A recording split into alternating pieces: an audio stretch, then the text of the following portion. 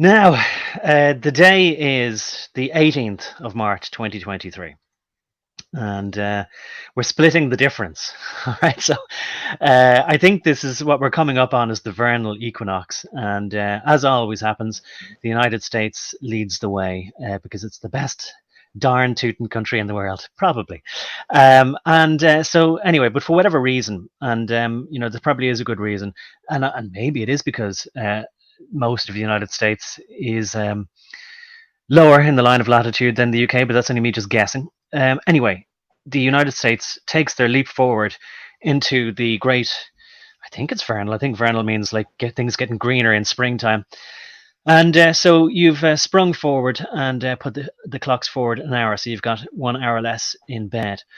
And so we haven't done that yet over this side of the Atlantic. I think we're going to do it next weekend. And so there's always this funny period whereby if you're on the west coast of America, you're 7 hours behind the United Kingdom, or GMT. I'm not claiming to be from the United Kingdom, but just saying GMT. That's the time we use anyway, Greenwich Mean Time. And so it's a long-winded way of sort of saying we're kind of late, right? But I see two people might have joined us already. So we've been lucky enough to split the difference. We've done it on the half hour. So it's now 13:30 on the west coast of the United States, or 16:30, I believe, on the east coast, and it's 20:30 in GMT on this side of the Atlantic. So we'll say that's the excuse that we're late here, and maybe next week anyway, we'll all be nicely adjusted to summer daylight savings time, however long we're going to continue with that upheaval. Now, with all that being out of the way, it's a nice little. I think you just have to say something to feel like we're introducing the show here and to formally start. So I don't want to ever take his presence for granted, because I was nearly going to say as always, but we've only been doing this for, I think, really coming up on maybe 4 months now, 3 months anyway.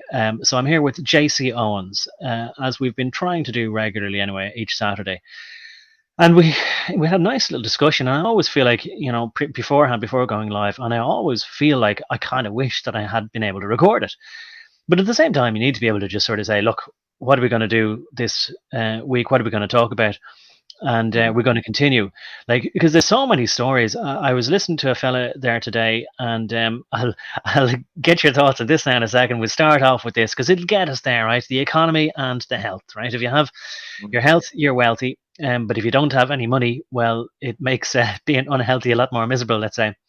Anyway, I was listening to a fellow there today, and I'll put his link to this in the description later. I haven't done it yet anyway, but his channel is called Peak Prosperity, and his name is Dr. Chris Martenson. I assume he did an economics degree.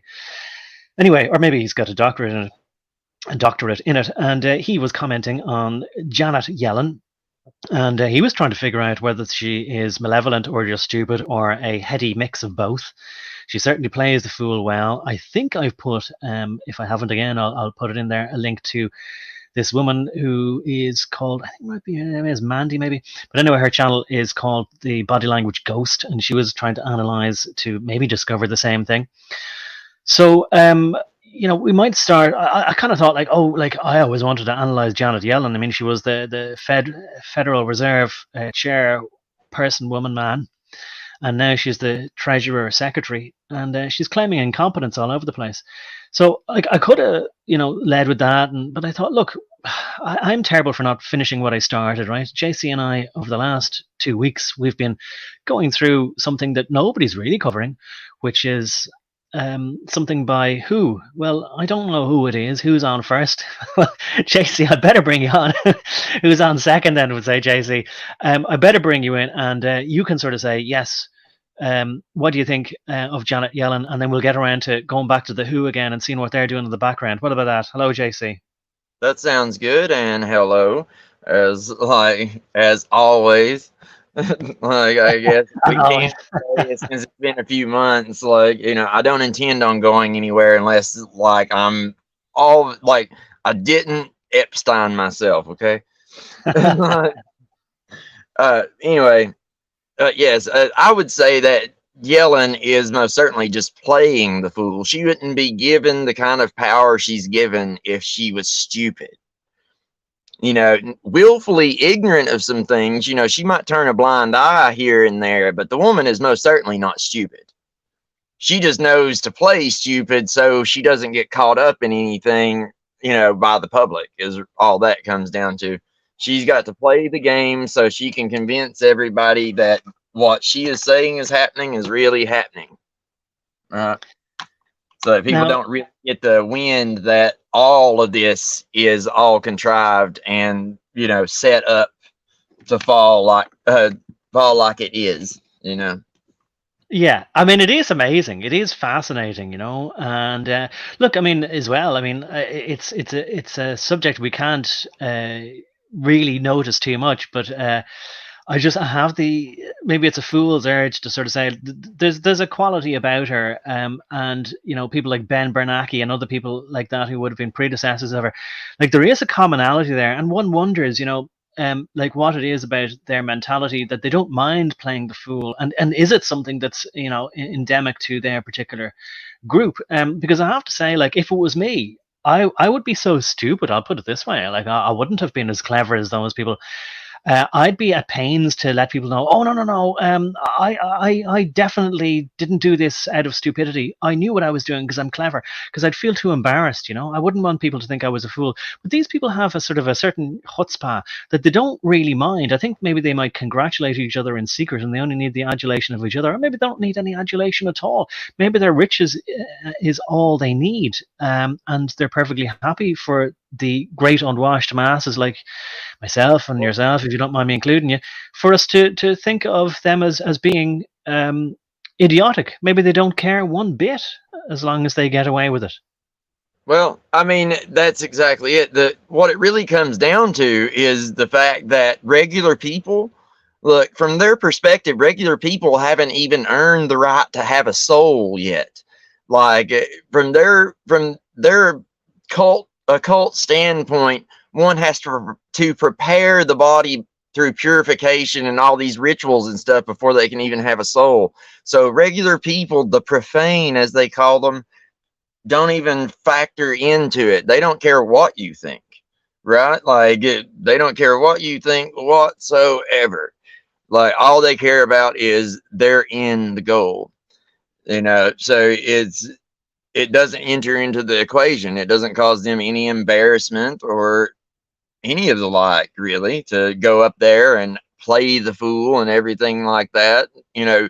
Getting over their ego and stuff like that is going to be one of the key things that they have to learn to do in order to exist inside the order in the first place. If you're wanting to climb that ladder, that ego is going to be one of the first things you have to check, because you're going to have to do a whole lot of like ass kissing to get anywhere you're going to want to get, right? Just like inside the corporate world, because they're designed on the same template, right? Yeah, I mean, look, it is incredible because there's as watching trains goes by there, or watching trains go by, says, he says, if you looked around at the amount of stupid in the general public today, they can't even relate to a leader that isn't on their level anyway. There's certainly a heck of a lot of stupid to go around. If you could pay off the national debt with stupid, I think it could be done with plenty left over. There would be, for the first time ever, a surfeit or a surplus. It's just a pity we couldn't. So maybe as trends go other than salt water. Say that again. Say it again. But it's probably the only thing that there's an excess surplus of other than salt water. Oh yeah. I can't remember who said it, but there's this who is it that said water everywhere, but not a drop to drink? And I think you could replace the word water with stupid or something.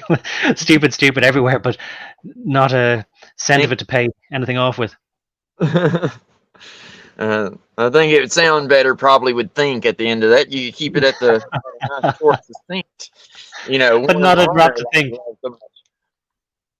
What's that? But not a drop to think. Is that it? Yeah, something like that. Yeah, it will be anyway if they get their way. Like, there won't be anything left to think but what they think. Especially if they get these little modulator things in people's heads. And I'm convinced that's what they're really going to be at the end of the day. You've seen them advertise that they can solve your depression by putting these things in your noggin. Well, what else do you think they can do if they put one of those in your noggin, if they can change your mood? Right? Well, you certainly never have to have a troublesome thought again. Look, seeing as I brought it up anyway, will I give everybody a look, if I can play it, if my connection is strong enough, of this fellow. I don't know his name. Maybe other people do.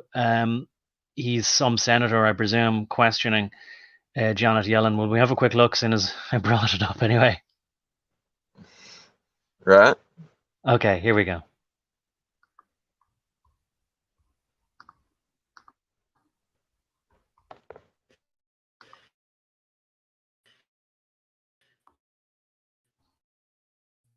So this question that was posed to Janet Yellen, not hear of her reaction. MG, really? Start with some of the banking dealing with on it. Will the Deposits Community Bank in Oklahoma, regardless of their size, be fully insured now? Are they fully recovered? Every bank, every community bank in Oklahoma, regardless of the size of the deposit, will they get the same treatment that SVB just got or Signature Bank just got?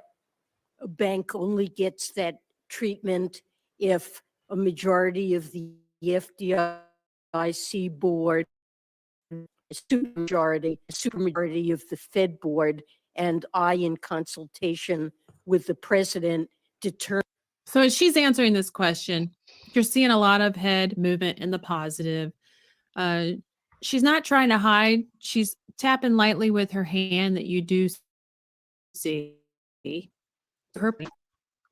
I'll pause there as well, right, for a bit, because when she goes a supermajority, like she looks and sounds like somebody's dotty old mother or grandmother or auntie who knows nothing about anything, and there she is, the Honourable. It's amazing the titles they give these people. The Honourable Janet L. Yellen.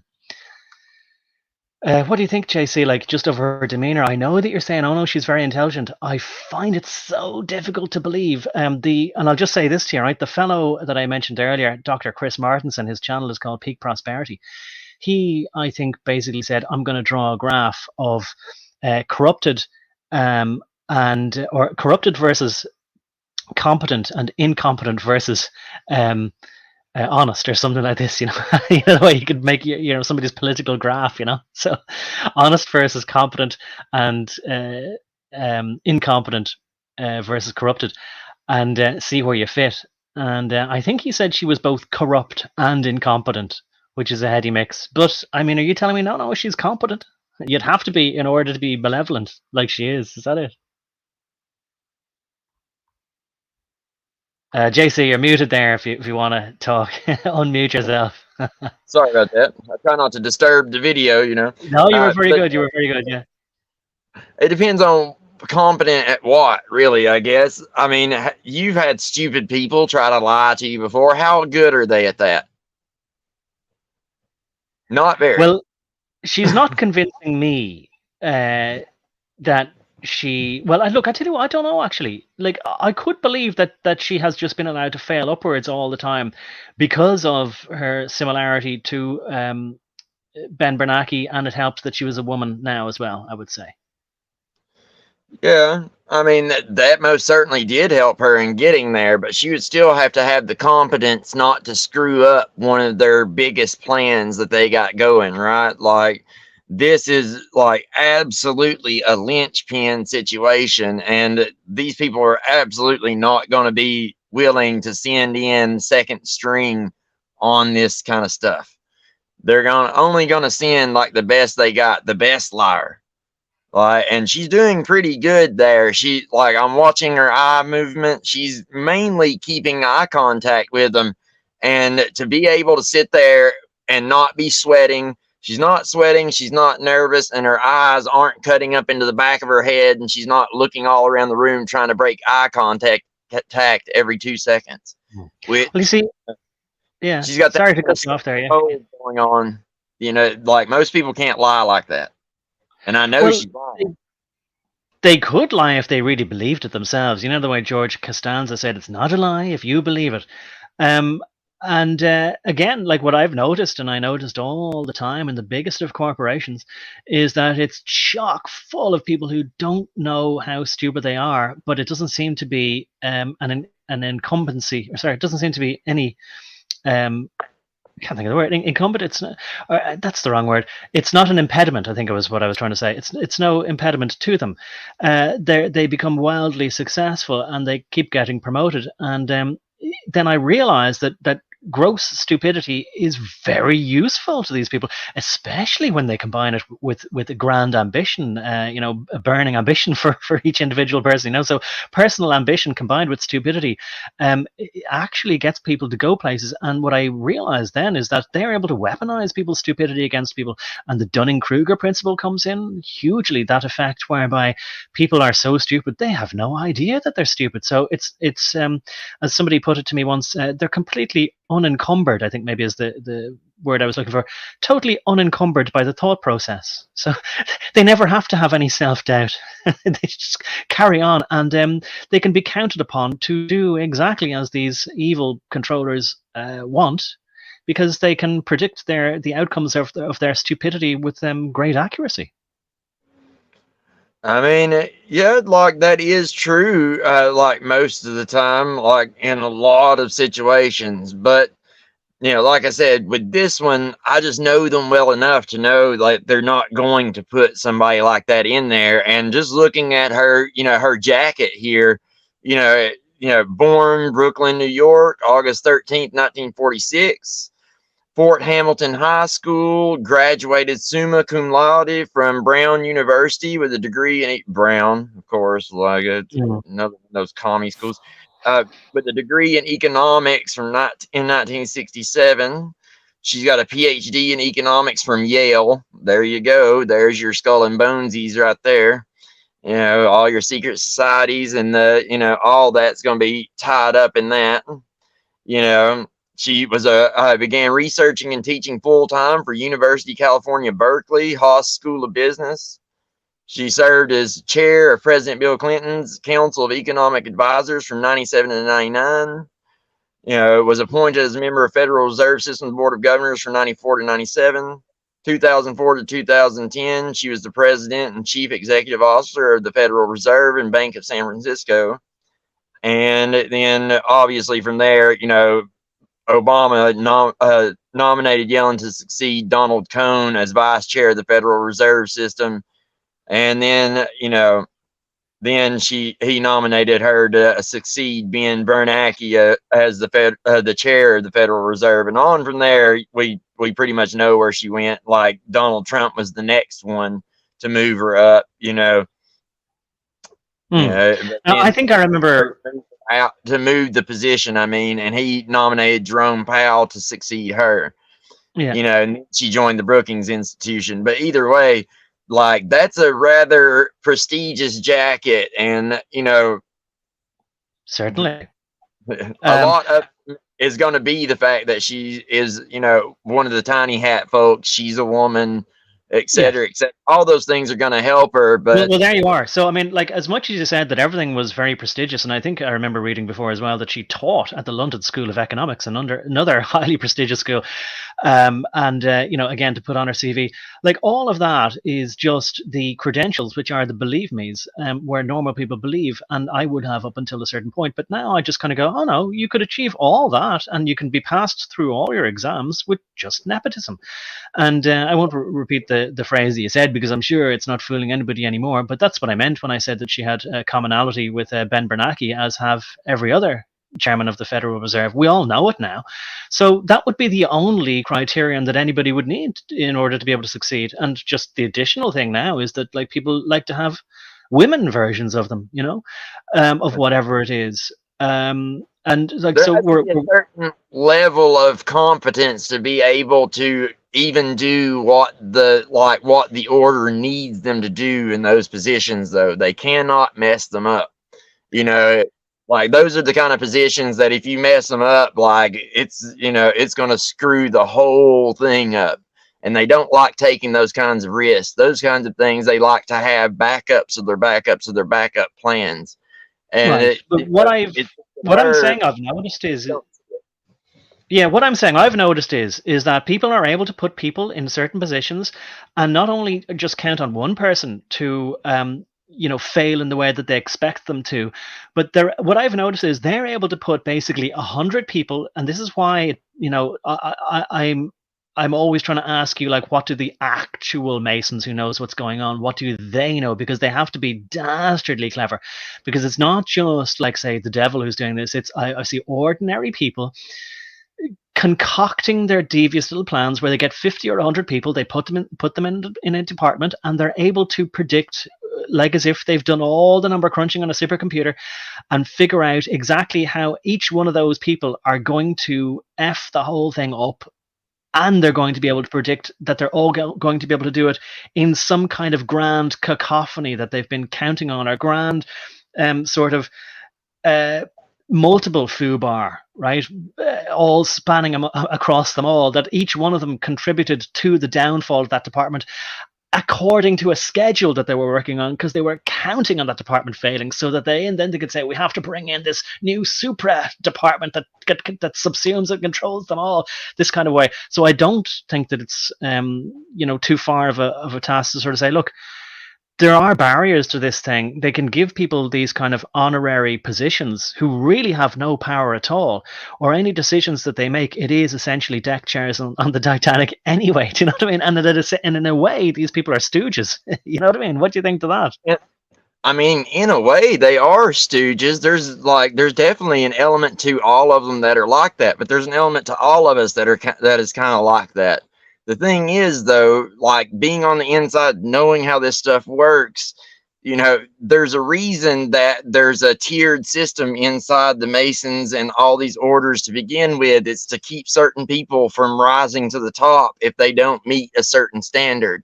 So in order to get where she's at, in order to hold the level inside the order that she does, she had to show them something that made her stand out from the rest of the pack, other than just the fact that she's Jewish or a woman or whatever.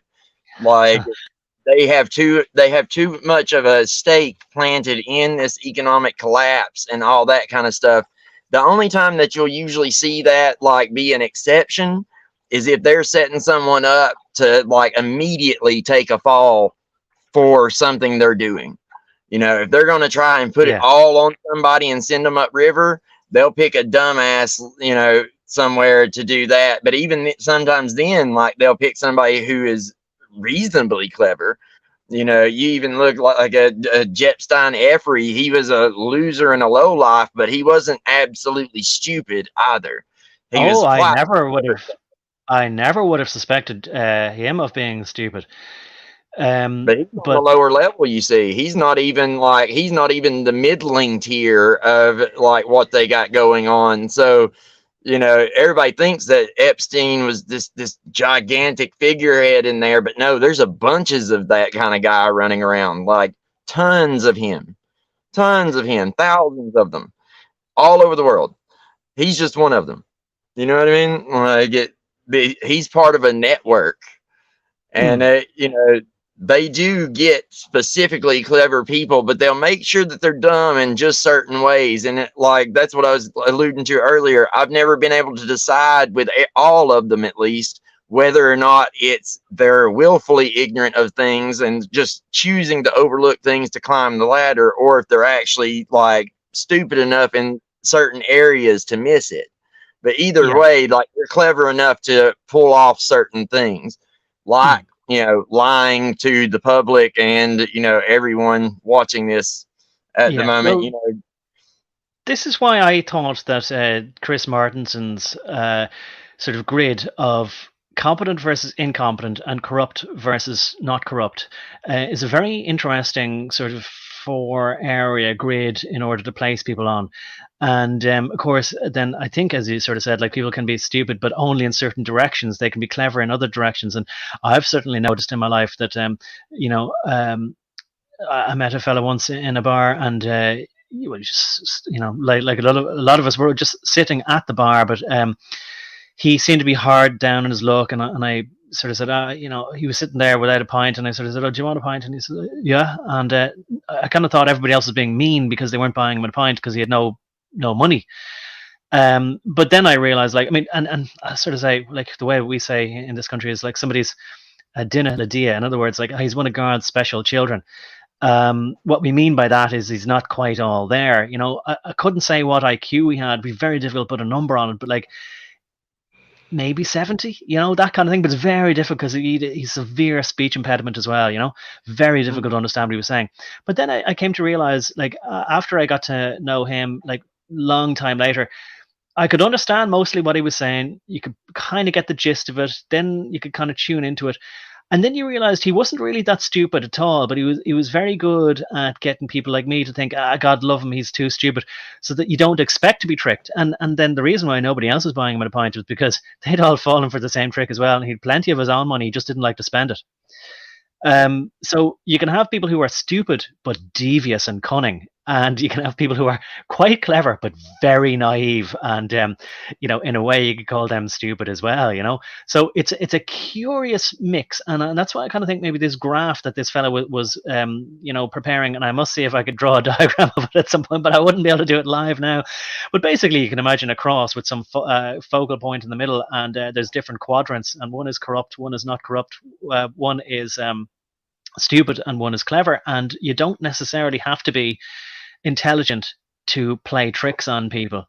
And then, as I say as well, and I think we're agreed in this, in that certain people can be just clever or adept or proficient in one very small subset of human endeavor, and they kind of stay in that lane, and then people think they must be clever in all other things. I think maybe people assume that Bill Gates was allegedly so clever with Microsoft, DOS, and Windows that he must be very clever about everything else.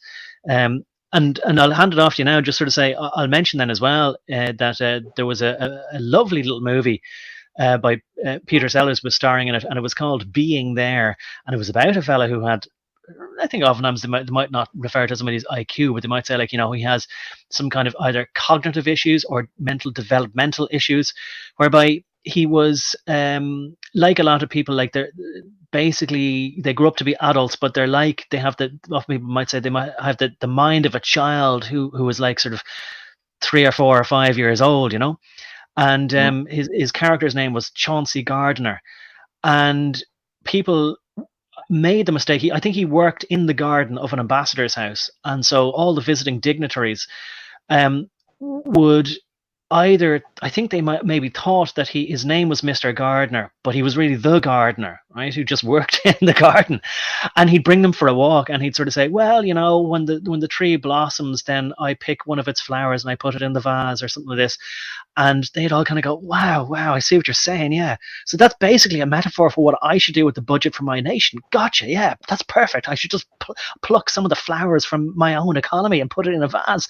That's the metaphor I've been looking for. It really explains the whole economy of my country, And it was working, right? And so again, it's kind of like the Dunning-Kruger principle in reverse. When other people think a real stupid, naive person is clever, they think the words they're pouring out of their mouth is like the wisdom of the ages.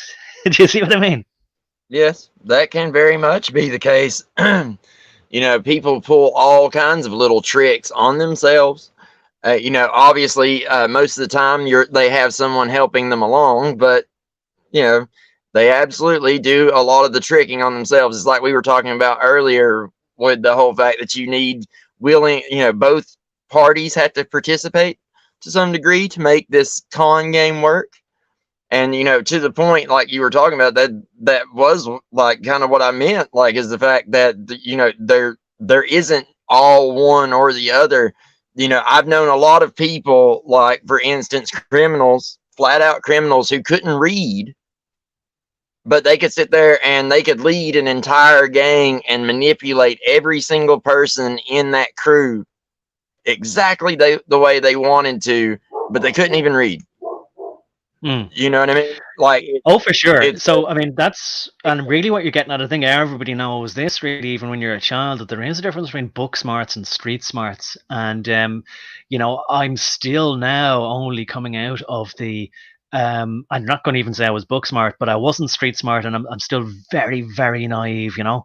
And so I'm still rubbing the sleep out of my eyes now. And, you know, I think at the time, one of the things that I knew that I wasn't getting was that everybody around me seemed to understand something about the way that people deceive each other. Whereas I just thought, oh no, I'm a good boy, I tell the truth. And then I just assumed everybody else was in on the same tacit agreement kind of thing. But whereas there was no such agreement at all. well, I mean, yeah, and a lot of it is just learned behavior. If you're clever enough to be a people watcher and, you know, just really like test the waters, and yeah, well, you've got to be brave enough to test the waters too. You've got to be the type of kid growing up that's willing to, you know, to lie and to manipulate people and really push those boundaries and be willing to get good at it, right? And you know, that takes a certain kind of person. You've got to, you know, you not only got to be clever, but you got to be sneaky, you know, willing.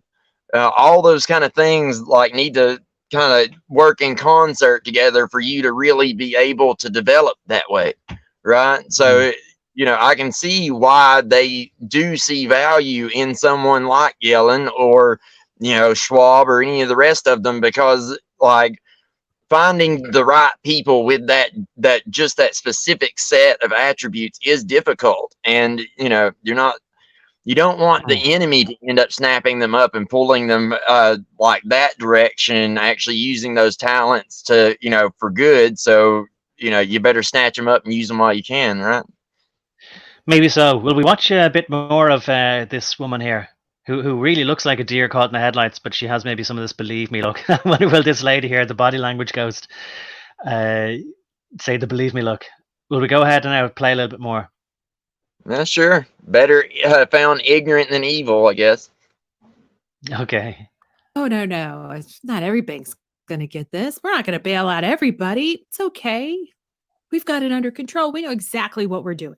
But as this shit show goes on, that the failure to protect uninsured depositors would create systemic risk and significant economic and financial consequences. So what is And your we plan? made that determination. Right. So what these is two your banks. plan to keep large depositors from moving their funds out of community banks into the big banks? We have seen the mergers of banks over the past decade. I'm concerned you're about to accelerate that by encouraging anyone who has a large deposit in a community bank to say, we're not going to make you whole, but if you go to one of our preferred banks, we will make you whole at that point.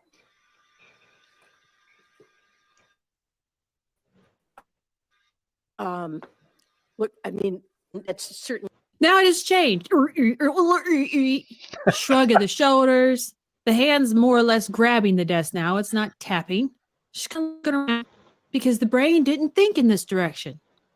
Those Keynesians, something about a belief system that just makes you, well, dumb. Not I have to give her credit as well. Like, I mean, this woman, maybe she's called Mandy Bombard, because I think she, as well as called the body language ghost, she's called Bombard's body language. But I have to, you know, give her, you know, proper credit to say that she is brilliant, because not only does she do the body language analysis very well, but she obviously has a great sense of humor too, and you know, it makes me laugh the way she imitates people and goes, you know, so she is fantastic. What do you think of it again so far, JC? Yeah, I mean, You're like muted there, JC. Okay. She's doing a real good job of, you know, playing the fool. I still think, like, you know, it's like, as I was saying before, better to be found, you know, ignorant than evil. That way, if all this blows back, she can always pull that plausible deniability card. Plausible deniability is going to be a big deal when you're trying to skirt, you know, to skirt prosecution as a government official or something like that. You know, if you have plausible deniability, then it falls on the company or, you know, the government rather than, you know, the person themselves, right? Like they'll just be seen to be incompetent and then they can be like shooed off and people can forget about them, right? There's Hopefully. always that plausible deniability. You're dead right, and thanks for bringing the phrase into the conversation, because I realized only quite late again in my life, you know, that people like George Bush, you know, I think that's been resurrected. At least I've seen it been played later, or more recently, rather, I should say, where he after 9/11, and I was probably in the few weeks before the US and its coalition of willing allies decided to go to war in Iraq and then Afghanistan for no particular reason, right? To get after the people who did it. He said something. He was asked like, "What's he going to do about the terrorists or whatever?" You know, and he said, "Yeah, I'm going to do that and whatever," you know. And then he said, "Now watch this drive," because he was on the golf course and the camera pans back. Nothing could have incensed people more, but that should have revealed to us that he's not a dunderhead, or he couldn't be that crass either, even if he was that stupid. To care so little and that he'd be off golfing, you know. So people did see some footage of him that he flew away, and that he wasn't as sort of slow of his mind as he appeared to be. So, you know, again, I say maybe it's a special quality that these people sort of say, my insurance policy is always playing dumb, so that later they can say, oh, I couldn't possibly have predicted that inflation would become a problem if we printed 6.2 trillion one month and then several more trillion another month. And we didn't know then that piling on debt on top of more debt would have a problem, because we've always been able to just increase the debt ceiling, you know. A bit like, you know, if you're drinking at a bar, you say, but I mean, look, I didn't know I was going to get drunk if I kept drinking. Plus, how was I going to be able to predict that I was going to have to pay my bar tab back next week? I thought I'd just be able to raise my bar tab and then pay it back the following week, you know, and so on and so on. So their insurance policy is plausible deniability. And again, I would sort of say, I've thought this through a while. I'd be sort of swinging around in my little office chair, you know. I'd be sort of thinking to myself, again, I'm not going to credit them with a full range of intelligence in all directions, just like rat cunning, as my parents used to talk about the politicians in their days, that they weren't really that clever, but they were devious like a rat, and they just knew that they had to have their plausible deniability in place. Like, believe me, I'm stupid. Whereas, as I said to you, I grew up in cartoons where the reverse psychology, or maybe it wasn't just cartoons, where the people would or the people in the mystery gang would pull the hood off the fellow who worked at the fairground, and they go, yeah, I did it, I admit it. Or indeed in things like Columbo or maybe Miss Marple and these other murder mysteries, where eventually, after they'd sort of prod them with enough insults saying, well, you wouldn't be able to do this thing because like you're just not capable of it, you wouldn't be clever enough to pull off this heist, they'd go, oh yeah, well that's where you're wrong, because I did plan it out, and here's the proof, and here's me taking photographs casing the place out, and here's me writing a confession letter to say that I did it. What do you think of that then? And then they go, well, you're under arrest. They go, damn it, you know. So I would fall for that kind of reverse psychology. I'd want people to know I was clever enough and devious enough to be able to plan all this intricate heist out. These people don't mind us, and maybe, as you said, that's because they don't care about what we think about them, because they really don't think about us, because they've such disdain for us. Does that explain why they're not embarrassed to be so stupid? Well, I mean, yeah, it kind of goes back to, like, I think, like what we were talking about before the stream, when it comes to, you know, it matters what you base your belief on. Like, are your beliefs founded on whether or not people believe you, whether people like you, et cetera, et cetera? And if that's not the case, then you can pretty well do almost anything with impunity without having to like really feel anything at all. Right. So you know, also I do want to, before I forget, I do want to mention that like the Fed, you know, they're starting the Fed coin in June here in the US, and I want to call it ahead of time. And I think they're going to do it around June 16th, just because, you know, that's an esoteric day for capital investment. That's going to be the day where your chances of succeeding in capital investment are going to be the greatest. So June 16th, I'm going to call it now. Yeah, now I figured it was coming in either way, and I guess we'll have a look at the WHO and the WEF a little bit later. And actually, I have to sort of say, like, I'm still, treading on some of these what could be landmines or what could be flagstones very, very lightly, because they could these stepping stones could be landmines. I'm I bet maybe I'll introduce this now, this idea, because you've said this to me several times, and I think you've said it on stream more than once. You've talked, but I'll bring it in because I think it's appropriate here. You've talked about the pendulum swinging back, and I am very interested and kind of shocked and still getting used to what I see. People like, again, Mark Dice and others talking about. I mean, they're talking about the kind of things that I don't even want to mention the subject matter, but Hmm. all the kind of things you're supposed to not recognize, the things you're supposed to not notice, um, are being talked about.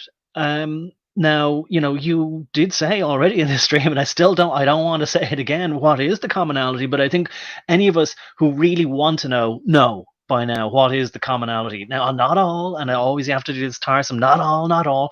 Some of them may not be a member of their particular gang, you know.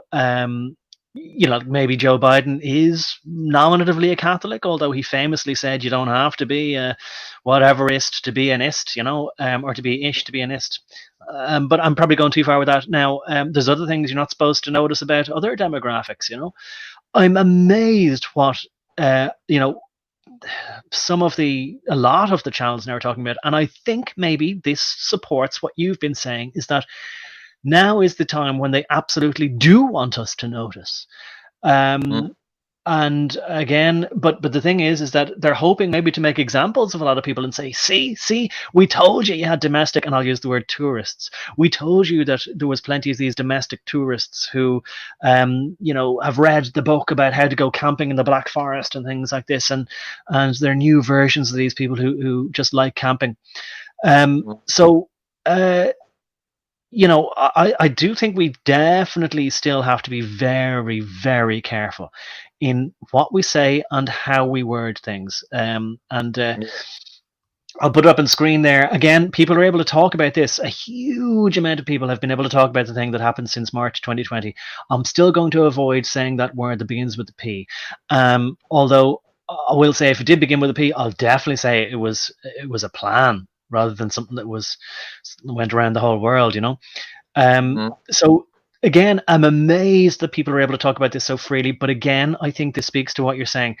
They want a grand mass of people to now, whether they were able to figure out on their own or not, or even if they feel that they've been hoodwinked, they want people to get the general sense that there has been a lot of trickery in several huge aspects of our society. So financial trickery, and then government oversight, and that there are things about demographics that we've been very polite about, but now people are not going to be polite about. They want people to start getting incensed about that kind of thing.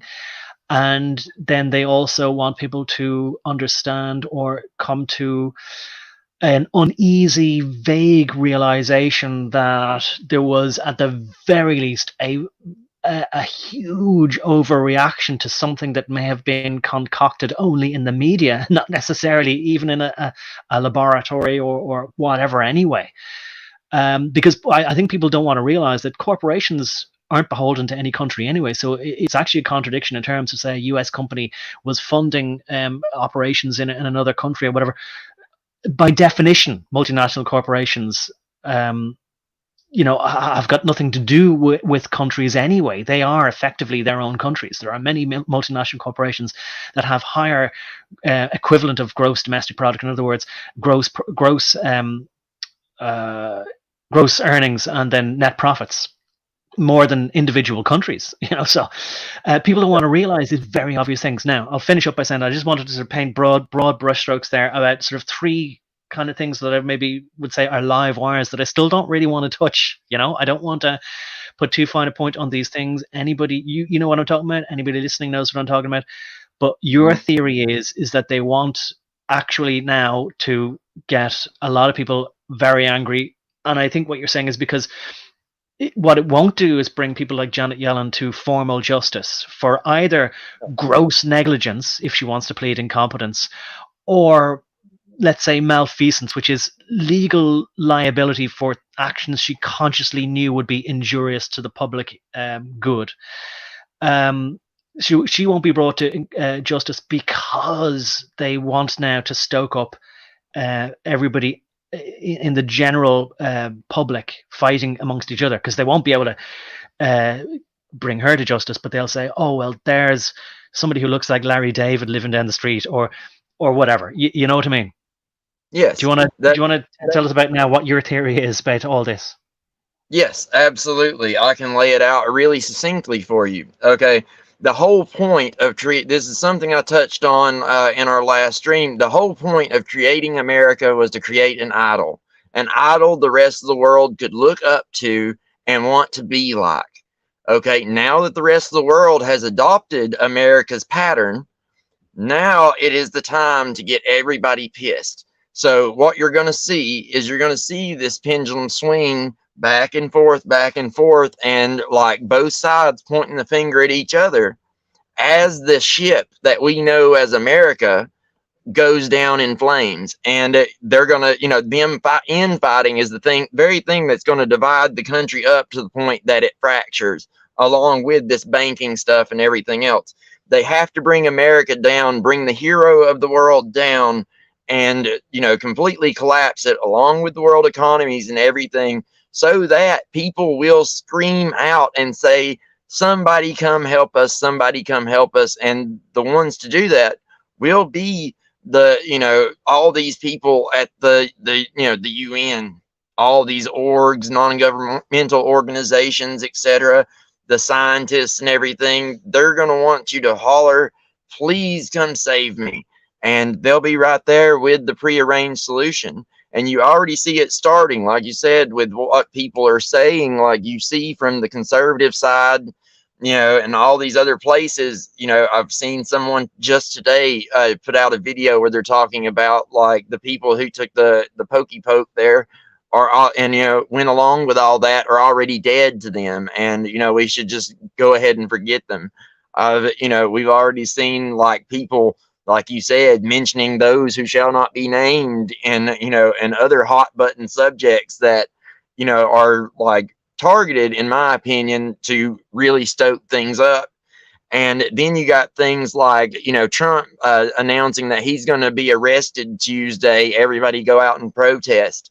Like all this stuff is leading to a convergence point where America is going to fall apart. And once everybody's, supposed watchdog is, gone, like everybody in the world's going to cry out for a hero, and they're about to give them one. Well, as you said there, they already are preparing. For June 16th, you said the US digital dollar is not the CBDC, central bank digital currency. So they'll say, oh, all right, okay. So if you're saying that's when the date is, you're saying it is basically within the next 3 months that they do intend all this to come to a head, a final denouement. I don't know why I like using that word, but it's very French. It means the culmination of the story. So, like, then this is very imminent. And then simultaneously to this new fake version of the digital money, which is connected to even less of anything, it'll be an abstraction upon an abstraction upon an abstraction. What other things will they then have? Like, will they have the UN government or some form of United Nations government come in and say, look, the World Bank's going to have to take over. There's a digital dollar there, but we're going to have a global dollar pretty soon anyway. Look, we're some competent people because we're from some kind of hill up in Switzerland, basically, those Europeans, very clever people, whatever. I mean, how many Americans are going to buy that? Do you think? And also, let me know what else do you think as well there's going to be. So there's definitely going to be some kind of UN government, but will it be at the same time as the money, or how do you think it's going to play out? Well, I want to clarify. This is going to be the Fed Now coin, which is the trailer for the CBDC. They said themselves, this isn't the CBDC, but it might as well be. So what this is going to do when they put it in is going to, all right, imagine this, the economy's collapsed, the dollar's worthless, right? Now we need something to come in and fix it. They roll out the Fed Now coin in June.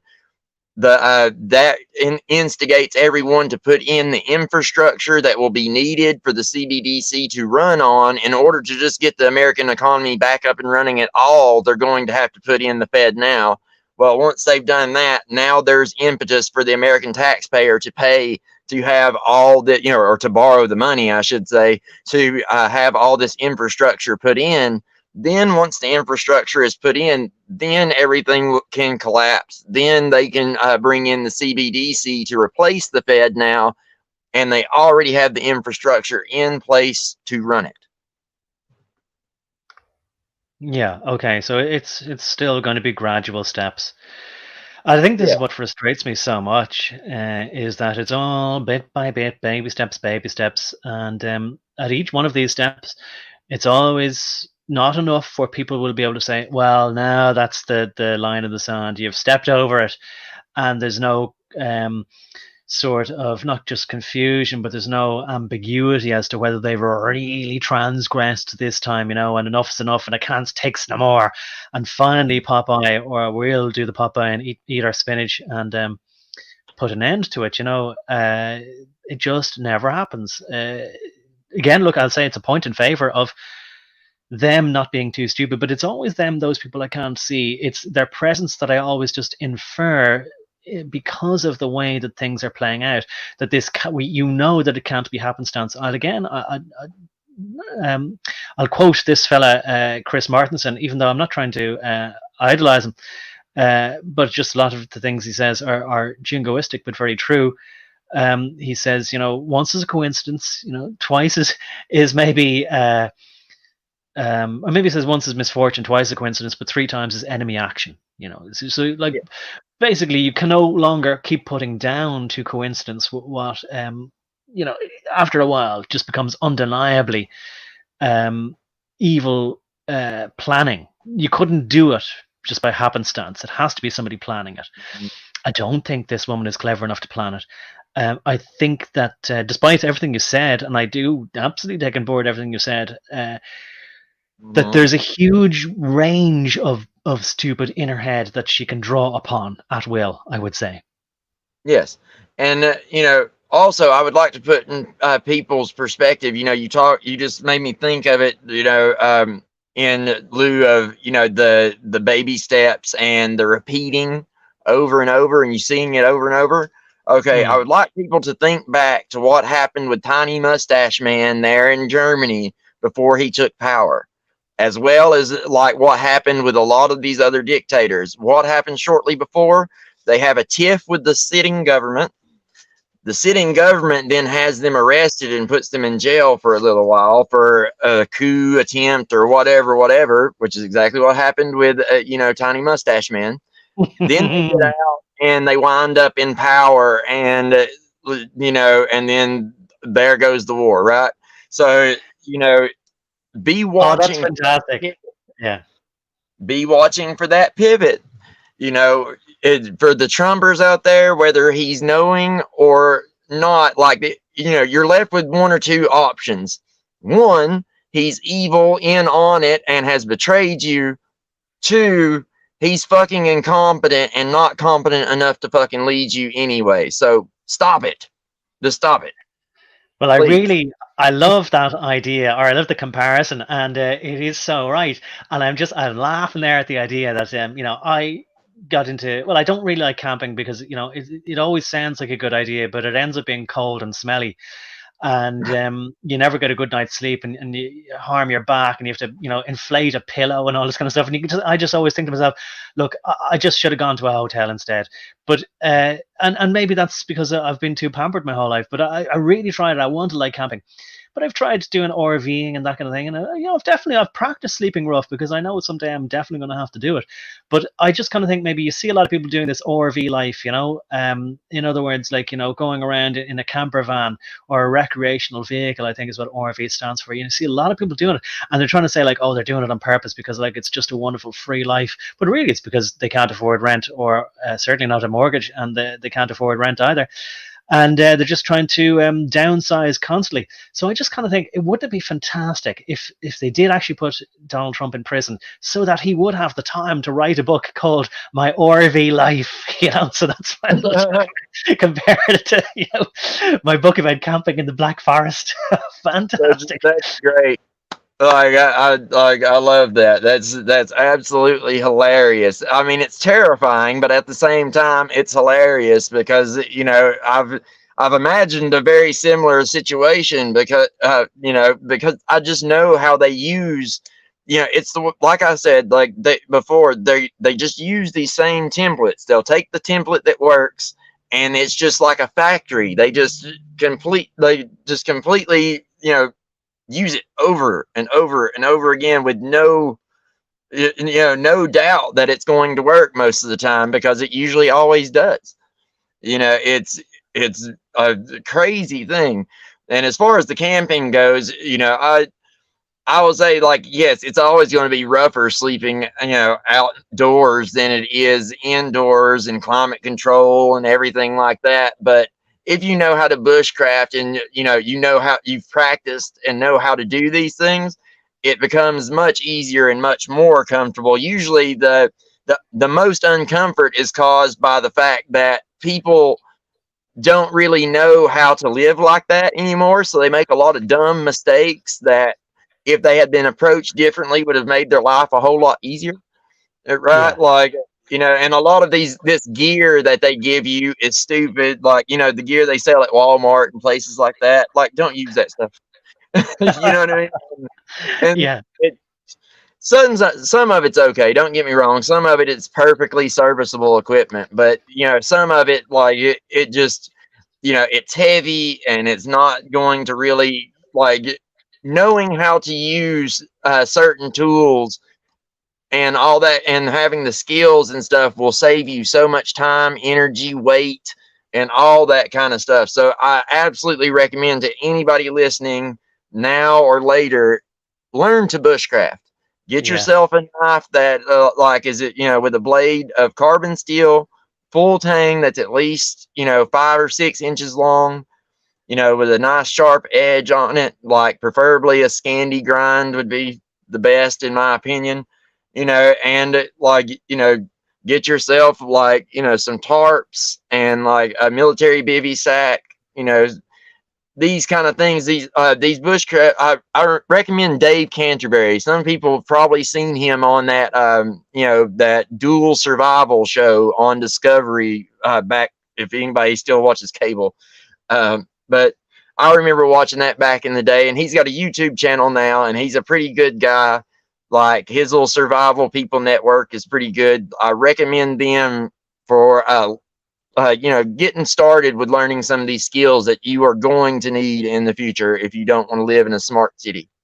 Yeah, well, instinctively, I knew that I was too soft. Watching trains go by, I keep meaning to want to read out some of his comments. When I put them up on screen, anyway, at least we can read them. But I do want to say that, like, that in relation to this idea of getting used to roughing it a bit, he says, I would pay anything to see Ivanka or Trump himself hooking up to the septic hose at a trailer park. That would be my new wallpaper, he says. Yeah, you won't never see that. Oh, I think both of them would rather die. I truly think that that whole family would probably rather be like cooked alive in boiling oil than have to do that.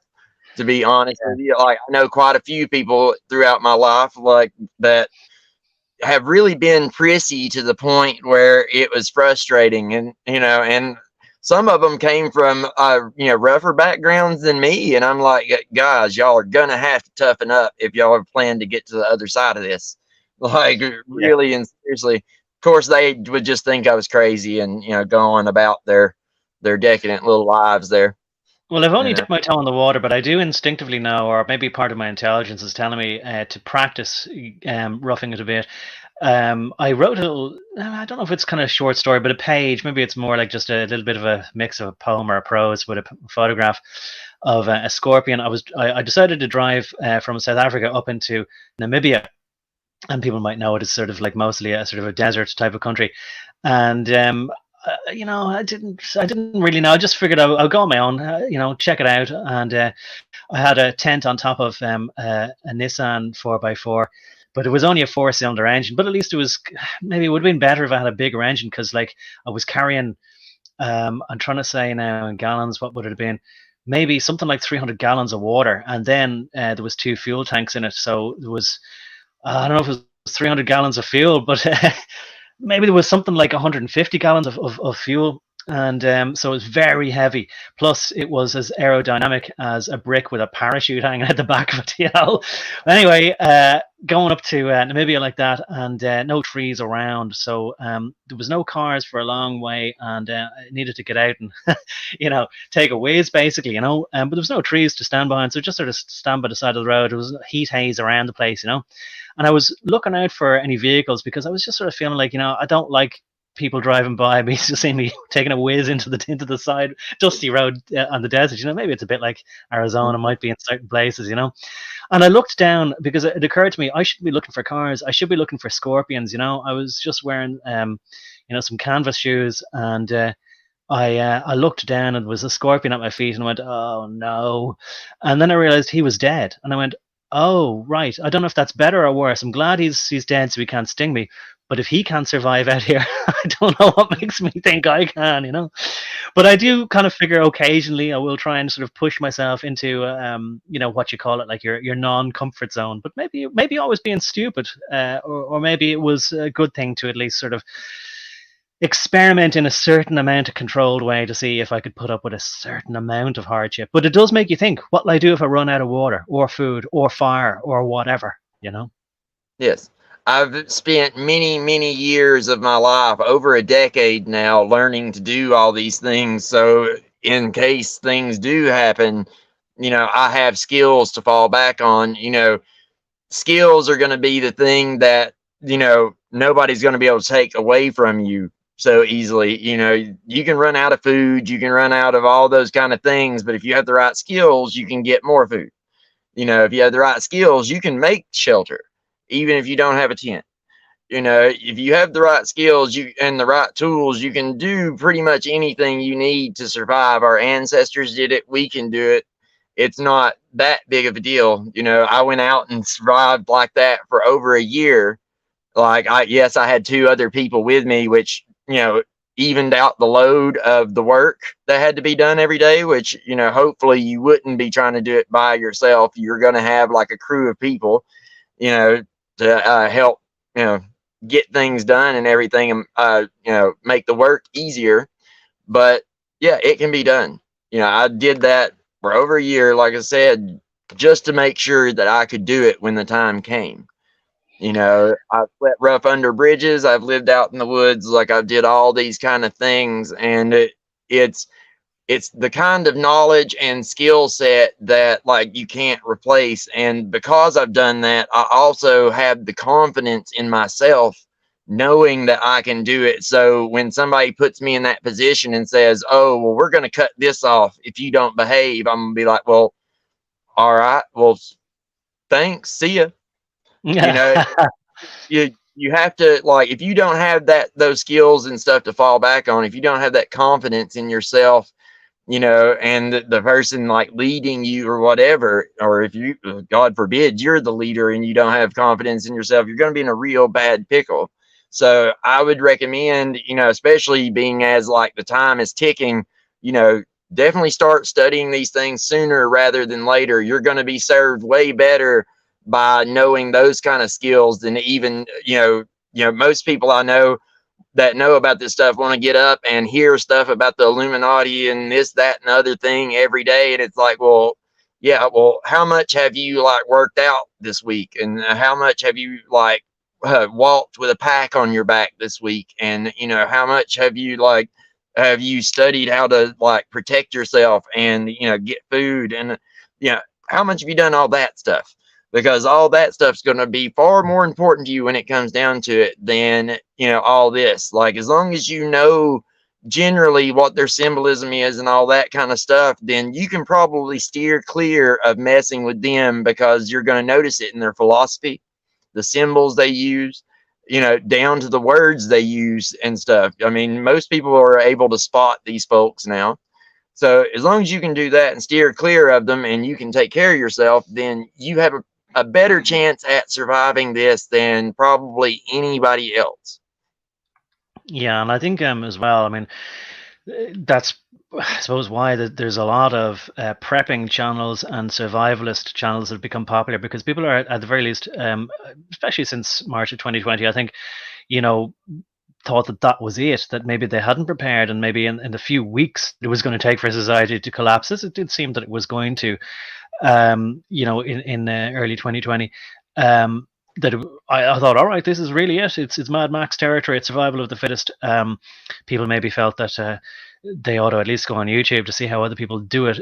We all have. I mean, I'll speak for myself, of course, but I think most of us will be able to admit that we haven't done as you've done there, like, actually done it for a proper amount of time, a year out there, and figuring out not just how to survive, but how to team up with other people and not have to argue about who's in charge or whatever. And I mean, I suppose is that, like, if you're able to demonstrate that you have a lot of skills, people are just going to look towards you to lead them anyway. I'm not saying like to me, but to you. So it reminded me of that sort of military phrase, if you fail to prepare, that you should prepare to fail, or that practice makes perfect, that you shouldn't just wait until the time when you have to survive to start trying to learn how to purify water or make a fire or whatever. I know that you probably have lots of very interesting things, and you certainly having a little bit of technology would be good. One thing I did notice was that whether you call it a brand called Brillo pad, but it's steel wool or whatever is the brand called, because it's such thin wire. If you just get a little bit of that and hook it up to pretty much any battery, if you have a car battery or even a 9-volt battery, I might even do it on less than that, because the wire is so thin, it can actually just go on fire, because it overloads just a small current, the amount that those thin wires can generate. So I found that, that could be a tip, and it's all these little pieces of knowledge, but born out of experience, I think, as well. That you have to do it for yourself before you're in a do or die situation. You and whereas I just want to sort of acknowledge Watching Trains Goodbye as well. He says, in the coming world, what we've called camping as a recreation is going to be survival for a lot of people. So for you, with survival, do you want to? I mean, I'm assuming, but maybe I'm wrong, that there's a portion of this that you don't want to get into any specifics about. But do you want to tell us any more, if you can, about what led you up to having to survive with 2 other people, and what you did day to day to get food and water and warmth and shelter? Oh, well, like what led me to it was preparing for all this. I knew it was something I needed to test myself on before I could go any further. There's no point in preparing anymore if I can't do that, right? So, I decided to take it upon myself to do so, and I convinced a couple other folks to do it with me. And, it's one of those things where, every day you're going to have to worry about, okay, where I got to make sure I have firewood.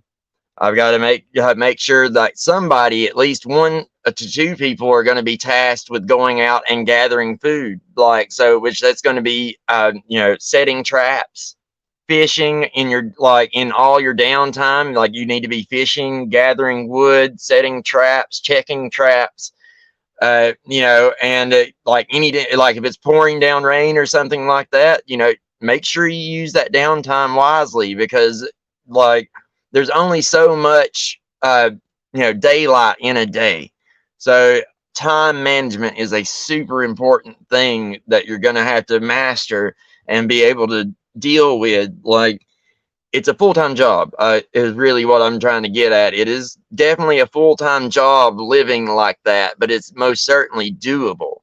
At least, as long as there are animals to hunt and food to forage. Like, obviously, I wouldn't recommend going out into a desert and trying to live long term. That's going to be super harsh. There's a reason I came to the geographical location I'm at, like multiple reasons. But at the end of the day, I had to make sure HQ is somewhere where I can rather quickly get to a place where I'm away from civilization, but I'm not in an absolutely inhospitable hellhole wasteland, right? So all these things are going to come into it, and your gear, you need to watch how heavy it is. Ounces make pounds, and pounds make back pain. So Yeah. make By the sure way, that you've just reminded me when I was trying to convert from liters to gallons. I think I gave the liter number when I meant. I think with gallons, but whatever way I meant, people got the idea. Just in case people thought I was carrying 300 gallons of fuel, I don't think I was. I think it was liters. But anyway, well, those conversions from metric to imperial and everything are fun, aren't they?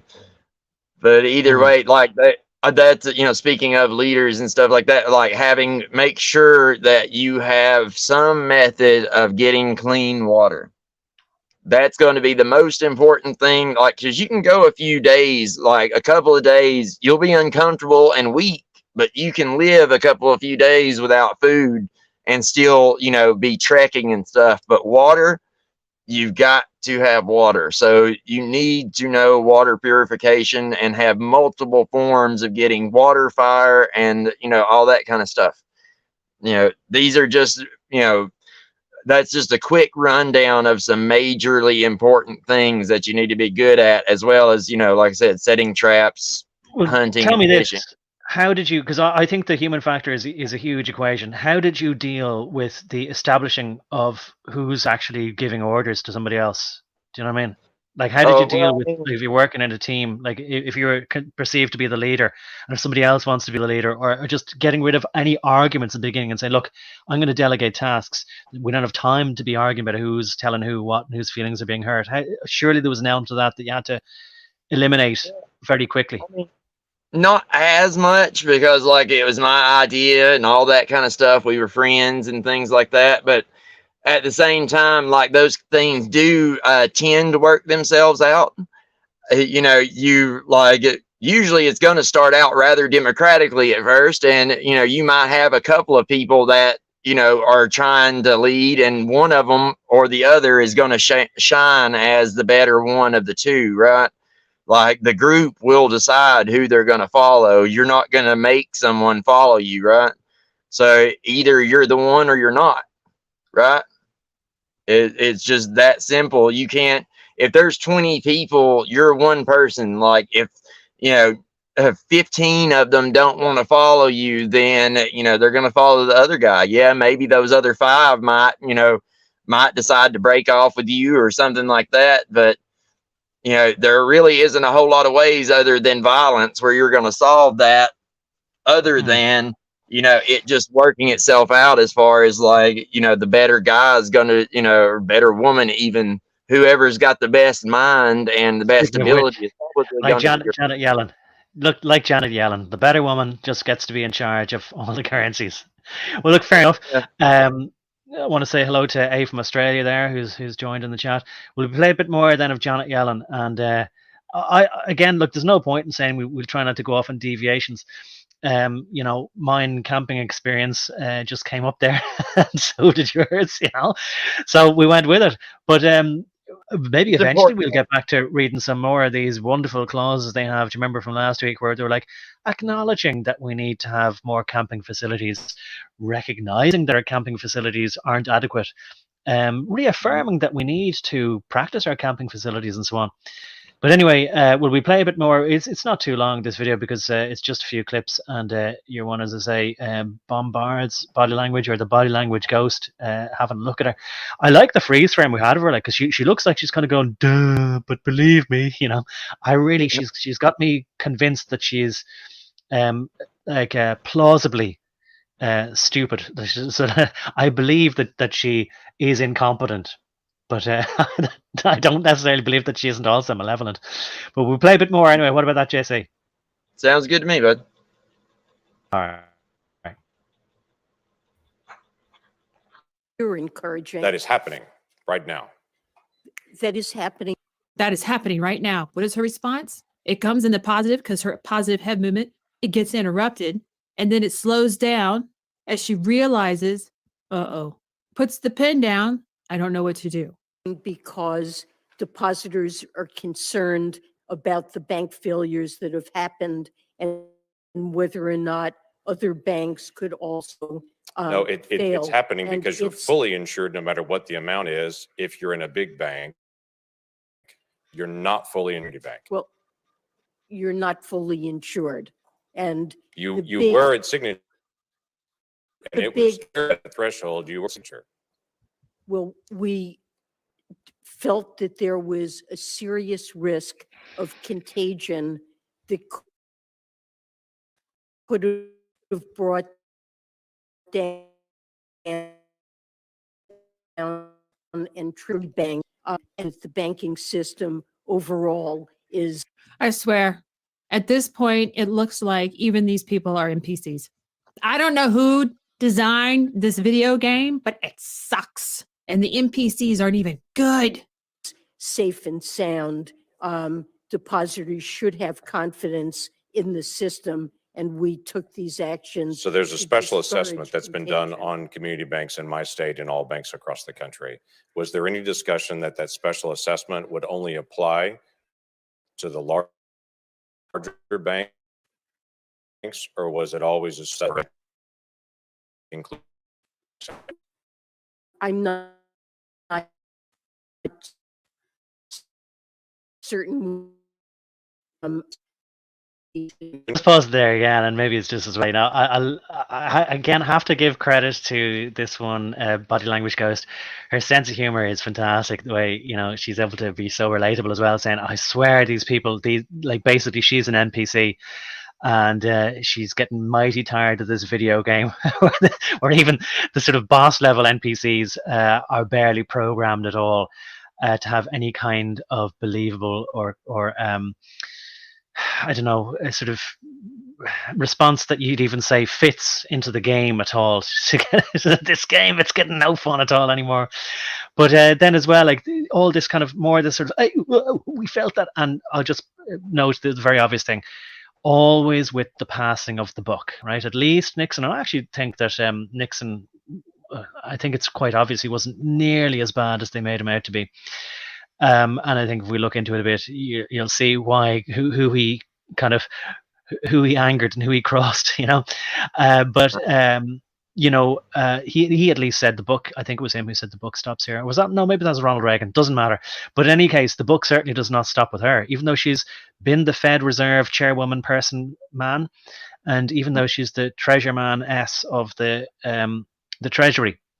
Well, she's saying, oh, well, I mean, I have to consult with the president. And anyway, it's not really me. It's more the FDIC. And I wasn't really there anyway. And there was a bold boy. Johnny made me do it. That's basically what she's at now, isn't it?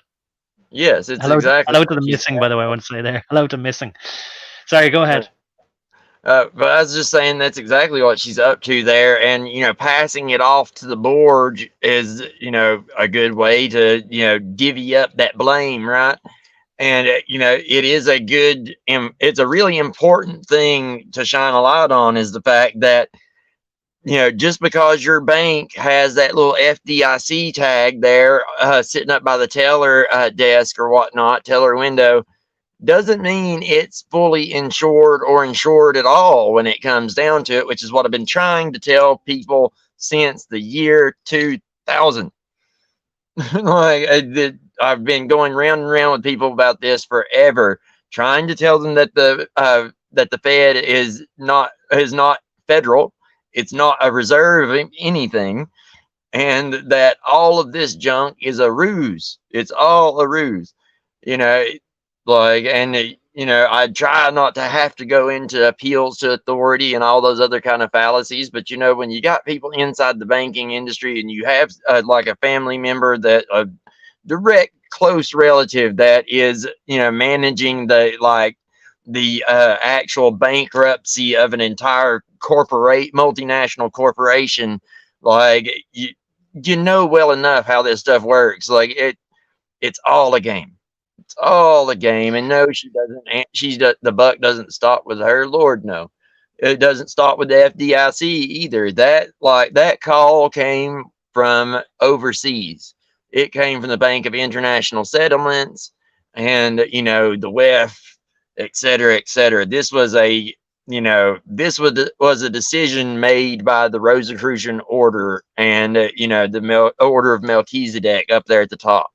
That's like really what this comes down to. It trickled down, Janet Yellen. Okay, very good. And again, I would say this is nothing that anybody couldn't figure out by just sitting still in their armchair and thinking about things. Even the Democrats, people who voted for Biden, they know that really, like, that they don't even make any pretense about it anymore. They voted for Joe Biden purely because that's who the Democratic ticket was, as they call it, and they certainly weren't going to be becoming Republicans because, as we all know, they're evil, and they certainly weren't going to vote for Donald Trump because, as we all know, he's basically Hitler squared. So it doesn't matter to them in their worldview of morality. It doesn't matter that Joe Biden is, and I think a lot of them are coming around to sort of say like that there's something very wrong with him. But whatever it is, he's certainly not in charge of anything. And then if we also know that this Janet Yellen then is sitting here going, well, of course I'm in charge of the Treasury of the United States, but that doesn't mean I make any decisions or even understand what's going on or know anything really or actually have any figures about the economy like off the top of my head. I don't really know. I know nothing. She says, I know nothing.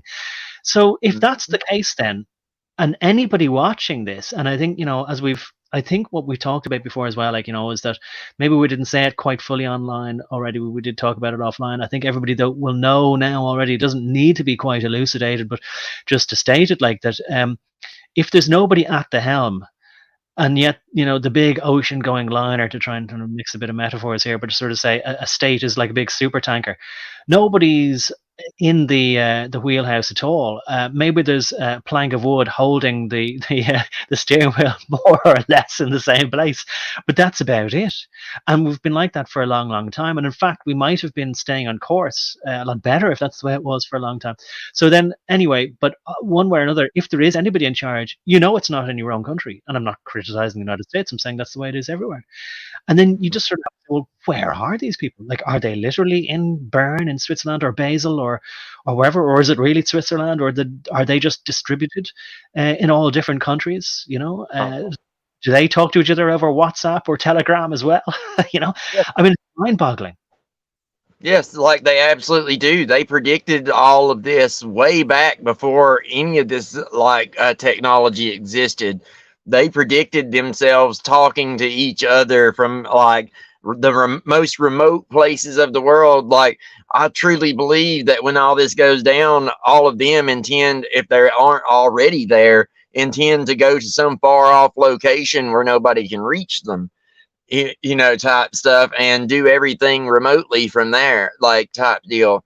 Well, a while ago, people were saying it was New Zealand, that a lot of the people, including Bill Gates, had built these very expensive bunker type places in the hills of New Zealand. Well, I mean, yeah, that would be a good place. I mean, anywhere that's isolated and going to be difficult for people to get to, like it would be comfortable enough there. Like, there's not really anything in New Zealand to, anybody to want to attack, but now people know about it, so that's not going to be as good as where they, as other places, I would think. But if people can't even leave their own city without being tracked or, given the permission, then I don't guess they have to worry about anybody getting there by boat, especially not if there's like, aquatic drones everywhere that might blow your boat up. Right. So, yeah. So they all have their own private jets, but even so, like they act as though they're impervious and impenetrable. I'll pick you up on one thing there as soon as you mentioned it. And, I think it's always perhaps useful because maybe a key component of your ability to have knowledge or insight about this kind of stuff is that you were a member of the Freemasons. Maybe people who've listened before are aware of this. Maybe you never know who's listening for the first time. And you mentioned an order of Melchizedek, which I think you said to me recently. I'll say I didn't know this. I don't think I did anyway. That you're saying this is one of the highest orders. Can you give us a primer in this? Can you explain what we need to know about the order of Melchizedek? Well, I mean, there's not a whole lot that I do know, other than from my understanding, it's as high up the food chain as you're going to get. These are the order of Melchizedek is for people that have went through all of the initiations and have taken all the oaths and have mastered all of the arts within the order. So, you know, you're talking about the best of the best, kind of like, you know, their version of special forces if they had one, right? It's kind of like, you know, very few people ever even make it to anywhere close to that level, right? So Who is Melchizedek? Why is it so named? Who was Melchizedek, and what is the relation to the particular degree or order that they're a member of? What does it mean to them to be an order of the Melchizedek, and why? well, Melchizedek is he was an ancient priest. You know, his name spelled like, you can also call him Melchizedek. You know, he was the king of Salem and the priest of Elion. Elion. And he's from Genesis. Like, I think the first place he's mentioned is Genesis 14, I think. But yeah, he was he was the king of Salem, and is foundational for like how we understand that Jesus holds two offices, and certain other things. He's an important biblical figure, right? Like in the Old Testament, but for Masons, he's a different kind of figure, just like everyone in the Bible tends to be, right? It's a whole different thing, like when it comes to that. And for instance, let me read you this little blurb from Freemasonry, like how they look at it, right? Being persuaded that a just application of the principles on which the Masonic fraternity is founded must be promote of private virtue and public prosperity, I shall always be happy to advance the interests of the society and considered by them as a deserving brother. That was said by George Washington, and they made sure they put that at the very top. Just wanted to make sure I included that to remind people George Washington was one of them, okay? He was an order of Melchizedek, not just a Mason, but he was of the order of Melchizedek, yeah? I'm assuming he more than likely was, like, for him to be made president of the United States. But, being for sure or not is going to be rather hard. But them putting him at the top of this page, it kind of like, makes me lean a little bit further to saying that they consider him so, But specifically a member of the order of Melchizedek. Yes, because that's what this page is about. Like, this is coming from a page called the Masonic Trowel, which is a very popular Masonic digital, publication or whatnot. Mm-hmm. But it says this about Melchizedek from their perspective. Remember, their perspective and the historical perspective are different, because they will change the historical perspective to match their symbology, right?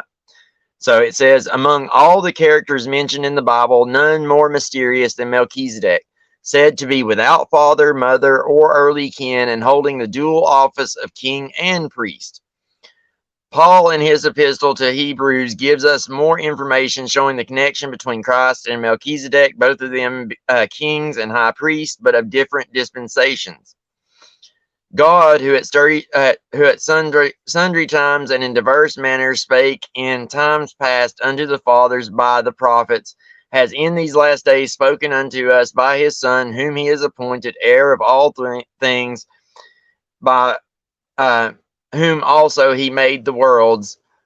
No man taketh this honor unto himself, but he that is called of God, as was Aaron, so also Christ glorified not himself to be made a high priest, but he that sat unto him, unquote. And then it's like got another one here, like, thou art my son, today I have begotten thee, and and it goes on, and basically they just used him as a he was a king of Salem and a priest in the Bible, but they have used him to explain a Masonic principle, which just leads back to the intellect and how man ends up being God. Like, there's way too much here to read. They went on kind of rather long-winded about it, but either way, it's, you know, it's how they do everything. They repurpose it for their symbolism.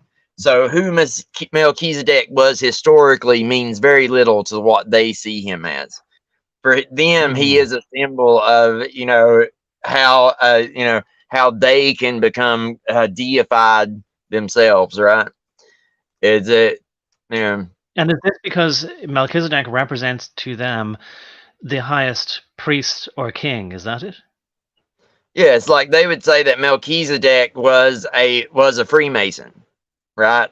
Like one of the highest Freemasons ever type thing, right? So,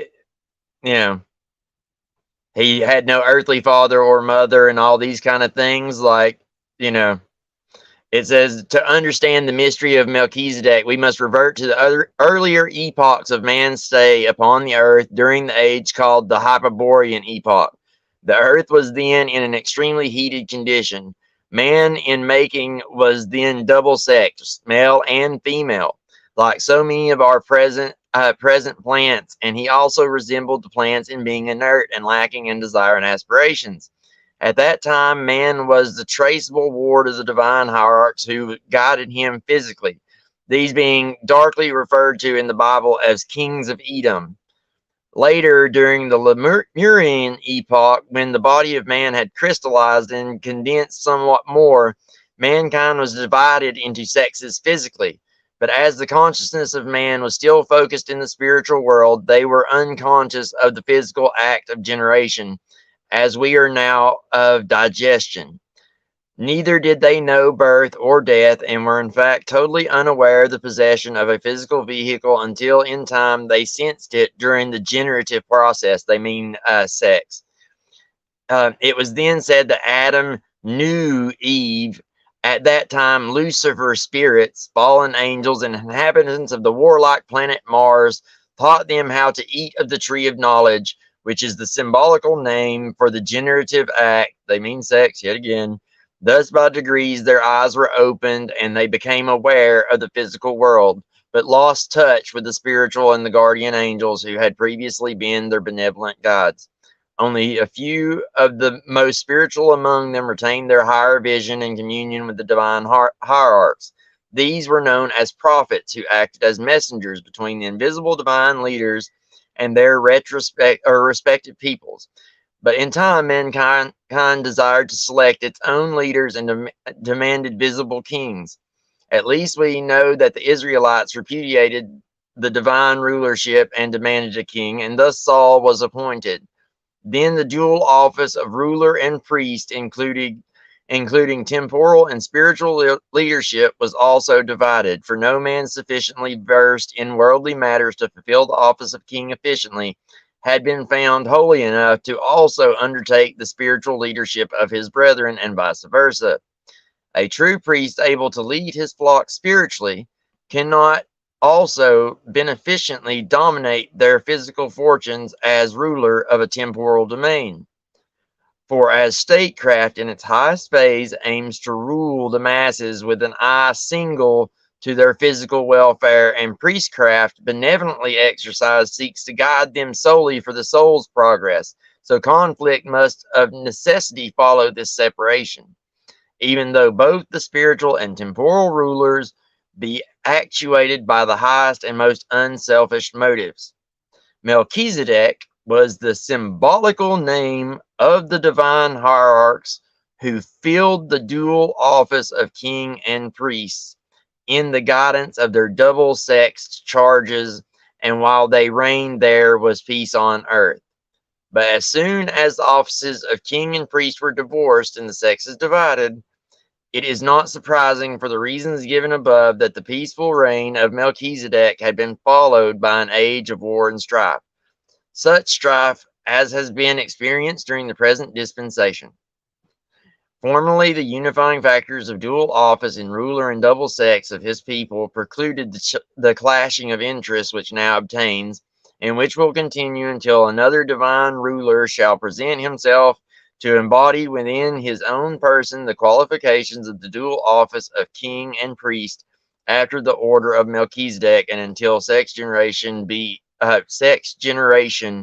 meaning, natural pregnancy, birth, and etc., be abolished and made illegal.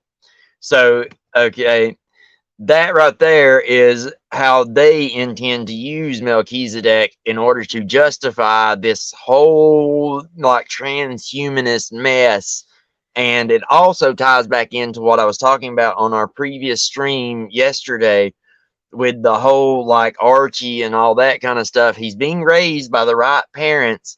What do you want to bet that the kid grows up to be a transhuman who's also BIPOC, person of color, who's also supposedly a King David descendant, who, et cetera, et cetera, et cetera, right? So it would hit the nail too squarely on the head, and and then just in case that hunch could even possibly be right, I want to make sure I call it right now. Okay. Right. Well, fair enough. Look, you read through a heck of a lot there. I suppose it's all read into the record in a certain way. Seeing as you're, referencing transhumanism and that supposedly people came from this Hyperborea place, which, look, I don't really understand what I know. Hyper means above, in Greek anyway, and Borea in all languages, or we know about like the sort of the northern lights are aurora borealis, so it refers to the north. But I know also, like in Italian, there's a bora car, and it's supposed to mean like it's fast like the wind. So bora can also mean or borea, referring to a northern wind. And I see also that it can. It also has connotations of, and I was just looking it up, like, just to be trying to check into it, like, of the etymology. It also has connotations of a drill. And I don't know whether that means like revolving or something like that. I don't know. But anyway, look, the idea, anyway, as soon as you mentioned Edom and Eden, I mean, those two words have to be related in that there was some Garden of Eden, right? But how could it have been from? Edom was a kingdom. Yeah, no, I get that, but kingdom, no, I understand that, but they just sound very similar, and especially that, in the thing that you read out, you said that they came from Edom in Hyperborea. So that, I mean, I do know, like, and I think people are very familiar with the fact that from some notional mystical place just up far, far north was supposed to be this heavenly place where the Norse gods came from. But at the same time, the Mediterranean people believed as well that there must be some Garden of Eden or heavenly place where the sort of angelic blonde angels were coming from. And also they couldn't figure out like where they were getting whatever it was that they had to sail down in, or how they were feeding themselves, or any of this stuff. So they assumed there was a magical kingdom up there.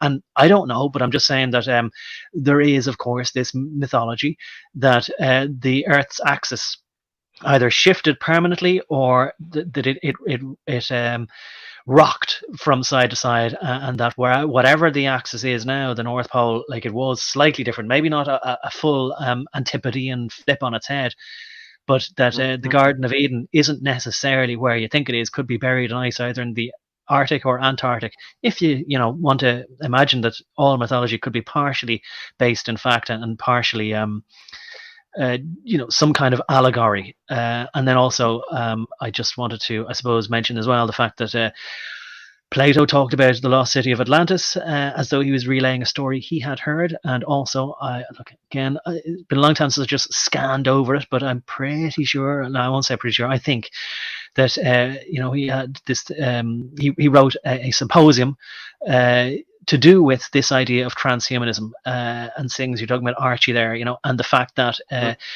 the humans, whatever they were at the time, had an argument with the Olympic gods, and that Zeus then said, right, I'm going to teach them a lesson by splitting them into two different people, male and female. So, like, whatever the description there that you read about, like that, through their generative process, they weren't even aware of it any more so than they were aware that they were digesting their food. It just happened so naturally they didn't even barely notice it, but then they became aware of it at some point. So look, I don't know exactly what that means. Could mean that maybe like that they were, like, I think, and I'll hand it back now to you to develop the thought, things you brought it up, that they were in fact recreating more or less genetic offspring, but without even thinking about it, their spirits were then hopping into their offspring before they then died, so that they didn't even realize they were immortal, something like that.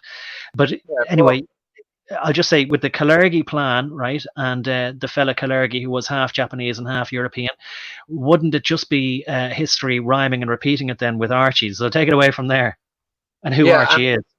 that's kind of what I was getting at. And the I would say, like, the Hyperborean age is also the age where you see Arnold Schwarzenegger's Conan come from, by the way. He comes from the Hyperborean age, Sumeria in the Hyperborean age, and ancient Sumer is where, you know, Babylon, etc., is where you get the Anunnaki from. And in the story of the Anunnaki also divide man. You know, man starts off as double sexed and then gets divided into two, right? So, you know, that's where they're taking a lot of this stuff from. You know, when they created the Freemasonic, like the new Freemasonic you know, faith that is Theosophy, because Theosophy is the religion of Freemasonry for its all intents and purposes. That's the mystical side of it. And it was very much taken from these epics, like the Epic of Gilgamesh and the Bhagavad Gita and all these different sources. So yes, you will see them use all of these things to piece it all together so that they can, you know, so they can claim what they are trying to claim. They're trying to claim that all religions are just Freemasonry, including Christianity. So we should just all merge them together and, you know, it'll all be fine type deal. But yes, ancient Sumer is where, like, that gets its, you know, start in after the flood, you know, but prior to the flood, you're correct. From what I understand, the Masonic viewpoint on it is like Saturn held us in a different, Saturn was closer or something like that. And the Earth was held in a different, you know, like a different axis, where it was kind of straight up and down rather than tilted and wobbling. And you know, and the Nibiru planet came through and wrecked everything or whatnot. So, you know, you wind up with this situation where, you know, Earth is kind of like it's a broken planet. Like, it was this planet called Tiamat, and then it got struck and, you know, broken and turned into this planet that we now have. And, you know, that's how the asteroid belt got there, and, you know, some more stuff. But yeah. Now, people, you know, like to think that all of this stuff is just pie in the sky, insanity, nonsense, fantastical stuff, as in, like, you know, totally made up. However, we part of, like, I think what has become fairly recently archaeological consensus is that there indeed was such a great flood that it's the kind of unconscionable thing that people might think they understand what a deluge is, but they don't, because well, we're aware that the only way that the erosion could have happened, I think you mentioned this last time we were talking, in the foundation layers of the soil in Egypt, was by so much water that you couldn't even imagine it. And I think I heard it being described probably by one of those two guys whose name is it Carson, one of those guys anyway, and he said, if you can picture the Niagara Falls and how much water is going over that, well, if he said, if you basically, you know, multiply that by, I don't know whether he said 1,000 or 1,000,000 or whatever, he said maybe it was 1,000,000 times, or maybe it was more than that, more water. And he said the kind that would carve out like the Grand Canyon, like, in a couple of days. He was sort of saying that's what happened, you know. What's the name of the guy that I'm thinking of? Randall Carlson. But from their standpoint, he has the same standpoint as Freemasonry. That's where he's getting all this. He's spouting the exact same stuff from the Masonic history books, and it's one of those things where, from their standpoint, the Sphinx, which I should remind people is a visual representation in the Masonic eye of saying man is just an animal that thinks. That's why it's a human head on a lion's body, by the way. But I see. supposedly all that stuff has been here since before the flood and everything. And, you know, it once was lush and green, and, you know, there was rainfall and all those kind of things. And it's been since after the flood, and, you know, the salt water hitting the desert and some more things that's, you know, caused or hitting the land that caused it to become a desert and some more stuff. So yeah, you're on the kind of the right track there as far as what Mm. Randall Carlson Well, said. I would just say to people, like, regardless of what they think, like, we've been lied to for so long. I mean, just again with Janet Yellen here and all these people who are supposed authorities and everything from history to finance, right? They're either idiots or they are outright liars, or a bit of both. And so nobody should be sitting in their comfy chairs anymore, feeling smug about what they think they know because they learnt it in school. Or the TV told them in a documentary on the history of or National Geographic Channel. They've proven to us over and over again that they're either incompetent or they are liars. So anybody who's got any sense of cognitive function left, any independent thought in their heads, should be saying, right, if I've got any integrity, I need to be going back and at least mentally, internally examining what it is that I think I know. And, pun intended, let's say, does it hold water? So like people who might kind of go up as if like Planet Nibiru and all this kind of, what kind of nonsense is that? Well, doesn't matter who you are, unless you're very exceptional. You haven't lived longer than 100 years, and I wonder how many of those 100 years you've ever spent really thinking about anything.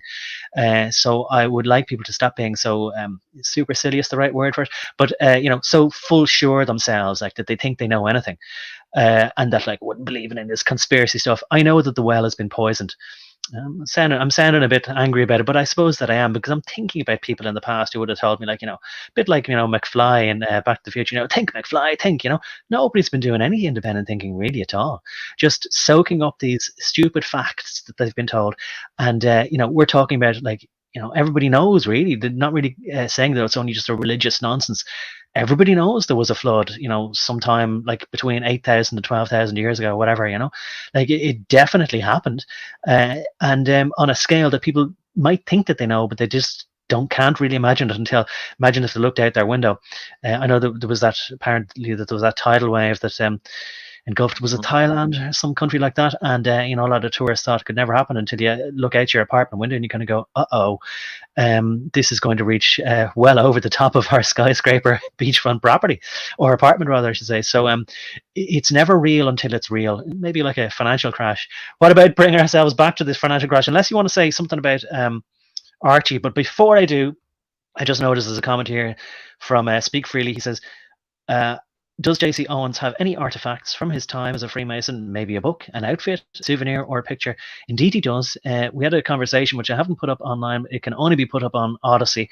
And there's a ring which J.C. made himself. And also he's made some swords, which I think I've shown pictures of on one of our previous streams. So, yeah, do you want to say anything to that, J.C.? And then talk about Archie then? What do you think his role is going to be? Well, like I was saying before, I think that, if I'm correct, his role will be the leader of the one world order. He will be, the one, right? Like, I don't necessarily know how he's on down the line in inheritance of the throne or whatnot, but he very much, some clever machinations and some clever world events leading up to that point when he's old enough to actually do something, which I would remind people by 2030 and definitely by 2050, he's going to be like grown enough to do so. You're right. And, I might be wrong, but, he's born under the right stars and all that kind of stuff for them. So he's definitely going to be on the radar as someone who's a possibility. And their daughter as well. She's definitely also on the table as being a possibility, or both of them at the same time. You never know. Yeah. But the fact maybe they'll get married and they'll sort of say, well, listen, because I saw Mark Dice asking people, do you think like between consenting adults, do you think like incest is all right? As long as they're consenting and they're members of the LGBT community. And then people are going, oh, yeah, well, that's fine. Yeah. It's like, the royals have been doing that for a long time. And in Egypt, it was like absolutely common practice. And, that's these people's favorite place ever is Egypt, right? Well, I know You it know, doesn't sound bad in Christianity, but I mean, I think you mentioned before in more than one of our talks that Horus was his own father when he grew up to be Osiris, and it wasn't just even as simple as that. Like, Osiris's member had to be rescued from the Nile, right? yeah, So that he copulated post mortem as well. So it's all extremely weird. Like, incest isn't even the beginning of it, not the half of yeah. it. Like, Even the beginning, like when you get into like those ancient mystery school myths, it's like the Freemasonic myth that I just read to you, but worse, like way crazier, right? And it gets all kinds of stuff, like you're talking about eating other people's bodily fluids, and the eating of it on a salad makes one of them get pregnant. It's a really weird story. Like, if people haven't read Egyptian mythology, they should really check into it, because it's some crazy stuff. But mm, but yeah, as far as that goes, like, it very well could be both of them in that manner, or it could be one right. of them. I was telling the wife before, it could very easily be that both of them go transhuman, get cyborg parts, and get the roles switched, and he's a she he and she's a he she, and they, like, you know what I mean? It could get all Well, kinds. maybe I should say, in the style of The Simpsons, I for one, wish to welcome our new transgender octoroon overlords. Yeah, like, I don't know if I would like to welcome them or not. I think I'd probably rather like stay as far away as possible, like, especially considering what I know about all the other things they want to do to me, right? You know, Like, Kent Brockman, though. You know that man in yeah, The Simpsons. for sure, for Well, sure. so what do you think they want to do to you personally, or just to everybody? They want to get rid of anybody who's one of these old, boring binary sexes or something like that. Is that the idea? Yeah, well, their idea is they're just going to push you out of society and starve you to death. For the most part, and whatever, like, whatever that doesn't do, like, they'll finish up some other way, with their drones or poison, or who knows what all kinds of awful other things they've got in mind. But they definitely have in mind anyone who will not, like, they've said it themselves over and over and over again, that anyone who isn't willing to change and evolve, quote unquote, into the new man, quote unquote, like, then they've got to be pushed out of society and eliminated, right? So Hmm. that's definitely going to be the direction they're going to try to go. I'm going to try to do everything I can to stop that, but Well, maybe that's why obviously, so many boomers just want the system to last long enough so that they can slip off to their graves, not have to deal with any of it. it's, So look, as I say there, just an answer to speak freely there, you made your own swords. It's not just that you had some, you made your own I'm, Knights Templar swords with very intricate inscriptions and symbols on the metal, didn't you? well, yes, I've done that before. Like, I can do etching, I can do bronze casting, and I know I can make blades. Like, they're not the best in the world, but I can make them. I just, I'm not a professional, like, but I'm good enough to make most all things like that I want to make. You know, I have the I ability remember. to build houses and all kinds of different things. But yes, like, when you're training for the order, you've got to learn to make your own dagger, goblet, magic wand. You've got to make the magic mirror. All these kind of different things, and learning to make this stuff.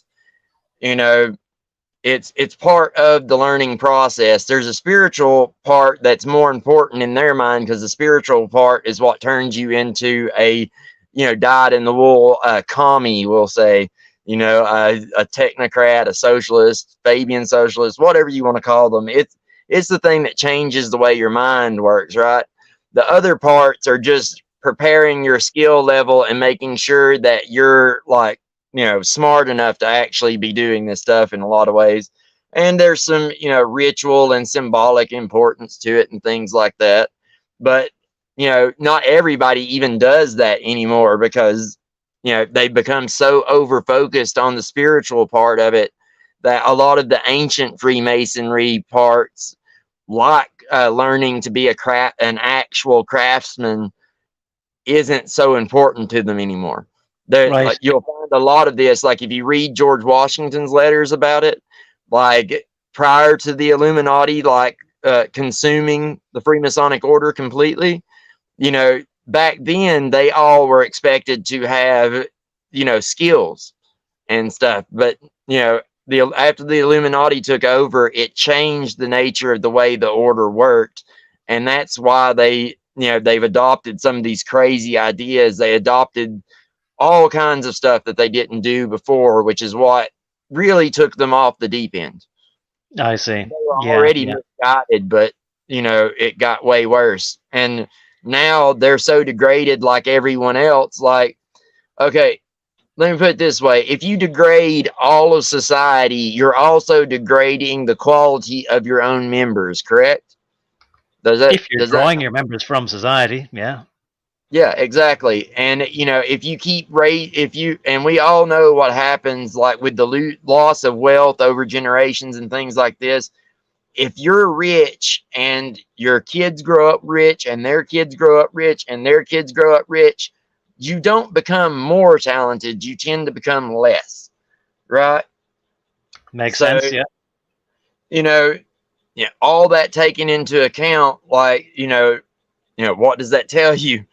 There are consequences to the way they've done things. And, like I said, Well, they don't all care about the things that I care about. I care about these old things like fencing and, how to make these old tools and stuff like that. But yes. So that gets back to surviving when you have to with minimal technology, and also taking pride in your work, and then which I think reflects in your character. Like a good character will want to do the best work that he can, and want to be as self-sufficient as he can, and want to be independent as he can, and not have to rely on other people or be a burden on other people.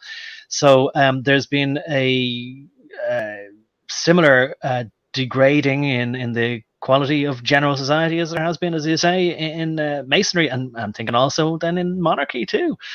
And that's why they've degraded. So also, I think that segues us back into here as well. Whereas I think, like in the past, like while maybe there would have been a huge amount of self-serving and nepotism amongst this elite group who rise to the top of our politics and financial affairs and legal affairs. But the same principle will hold true if they just promote each other based on the fact that they recognize each other in language. I don't know why. I don't know if it's ever maybe could be traced back to the scarab of Egypt, but they say one beetle recognizes another beetle. I always thought that it was a strange phrase. Athenian Kirogella. It's a strange one. Anyway, it's kind of like birds of a feather flock together, or like, one miscreant can recognize another one by his funny posture and handshakes and all this sort of stuff. But these people specifically, in their gross nepotism and then passing it off as no, we're just cleverer than other people, because of our IQ being so high. Well, if you keep doing that, right, if you keep having to have no real other qualification other than just being a member of their gang, they're not going to get the cleverest of them. So that does at least, give some argument towards Janet Yellen here not actually being particularly bright in many directions, let's say, anyway. But will we finish off this video and that'll round out 2 hours?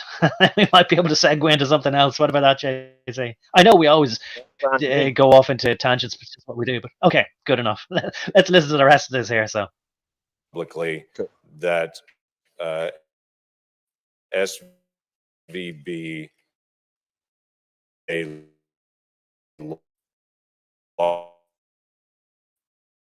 investors, for those individuals, companies, entities, and investors that are Chinese investors be made whole based on assessments in my banks in Oklahoma. So what I'm asking is, will my banks in Oklahoma pay a special assessment to be able to make Chinese investors whole from Silicon Valley Bank?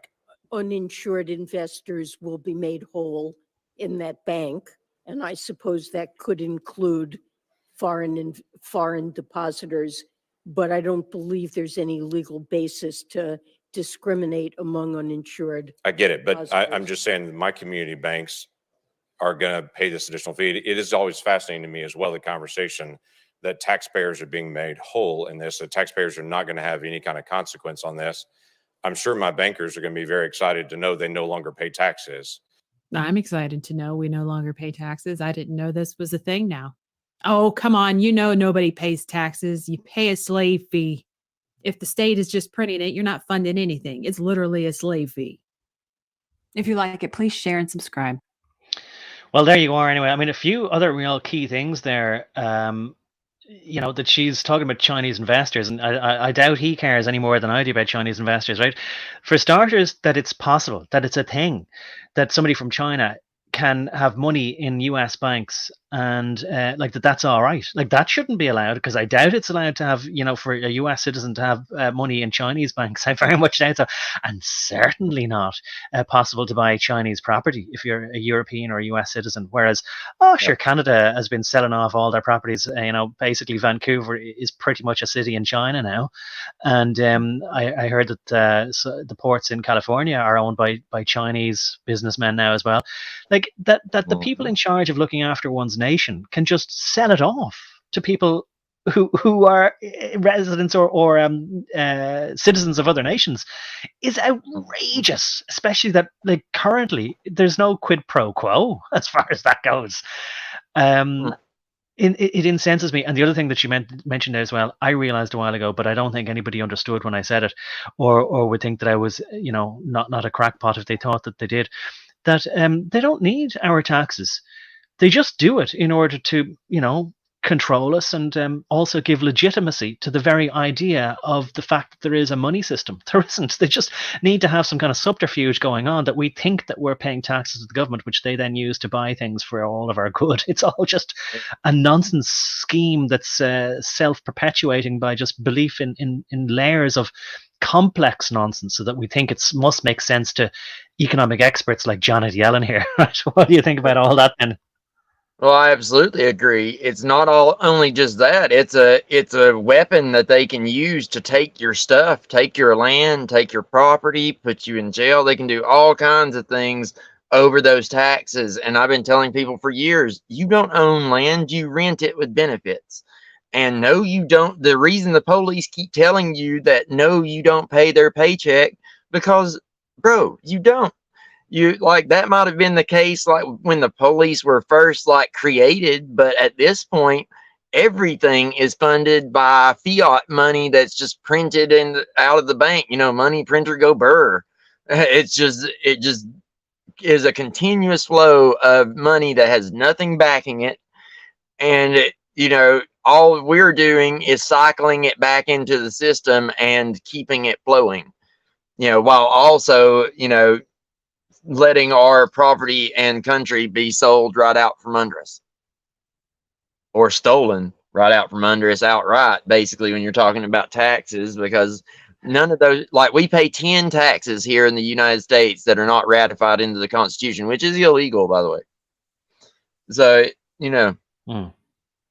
but they do it. Well, I'll just say, I won't go into it deeply, but I remember seeing videos in the 90s, and I think that Alex Jones might have been, well, I could be wrong, but maybe in fact it was more like Bill Cooper was involved in sort of helping to get the word out that it was proven in court by several people that paying income tax was illegal, and that they didn't have to pay it, or making tax returns on their earnings, that they didn't have to do it, and that what the government first tried to do was basically just say to these people, look, let's you and I enter into just a private deal, like how the equivalent of what we now know as non-disclosure agreements, like, we'll let you away with it, right, but just keep your mouth quiet now from now on, and just don't worry about the rest of the plebs, let them keep paying. Don't basically let everybody know in on it, right? You can be part of our little gang. You can be privileged people if you like. We'll extend the circle a little bit for your people. But of course, there was some principled people in whose interests there was nothing. And people don't understand that now. And that's why we get the politicians we get, and when we have the society we have, when people are only self-interested. These people didn't just want to do it so that they didn't have to pay money and they wanted to have more money. It wasn't about that. There was a principle involved here. So, also tied in then, I think, again, with the idea of jury nullification, where They didn't want people to know that if people were brought up on charges of not paying the government tax, that they were entitled to have a jury of their peers who could then sort of say, yeah, we don't care what the judge says, we don't find him guilty, and that's that. Don't care what the law is, we don't find him guilty, you know. So again, this is why I say, like, you know, we have had, it's been 3 years now. Right. I just realized only now, like, it's, you know, since the 17th of March, I'm pretty sure that's when it all started, roughly. Maybe it was the Ides of March, 15th of March, 2020. We've had 3 years now, right?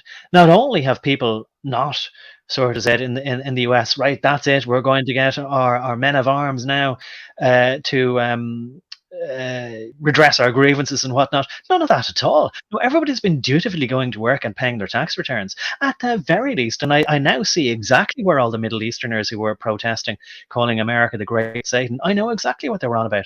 That its citizens might say, oh, well, it's not us that's bombing it, it's our government. Well, then you would think if you really felt that upset about it, you would stop paying tithes to this government. You know what I mean? You'd actually sort of be brave enough to sort of say, I don't care if the government needs my tax money or not. I'm not going to be a part of it.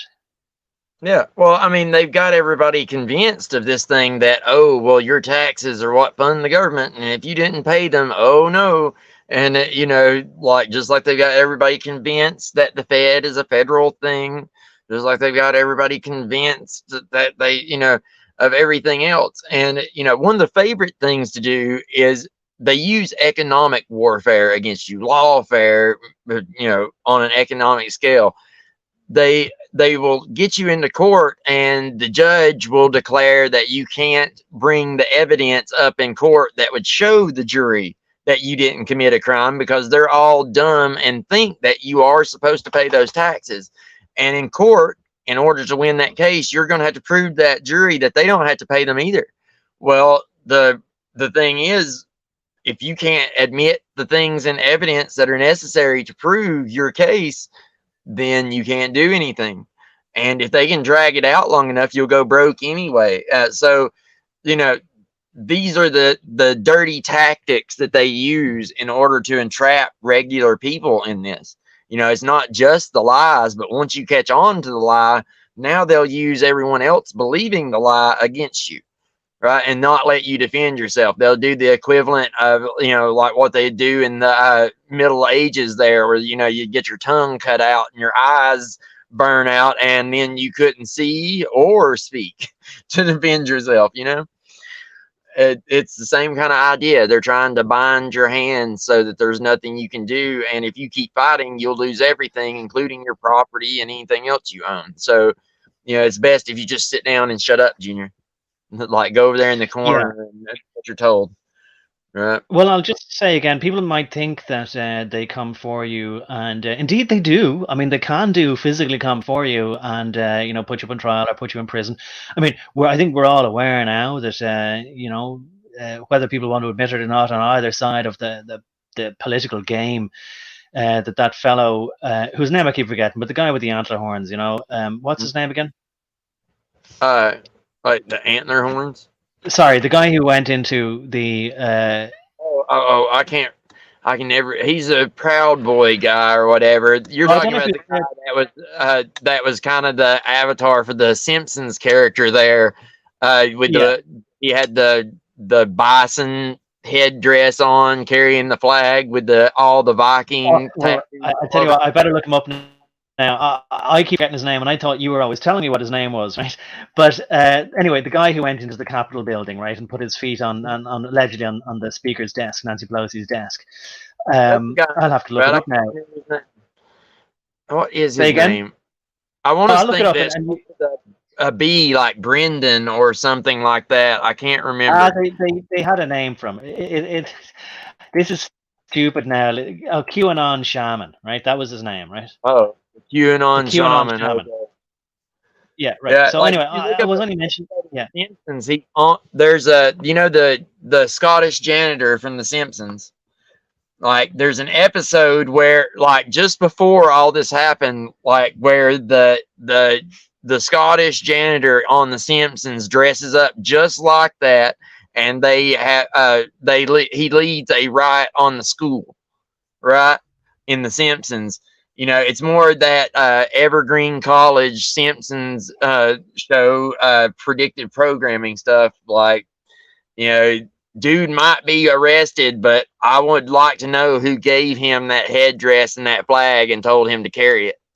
I really would like to know, because that had to be planned ahead of time. Otherwise, how did that synchronize up? How's it on the Simpsons like that, and he wound up with it on his head, etc.? Even the tattoo that they gave the Simpsons character are the exact same tattoos that he has. He had the Volt knot, the Viking triple, the Viking triple triangles.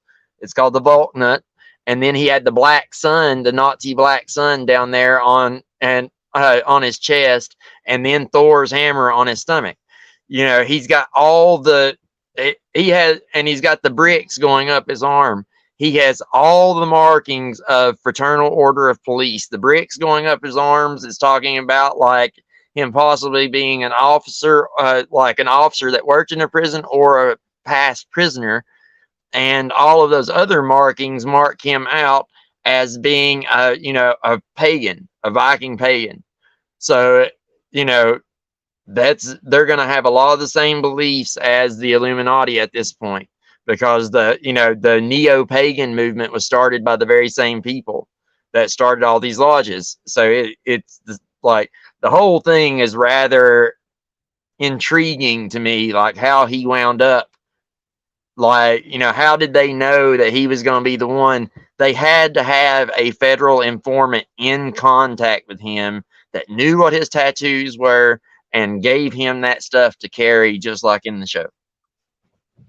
Well, fair enough. Like I wouldn't say that it's believable that it was left to chance. I was looking through there to see if I can find a picture now of the Simpsons character, and I'll read this article. Like, for what it's worth, as soon as I brought it up, I definitely didn't mean to. I just wanted to make the passing point that it seems pretty clear now that the QAnon shaman was set up in some way. And from looking at the footage that I saw that was recently released, that allegedly was given to Tucker Carlson, from looking at the footage that I saw, it seems pretty clear that he thought that he was there perhaps to do a certain job, but of course the people who employed him to do the certain job didn't tell him the full extent. And it's extremely easy to employ somebody on a certain pretext and then basically hang them out to dry, or throw them under the bus, which I believe is what was done to him. And then he was probably told, oh no, it's all part of the thing, because what I saw was him saying to people, all right, fellas, we've had our fun now. Come on now, we have to leave. All these policemen have been very nice to me. Come on now, we've made our point and we have to go.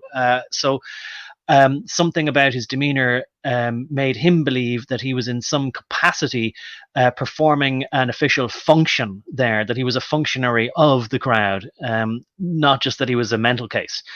And there's no way that he just sort of said, oh, I'll just put on these antler horns and just, be the QAnon shaman. He was put there, like he was hired for a role by somebody, and I'm guessing it was like, the Secret Service or whatever you want to call them, but then that they double crossed him in some way, but that because of the nature of the way that he was hired, not only is he not able to come clean and say what the full story was, because it would make him look bad, nobody would, if he would talk to anybody. People always say, like, surely somebody would talk, or he'd go to the press. Like, we all know who owns the press, right? So the press only releases whatever they want to release, we only get to see whatever. So he can't just tell us whatever the thing is, Yeah. But I'll let you say a few things here in response to that, and then I'll load up this article, seeing as I brought it up, okay? Which I would like to add that after all this came out and people started saying something about it, they came out and said, oh, this has been altered. The Simpsons didn't predict this, blah, blah, blah, blah. But I'm here to tell you, like, I saw the episode and it's been altered, but it was altered by them. They went and cut the stuff away later on, which it's animation. They can do it with live action people. Why people think it's so far beyond them to go back and change animation after the fact and then convince people they didn't see what they thought they saw. You know what I mean? It's far easier to do than people think. Yeah, well, to be honest, I really, I didn't care so much about it, because I mean, like, I'm well aware that the Simpsons, allegedly predicted this, that, and the other. Like, for example, Donald Trump coming down the stairs or whatever. Like, but I haven't watched The Simpsons in many years. I don't know exactly what season it became unwatchable in, where it was just so formulaic. But I stopped watching it because of that reason. It was no longer original and formulaic or even funny. Sorry, or it wasn't original or funny. So I didn't really care. And like you say, anyway, they can retroactively change things. And I've seen things where I knew for sure, and then people kind of go, "Oh no, it was always like that," and I'll go, "No, it wasn't." For the second showing of it, from the Friday to the Saturday, they had a different version, and they changed the version, and they've done that kind of thing in many shows. But let me just read this article. I'll put it on screen here then, and maybe this will either confirm or go against what you're saying, but certainly speak to what you're saying there anyway. I mean, it all depends on the timeline as to when the episode came out, when they started drawing the episode, like when it was actually completed as a production, when they could maybe change, as you say, one or two elements of the show later on retroactively. All of that could be possible. But let's read the article anyway here for the sake of it, seeing as I brought it up, even though I only meant to mention it in passing and I've forgotten what the original point was now. Okay. So he says, here's a picture of it anyway, and it does have like groundskeeper Willie with the, as you mentioned, the same bricks tattoos on his arm and the son, and far too much of the same thing for coincidence. No way it's a coincidence. So it says anyway. The headline is, "The Simpsons didn't predict this one, sadly. The Simpsons has managed to be a soothsayer for a lot of world events, with their eerily accurate predictions becoming more and more regular in recent years, blah, blah, blah. But unfortunately, this one doing the rounds is a big old fake following the Capitol riots. Riots, they call it, but whatever."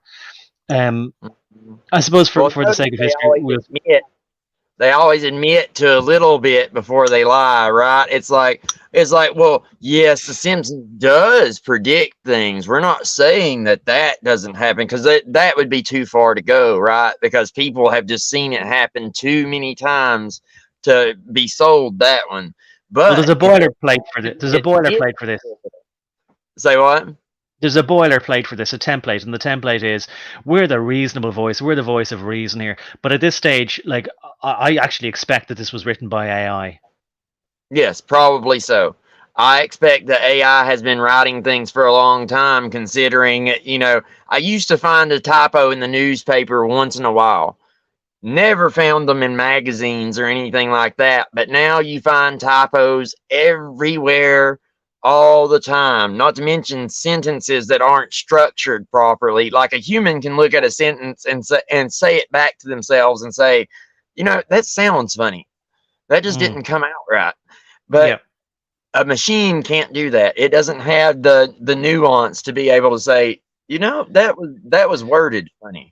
I agree, but I'll just say, look, it could go either way, and just very quickly, what I'll say is, it's not that AI is necessarily like, earth-shatteringly clever. The more frightening thing is that people are stupider and stupider with less and less capacity for original thought or creativity themselves. That's the terrifying thing.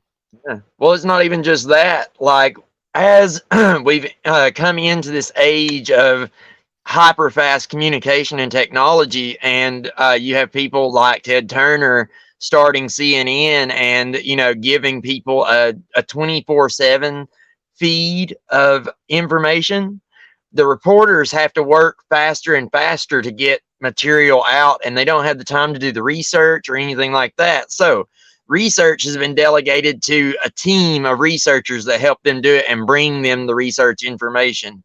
And the people that are presenting on TV don't do anything but present. And the editor is probably using a program to edit.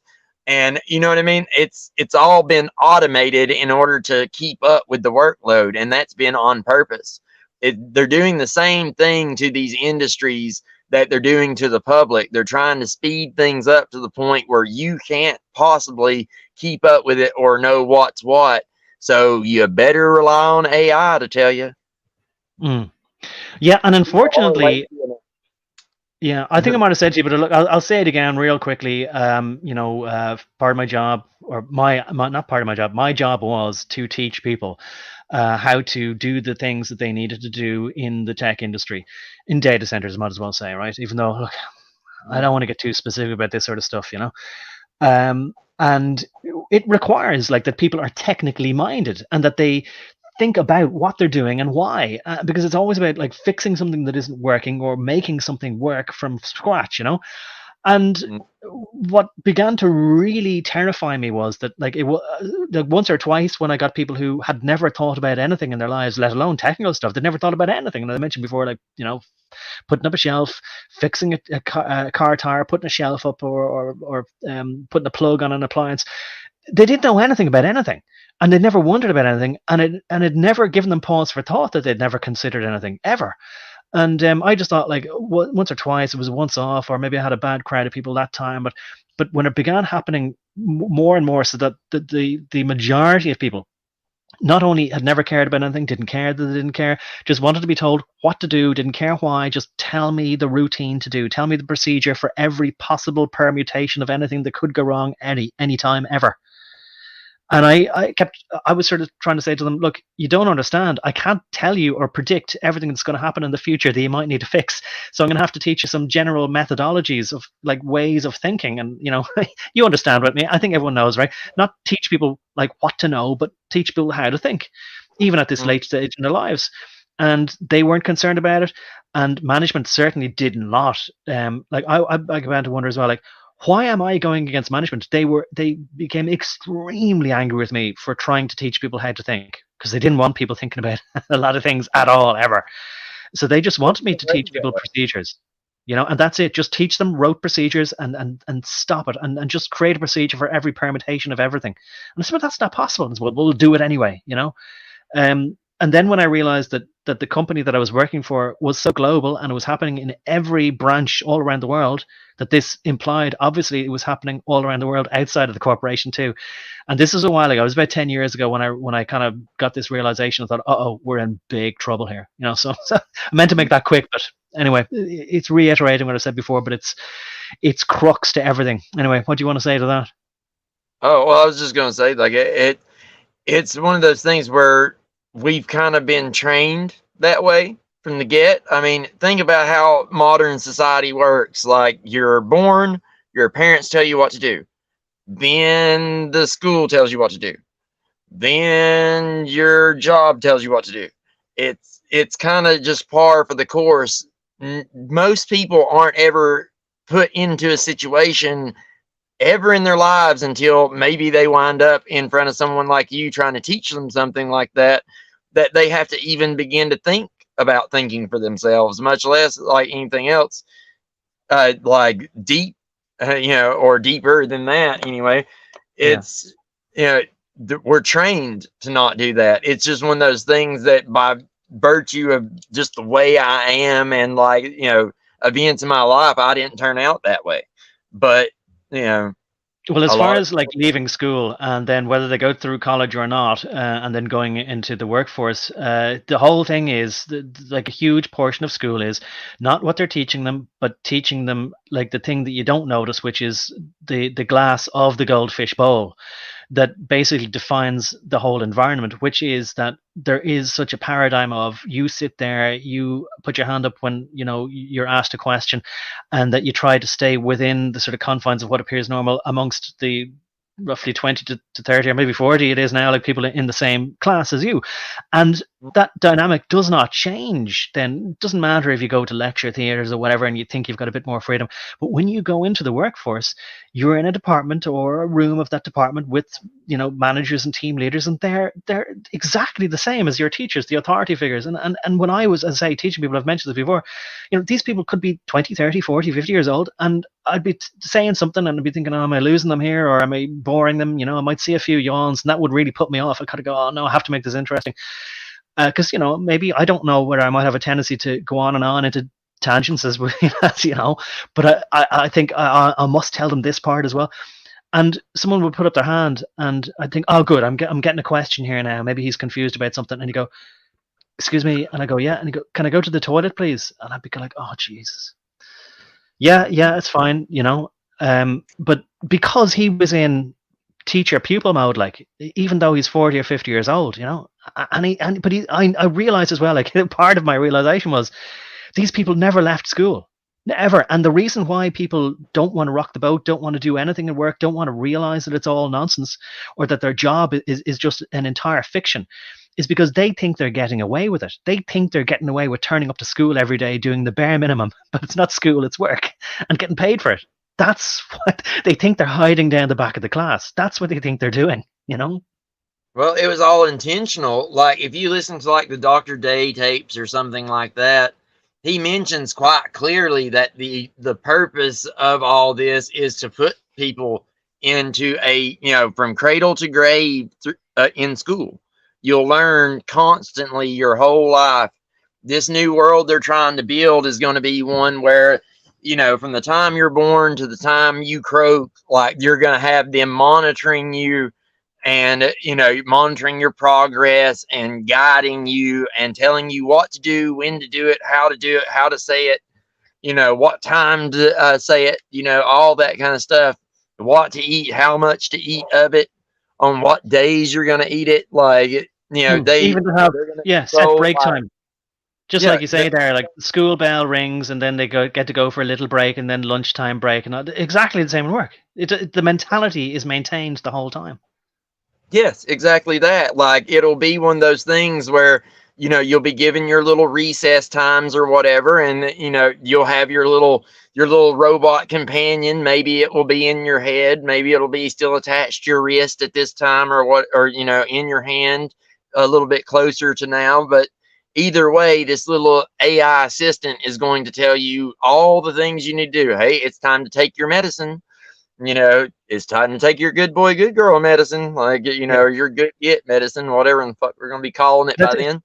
And like, just to give you another, like, fill in a bit more of the details, because I think it's important. I just really would like to get it on record. Like, you know, just like in a school classroom, like I had a projector, I had a whiteboard, and there was an intercom like above the blackboard kind of thing, or the whiteboard, right?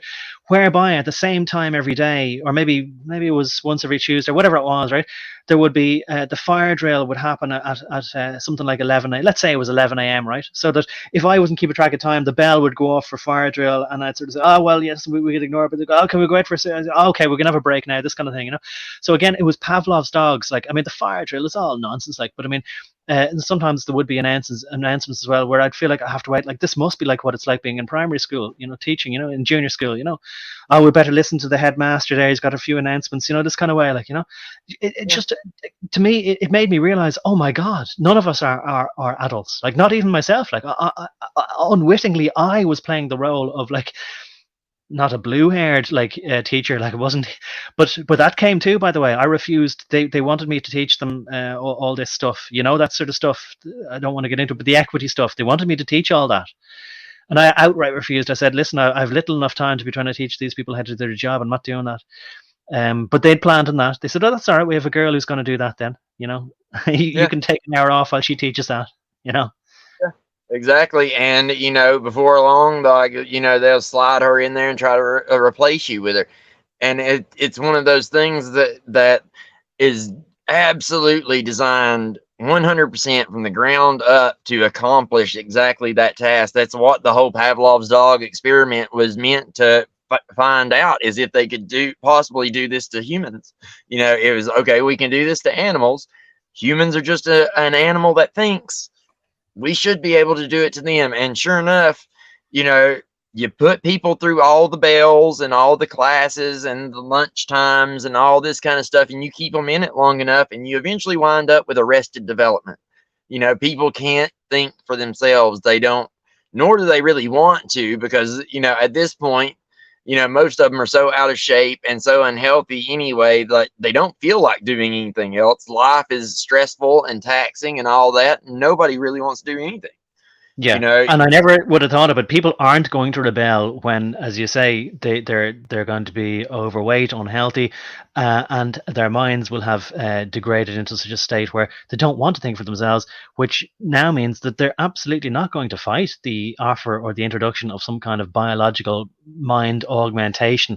Not exactly a silicon chip. It doesn't have to be a silicon chip, but something that can be inserted into their minds that'll just help them to think more clearly and access the vast knowledge of the internet and other people's thoughts as well. As you say, with the transhumanism thing, sounds like pie in the sky, but the way that they'll have their marketers and everybody present it to people, they're going to go, oh well, that totally makes sense now, and I do want it, and we were right all along. They'll think they were right and that we were still wrong, you know. Dude, all they got to do is is put like, Robert Downey Jr. in an Iron Man suit and, show off his latest, like, head chip upgrade. And it, like, most of the fanboys these days, I mean, like my generation is like yours too, is probably infatuated with superheroes and comic books and all that shit. Well, I have to And say, I mean, I don't, maybe I don't want to get too personal on it, but I was in a relationship with a woman. I shouldn't call her a girl, a woman, like, because she was nearly as old as I was. But I did think that when she sort of said, "Oh, I have an interest in sort of Marvel superheroes or something along those lines," anyway, whether it was the comic books or the films, I think it was the comic books maybe, and I sort of said, "Oh," I said to myself, like, "Oh, well, that's kind of good." To me, I always thought that was just something the boys would be into, because there were comic books for girls when I was young, but it was to do with just, dollies or whatever, some female kind of characters like that, but not superheroes, none of this kind of, women kicking ass type stuff now, and but maybe that's what she's into. I think she's into that sort of Marvel stuff that flatters people's egos, like that maybe there's Iron Woman now and whatever, Captain America-ness or Mrs. Captain America or whatever, who's kicking even more ass. And I don't know what it is, but whatever it is, I'm not trying to pretend I don't know, but along those lines, it seems to me that, like, it's so embarrassing. She should feel embarrassed that, as a full-grown woman, that she could be that really manipulated, flattered on an ego level, like that. Oh yeah, if you believe hard enough, you can have these kind of. I mean, it'd be a bit like if I was. Imagine if you're a man and you're going out with a date with a girl and you're saying, "Oh, I'm into these Corgi or Matchbox or whatever the brand is in the United States, where I still like to play Scale Extric with my tracks and my cars, or that kind of thing." Like, they'd kind of go, as you say, arrested development, like, failure to launch or whatever. If you were a man, you'd be shamed for still being into that sort of stuff, well, most of us would be like, I collect, like a lot of people collect things. Like, I collect weapons. That's kind of my thing. Like, I collect weapons. I like antique weapons. I like antique furniture.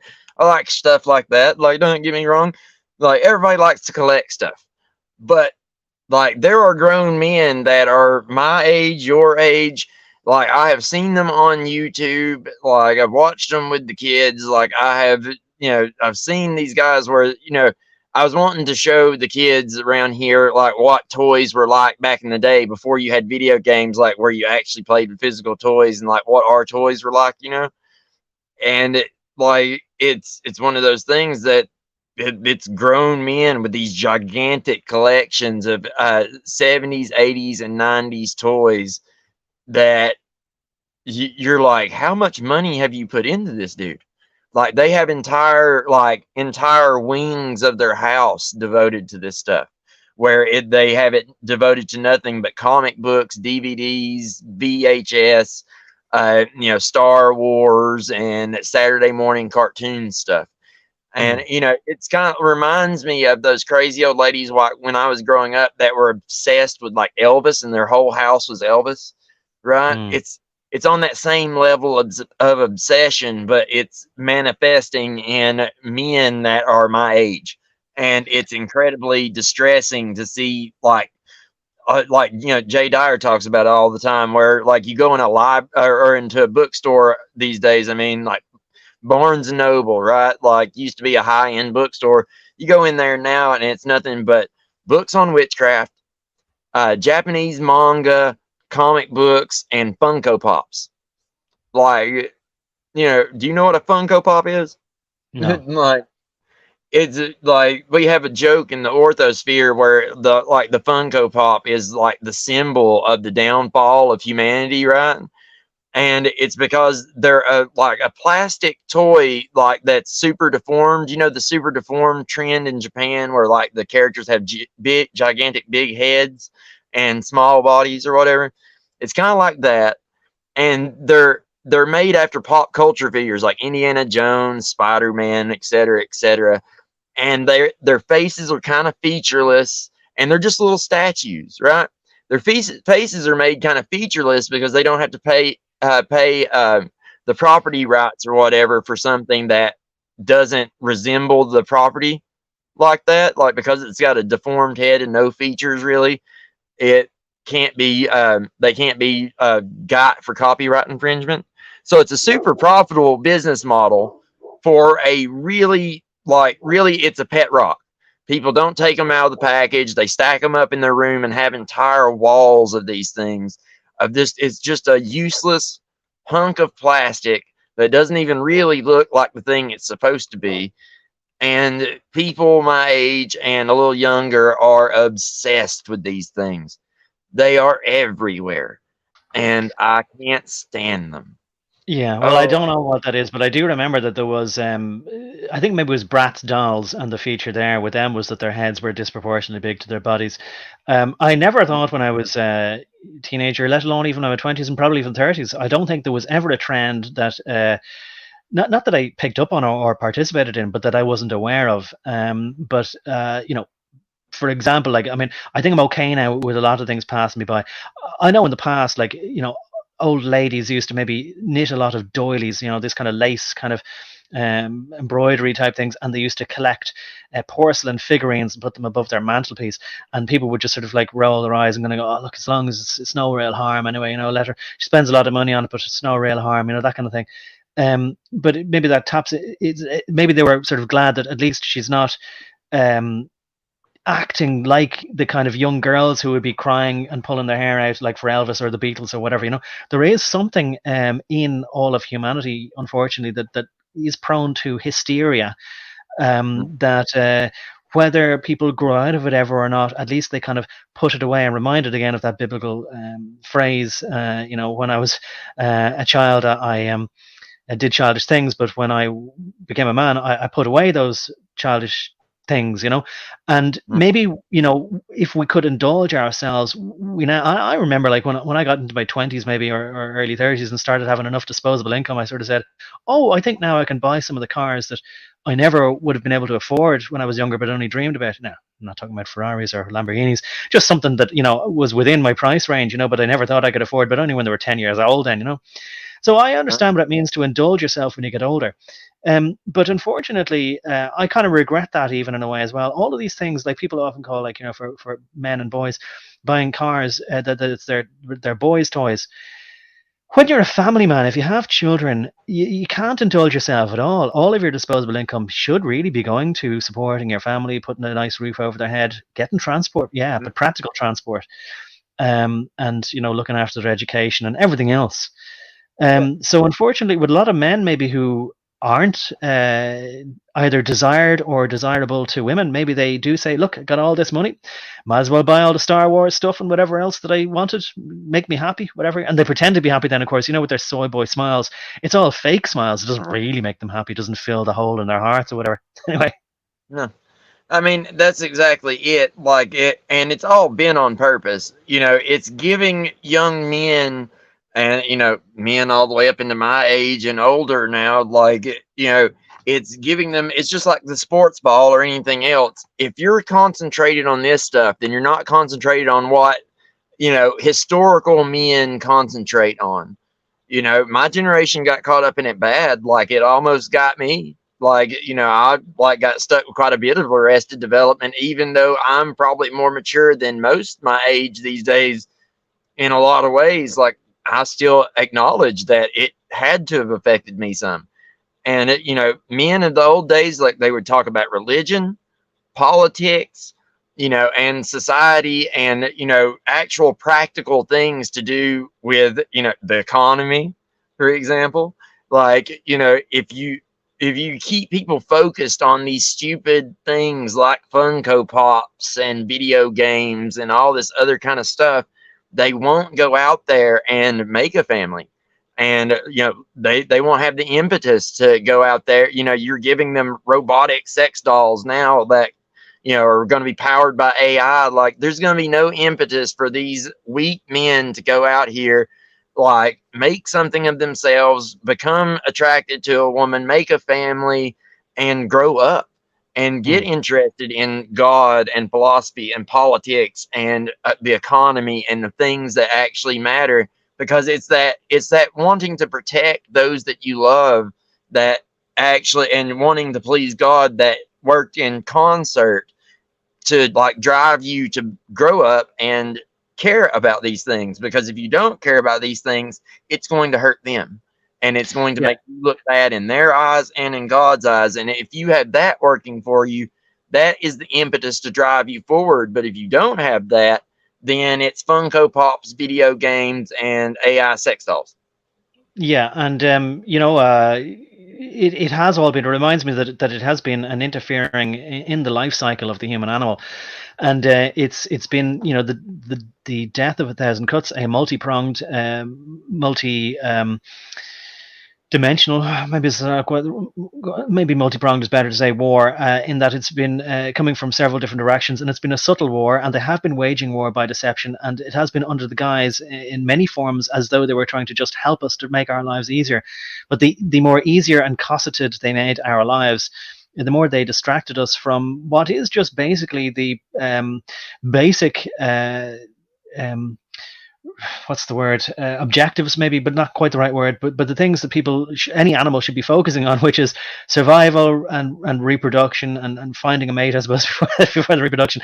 But they've changed people's mindsets so much that on some level people will be happy then, if there is such a thing as sex robots and all this sort of stuff, to transfer their emotions, their natural inclinations and instincts towards inanimate objects. And it's not just men, you see it with women as well. I saw a story there last week where a woman had married herself, but then had decided she was going to go through a divorce with herself, like for whatever sense it made. But I remember seeing years ago, like, that there was a woman who married a fence and also married one of those Ferris wheels. A woman married a Ferris wheel and other things. Maybe another woman did indeed marry the Brooklyn Bridge or the Golden Gate Bridge or the Eiffel Tower, and they said, "Oh well, we're in a relationship." But they even had these inane or insane nonsense type things, like where, well, we don't get on all the time. Sometimes I have an argument, like, and I don't speak to the Eiffel Tower for several days, but then we make up, and the sex we have is great when we make up. And you're like, right, I'm not going to ask the question as to how that happens.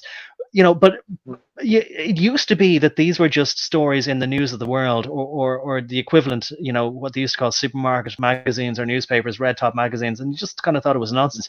Now it's not. Now it's not nonsense. Maybe it was in the beginning, but the entire, I would say, Western civilization has become an open air, much more so visible open air mental asylum. Do you want to say a few last words on that? We'll maybe try and wrap things up into the last hour. Absolutely. The fact is, all of that has been done on purpose, 100%, because, like, by doing that, they're only, like you said, further interfering with our mating cycles and life cycles and all these kind of things. It's all about distraction, dumping your energies into places that won't get you anywhere. Having sex with a robot won't make kids. A woman going off and working on her career ain't going to make kids. And if you're too busy working and doing all that stuff, you're not going to worry about politics and all that kind of stuff, as I said before. And the thing is, it's going to, like, the marriage thing is going to degrade the institution of marriage, which kills the family even more, because that's what's been behind, like, this feminism and making the divorce laws more lax, and making it easier to get married, and making it just everything has been done to make it much easier to just make marriage more like just a legal term that doesn't really mean anything. No, and then you're dead right there. I guess I keep wanting to not touch third rails, but stated as a matter of fact, the very concept of gay marriage makes marriage mean nothing, and that's what their point was. Yes.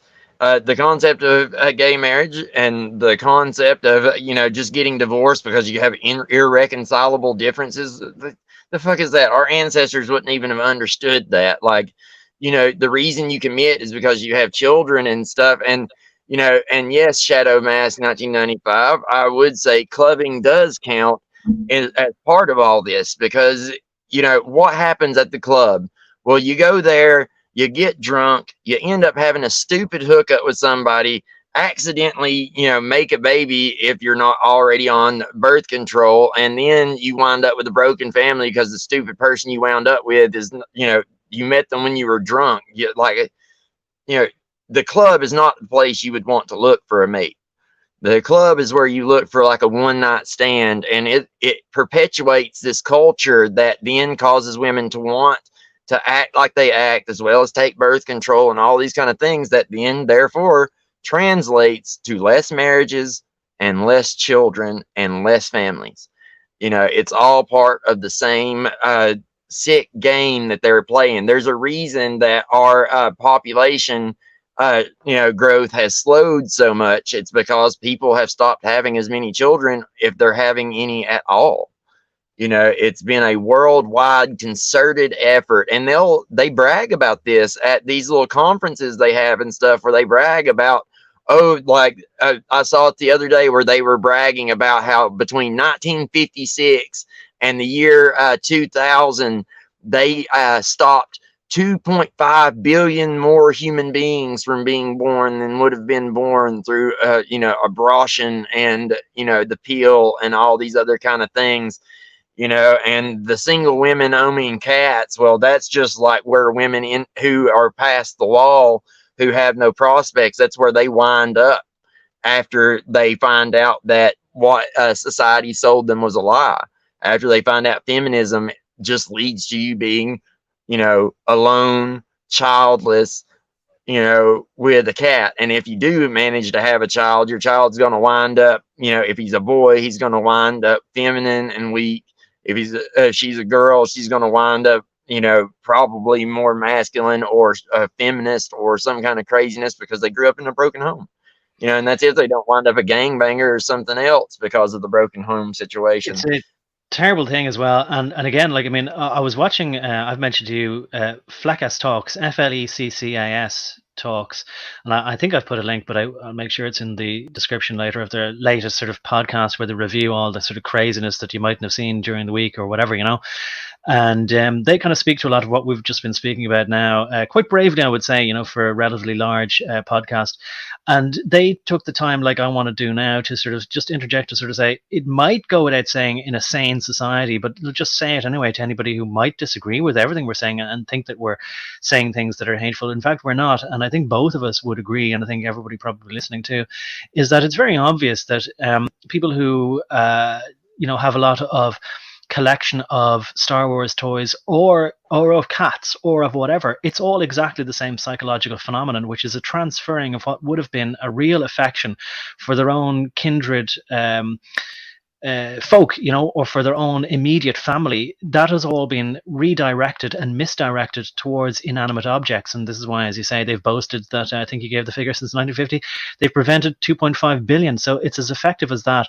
And why, again, I said before, I don't know that they exist. I have never seen them, but I infer their presence of these extremely diabolical people who are highly clever and able to plan things out over several generations so slowly that we don't even notice it. But it's intentional. It's not by accident. This is how they're able to manipulate people on such a grand level, on such a grand scale, use our own naivety and our own stupidity against ourselves.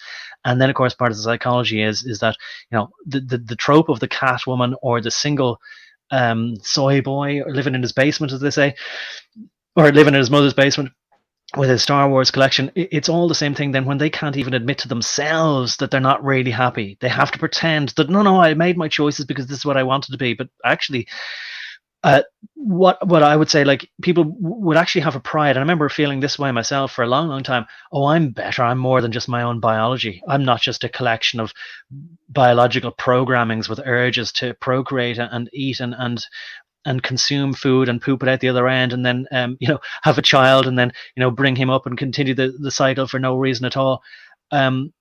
Whether that seems no more sophisticated than a beast of the field, people are happy when they follow their nature, and they're not when they don't.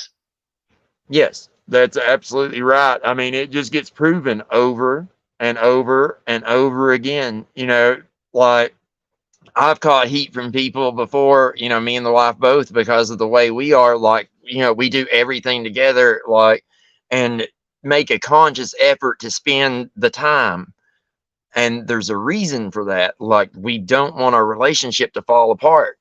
And it's what our ancestors used to do. They used to, like, spend a lot more time together in the household doing chores around the house. He might go to the field and she stay at the house for a while here and there, but still they spent way more time.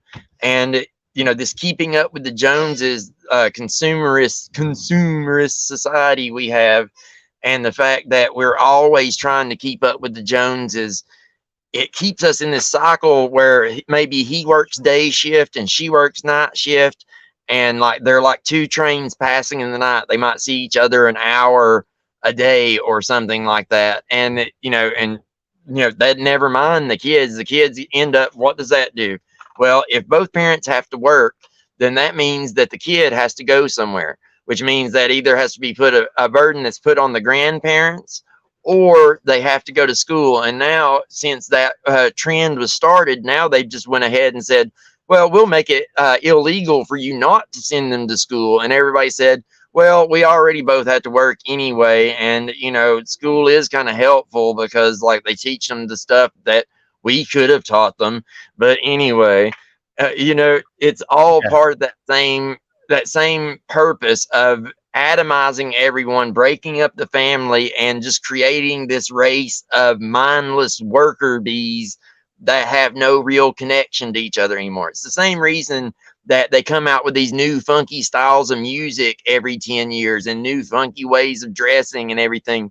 It's to create a not only a visual, but a language and thinking barrier between each generation so that we don't talk like me and you are doing right now.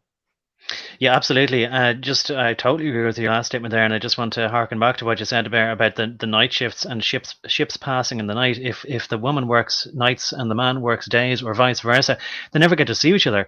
And I've actually. I've known couples like that, and I don't want to say the obvious, but I sort of say, well, what's the point in having a relationship if you never see each other?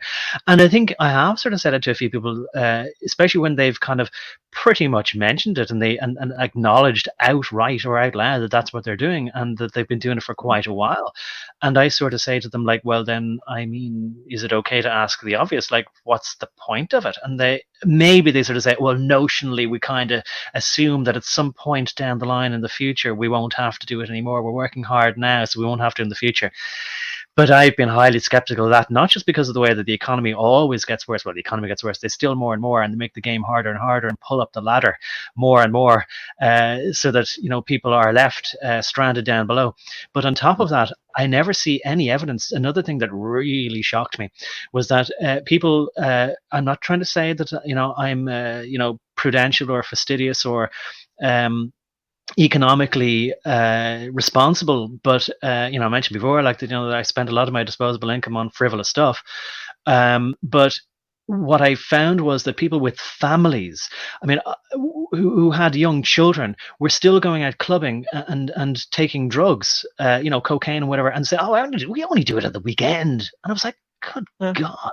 And also, like, they were paying off mortgages, which they had got by applying for a loan in both of their names, assuming that both of them would be working full time all the time, never stopping, and that both of them had falsified their earnings by going to HR department. And HR apparently regularly did this, no problem, gave their employees letters saying that they were earning twice as much as they were really earning. And that the banks then, I think was pretty obvious, were colluding with them by allowing themselves to be lied to, by not asking for any proof of earnings, or even kind of saying, well, hold on a minute, you got your salaries paid into an account in our own branch, let's just check to see what you're getting every month. No, they were just looking at these letters from HR claiming they were earning more than they were earning really, and then they were saddled with these mortgages that they were going to have to pay back. And I was sort of saying to them, how are you going to pay that back? And they were like, well, I mean, at some point in the future we'll obviously get a promotion with better jobs, and then we'll pay it back with the salaries we assume we'll be earning in the future. All of this madness. And then, of course, and this was before the 2007-2008 property crash, when I thought, okay, now they're going to have to resolve all this. But they didn't. Everybody kicked the can down the road, and everybody got their own personal mortgages bailed out to a certain extent by the taxpayer, or whatever you want to call it. Sorry for going on that road, but just want to put it on record there. Insofar as you sort of talking about both people having to work. I just want to tell another quick story as well. Then I maybe around, I remember around the year 2000, or maybe it was a bit after the 2001. Funnily enough, you remember things based on was pre-Towers or after Towers. And this couple invited me around to see their home that they were so proud of. It was their first home together, whatever. They weren't married yet, but they were about to get married, or they were engaged or whatever. So it was pretty much their matrimonial home. And I was a bit skeptical because this lad was a few years younger than me, and his near to be wife was a few years older than him. I think he was young 20s and she was old 20s or early 30s. And I thought, because if it was the other way around, people would be kind of going, yeah. But anyway, they opined to me, because I sort of said, oh, your house is really nice and it's in a great area and you've done it all up really well, and you have a lovely new couch, leather couch and carpets and everything, and massive TV, and she was driving a BMW and he was driving not as good as a car, but I was kind of like, oh, okay. And I said, like, you don't seem to have made any sacrifices anywhere. And she said, oh, well, I've got a higher paying job than him. And I thought, oh, okay, fair enough, it's not going to bode well. But maybe she's thinking he's going to go places and this kind of thing. And she says, but I mean, as long as both of us are working anyway, it's going to be great, and blah, blah, blah.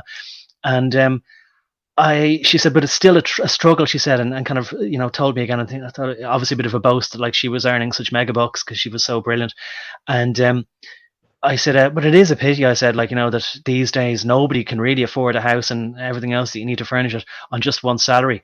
And she didn't say anything, just kind of stared daggers at me. And I might have said the same thing then, a bit later. I might have sort of said, like, well, I mean, I take it you get married because you want to have children and this kind of thing. The obvious questions that come out of that. And she didn't like that line of questioning either, It was more about combining salaries and what kind of couch she could buy. And I just sort of maybe made the mistake of kind of mentioning the fact that, like, it's not such a good thing anymore that both parents have to work. And like, if a mother would want to stay home with a child and that was enough for her, and she just had an apoplectic fit and went into the kitchen, called him in, there was screaming from the kitchen, and then he came out and said, sorry about this, but you have to leave now. Because, well, what happened, like, basically offended her ego. Because I think she more or less said, no, how dare you'd like to turn the clock back to the 1950s where women weren't allowed work and have this illustrious career that I have, and there you are, So terrible thing that they've been sold, like so many women have been sold the idea that their identity relies on the fact of being basically Ally McBeal, high-powered lawyer woman or whatever, Anyway, sorry for going on, but I wanted to get it out there anyway. I've said too much already, but yeah. Huh? It's a good example that this is like they end up, like, when they find out, it is too late oftentimes, and there's nothing that can be done about it.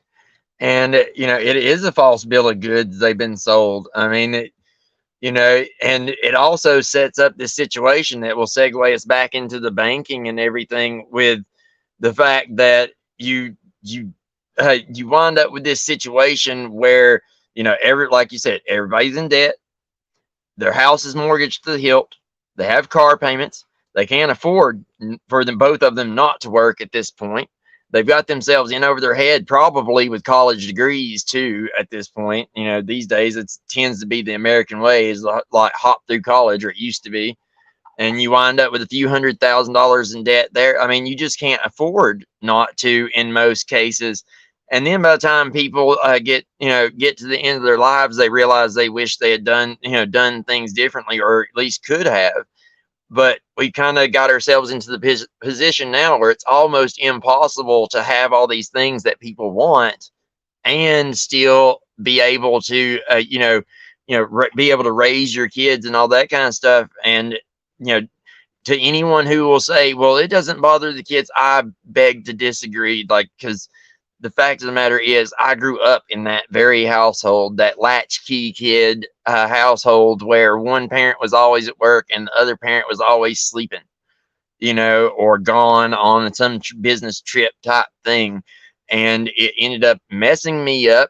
It ended up causing them to get a divorce. It did not go well. It's so not many good for the kid.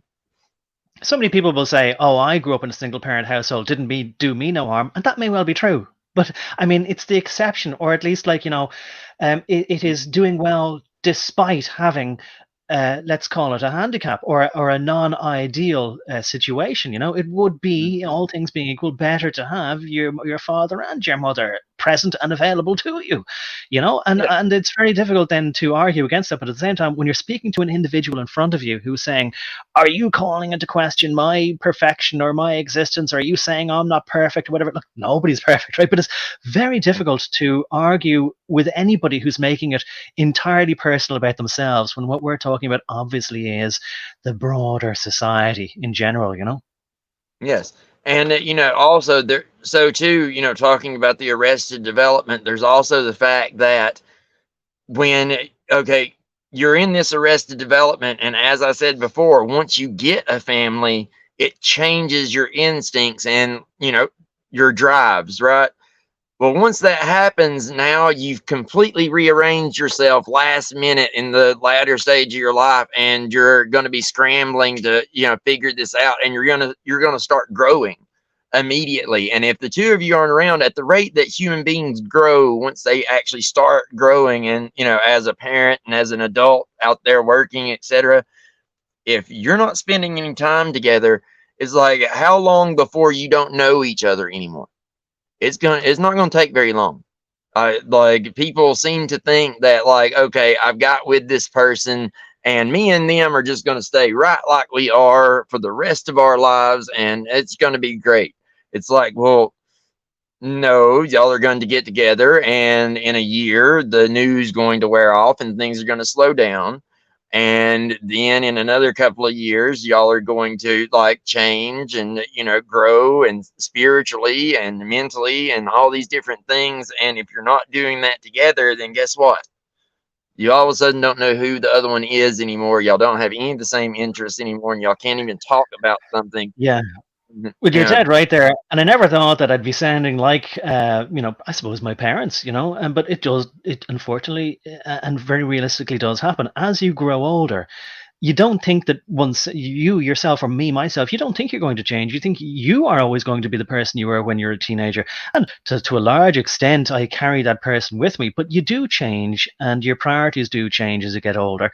And your realizations about life don't change radically, but you just kind of, as you say, have different priorities, or your attitudes towards things change. And my parents did warn me about the changes that would occur as you go through the stages of your life, and people don't want to admit it, because people like to think that, well, maybe they're, I think it does boil down to the way that they flattered all of us by making us think that we're any much higher than other animals, because I certainly did think that, oh, I'm so clever that I'm far above my own biological programming. But there are just certain things, and as you say there, like, you think then, even if you would be married and you would spend a lot of time together, that you're just going to stay happy ever after, like they sold us the bill of goods at the end of every Disney movie, and they lived together happily ever after. But no, of course, that's when the difficult part begins, living together, and getting through all the different financial hardships and every other kind of hardship that life throws at you. And that's why marriage used to be thought of as a contract between a man and woman who wanted to create a stable environment in which to bring up children, and not to get out of so easily, because then that would be destructive for their own family, and then have knock-on effects for society. If everybody was splitting up, then you'd have, eventually, as we see, 2 or 3 generations on from having no-fault divorces in America anyway, that you see the results of it in the deterioration of society, which, as we know, is not by happenstance. It was all intended to be all along. But you want to help segue us back into something you were saying there, and maybe Yeah. I'll play a bit of Fleccas Talks, I suppose, just to give us a quick break, and then we'll wrap all this up, I think, within the 4 hours. Okay. Sounds good to me, bud. But yeah, like, it's a really difficult situation to navigate, especially for those trying to grow up in it, and like I said, it screwed me up pretty bad. And I've only over the past, like, decade or so started to get back up on my feet and, like, work these things out. And I think a lot of it comes down to a trick that's played on us in our mind, where we do change. I don't feel different. In my head, I'm still that 16-year-old kid, right? But the way that I think about things has changed, and how much I know has changed, and it changes the way I behave at the end of the day. But in my head, I'm still that 16-year-old kid. You no matter how old you get, you're still that person, and sometimes it can fool you into thinking that ahead of time, like, it'll fool you into forgetting about like all the changes that you have underwent up to this point, right? Absolutely. Yeah, it's a subtle change, and that's a key thing, which I didn't say, but I'm so glad you said it. You don't want to. He's breaking up there. Maybe I was breaking up there. I can see my signal is a bit weak. So I don't know if nobody can hear me right now, but I'll just keep talking a little bit. Generally, what seems to happen is maybe the signal gets a bit better now. Now StreamYard is telling me my personal signal is better. But anyway, just to repeat myself in case it can get through, it's a very subtle change, and it alters your perspective in quite a grand way. It's a bit like maybe the throw of an angle. So if you change the angle just a fraction of a degree or a fraction of a minute even at the arc or the fulcrum of the angle, whatever is the right term. If you project that outwards by a mile, then the difference between the hypotenuse and what's the other one? I can't remember, cosine and tan, and I forget what the other ones are. Anyway, doesn't matter, right? I think people get the idea that I'm trying to paint there. Shadow Mask says, aren't single fathers better at raising children than single mothers? I don't know. Either way, I think it's what people, psychologists, maybe there's a term for it called an adverse childhood experience to not have both present. And it also, Lily Gazoo, says there, I don't like cats indoors. Sorry, go ahead, yeah. Oh, I was just saying, like, it also changes for boys and girls. Like, both need both, like, all the time. But at the same time as that, boys, like, when the two hit puberty, the girl will need her mother more and the boy will need his father more.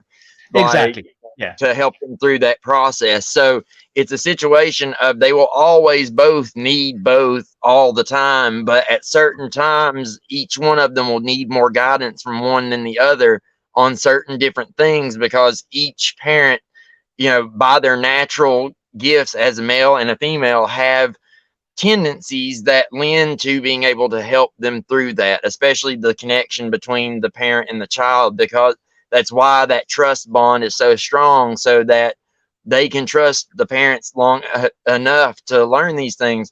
Well, you stunt your child's growth when you scare them like that and y'all break up. Like, it's going to cause the child to get scared and not trust you, because like in the child's mind, mom and dad are supposed to be together forever. Like, it doesn't even matter if everybody in society is getting divorced. In the child's mind, like, automatically mom and dad come in as a pair, if that's what they were used to as soon as they started coming up, Like you said there's a time when young girls are coming into their puberty, and it's not a natural thing for a father to be able to say, listen, I went through it myself, I'll tell you how it goes, right? No, they need the reassuring mother to be able to explain to them. And it doesn't matter how many Gillette ads there are about some like transbionic, lesbianic daughter having her first shave or whatever it is. We all know that's not catering to the mainstream. There are certain practicalities of life. Can I just then I'll move off this. We'll do a segue off this now, and well, maybe we won't segue. Just a change to say that Willie the Groundskeeper doesn't matter whether it's true or not. But what that article was saying was that Groundskeeper Willie did not appear with those tattoos on him in a Simpsons episode. Rather, just that somebody drew it themselves based on the position that Groundskeeper Willie was in, and then uploaded it, and people assumed, maybe like myself, because they don't watch Simpsons anymore, oh, I guess that must have been a recent Simpson. Anyway, not that it matters, right? It's all by the by. Can I see if I'll add this, as soon as I mention these guys, Fleccas Talks, I'll just play a clip from them. Cringe of the week. They go through a lot of stuff. So anyway, I forget what this particular one is. I'm just going to play it, and we will kind of have a look anyway. And just seeing as I mentioned it, because I think it's probably not right for me to mention these people. I always assume because whatever I've seen, everybody else has, but maybe not, right? So we'll have a taster of it here, and hopefully my bandwidth is strong enough to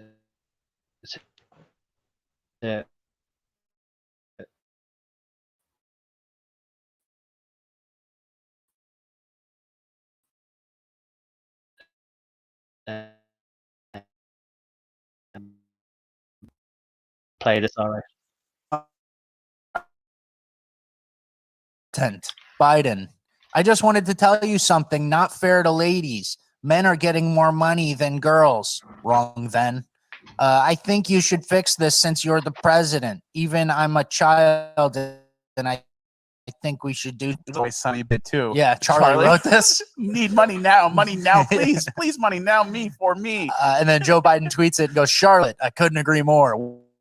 Women lose thousands of dollars each year and hundreds of thousands over a lifetime because of gender and racial wage gaps. I'm committed to building an economy where my daughters have the same rights and opportunities as my sons. So stupid. And there was an interesting thing that got fact checked. Community notes on Twitter. That about like the wage gap. So like the fact check happened. They're like, well, the wage gap isn't blah, blah, blah. So it's like a fact check for our side. So it's like, that's good. But then it's also like, that's bad because now I'm cheering for a fact check when there should just be no fact checks. That's the great psyop.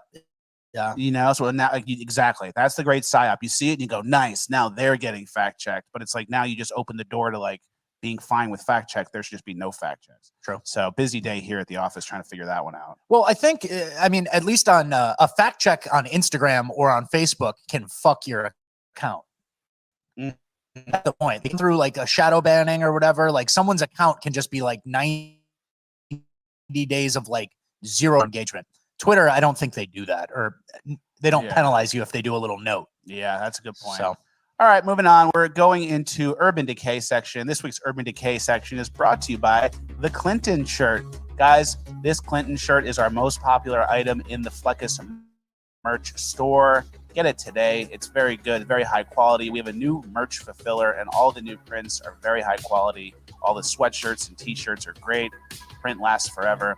Fleccasmerch.com is the website. There is no promo code. Just go please buy a shirt. The Clinton shirt is amazing, makes for a great gift, and it's our most popular item. So if you want to get a shirt that says Hillary Clinton and her husband kill people for whatever reason, Fleccas. Urban Decay.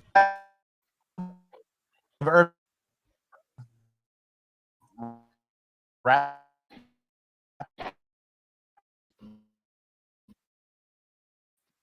Fight.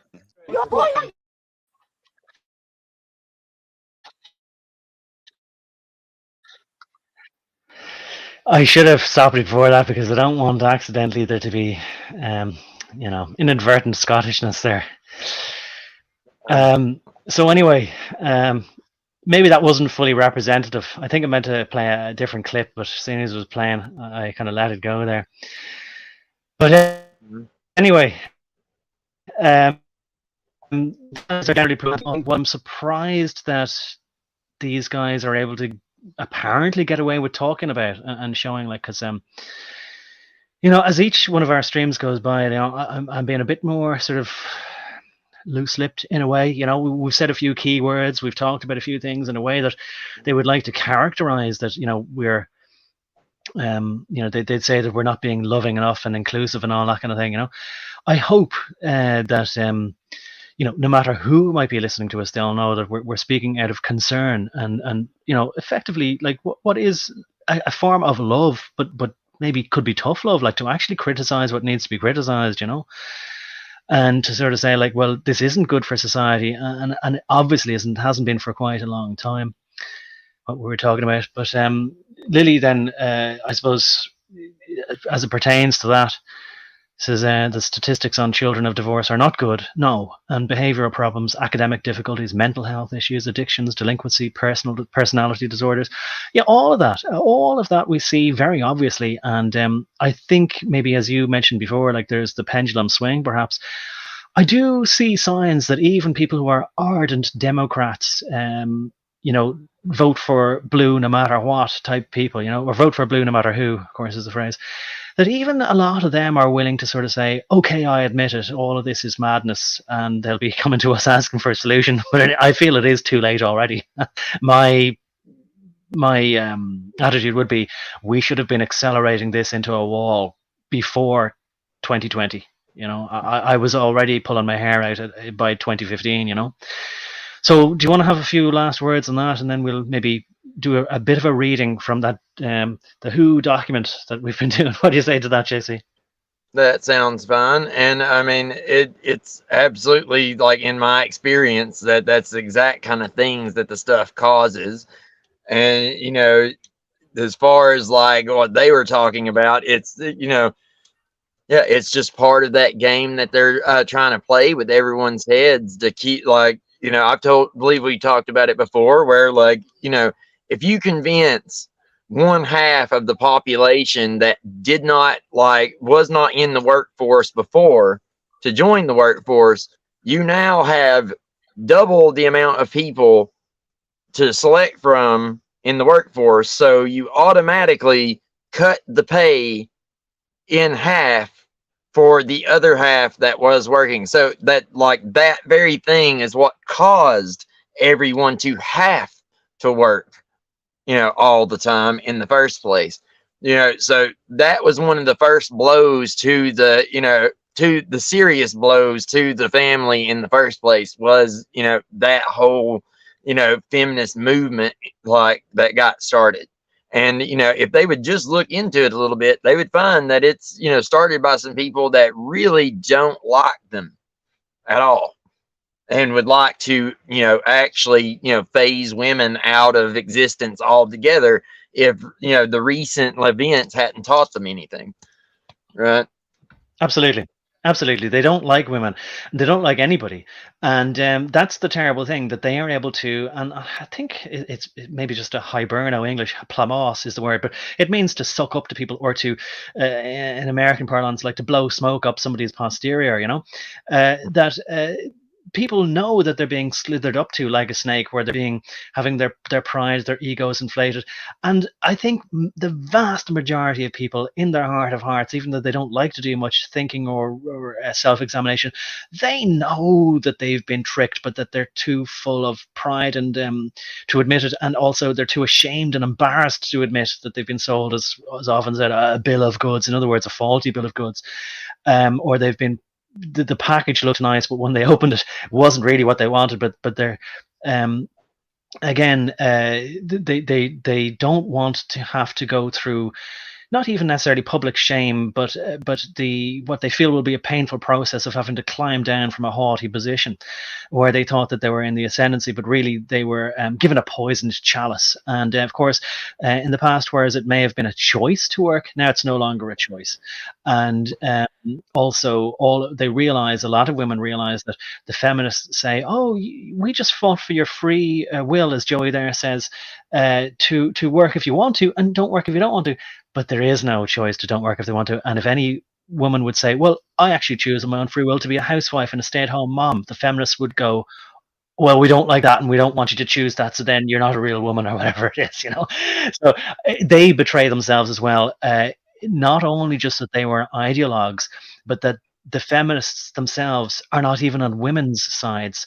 What they actually are is they are jealous of maybe the happy disposition, or the natural inclinations, or even the beauty of other women. And rather than make a life for themselves where they'd be happy, like so much of human nature, they'd say, no, it would be easier to tear other people down or bring them into a trap, rather than try and create something for me. Always easier to destroy than create. Yeah. And I mean, to some degree, I think it's probably also, it's going to be envy of the fact that, these women have children, the other ones don't. And, whether they realize it or not, their instinct is going to be, family and children. And if they don't get that, their psyche is going to punish them. And once that starts, now, like, they're going to be searching for somebody to blame for it. And it's more than likely going to be anybody who they perceive as, threatening their ideology or anything else. They're going to go into this diatribe, and I've heard it before, of, you're wanting to be a stay-at-home wife, you're making it harder on women.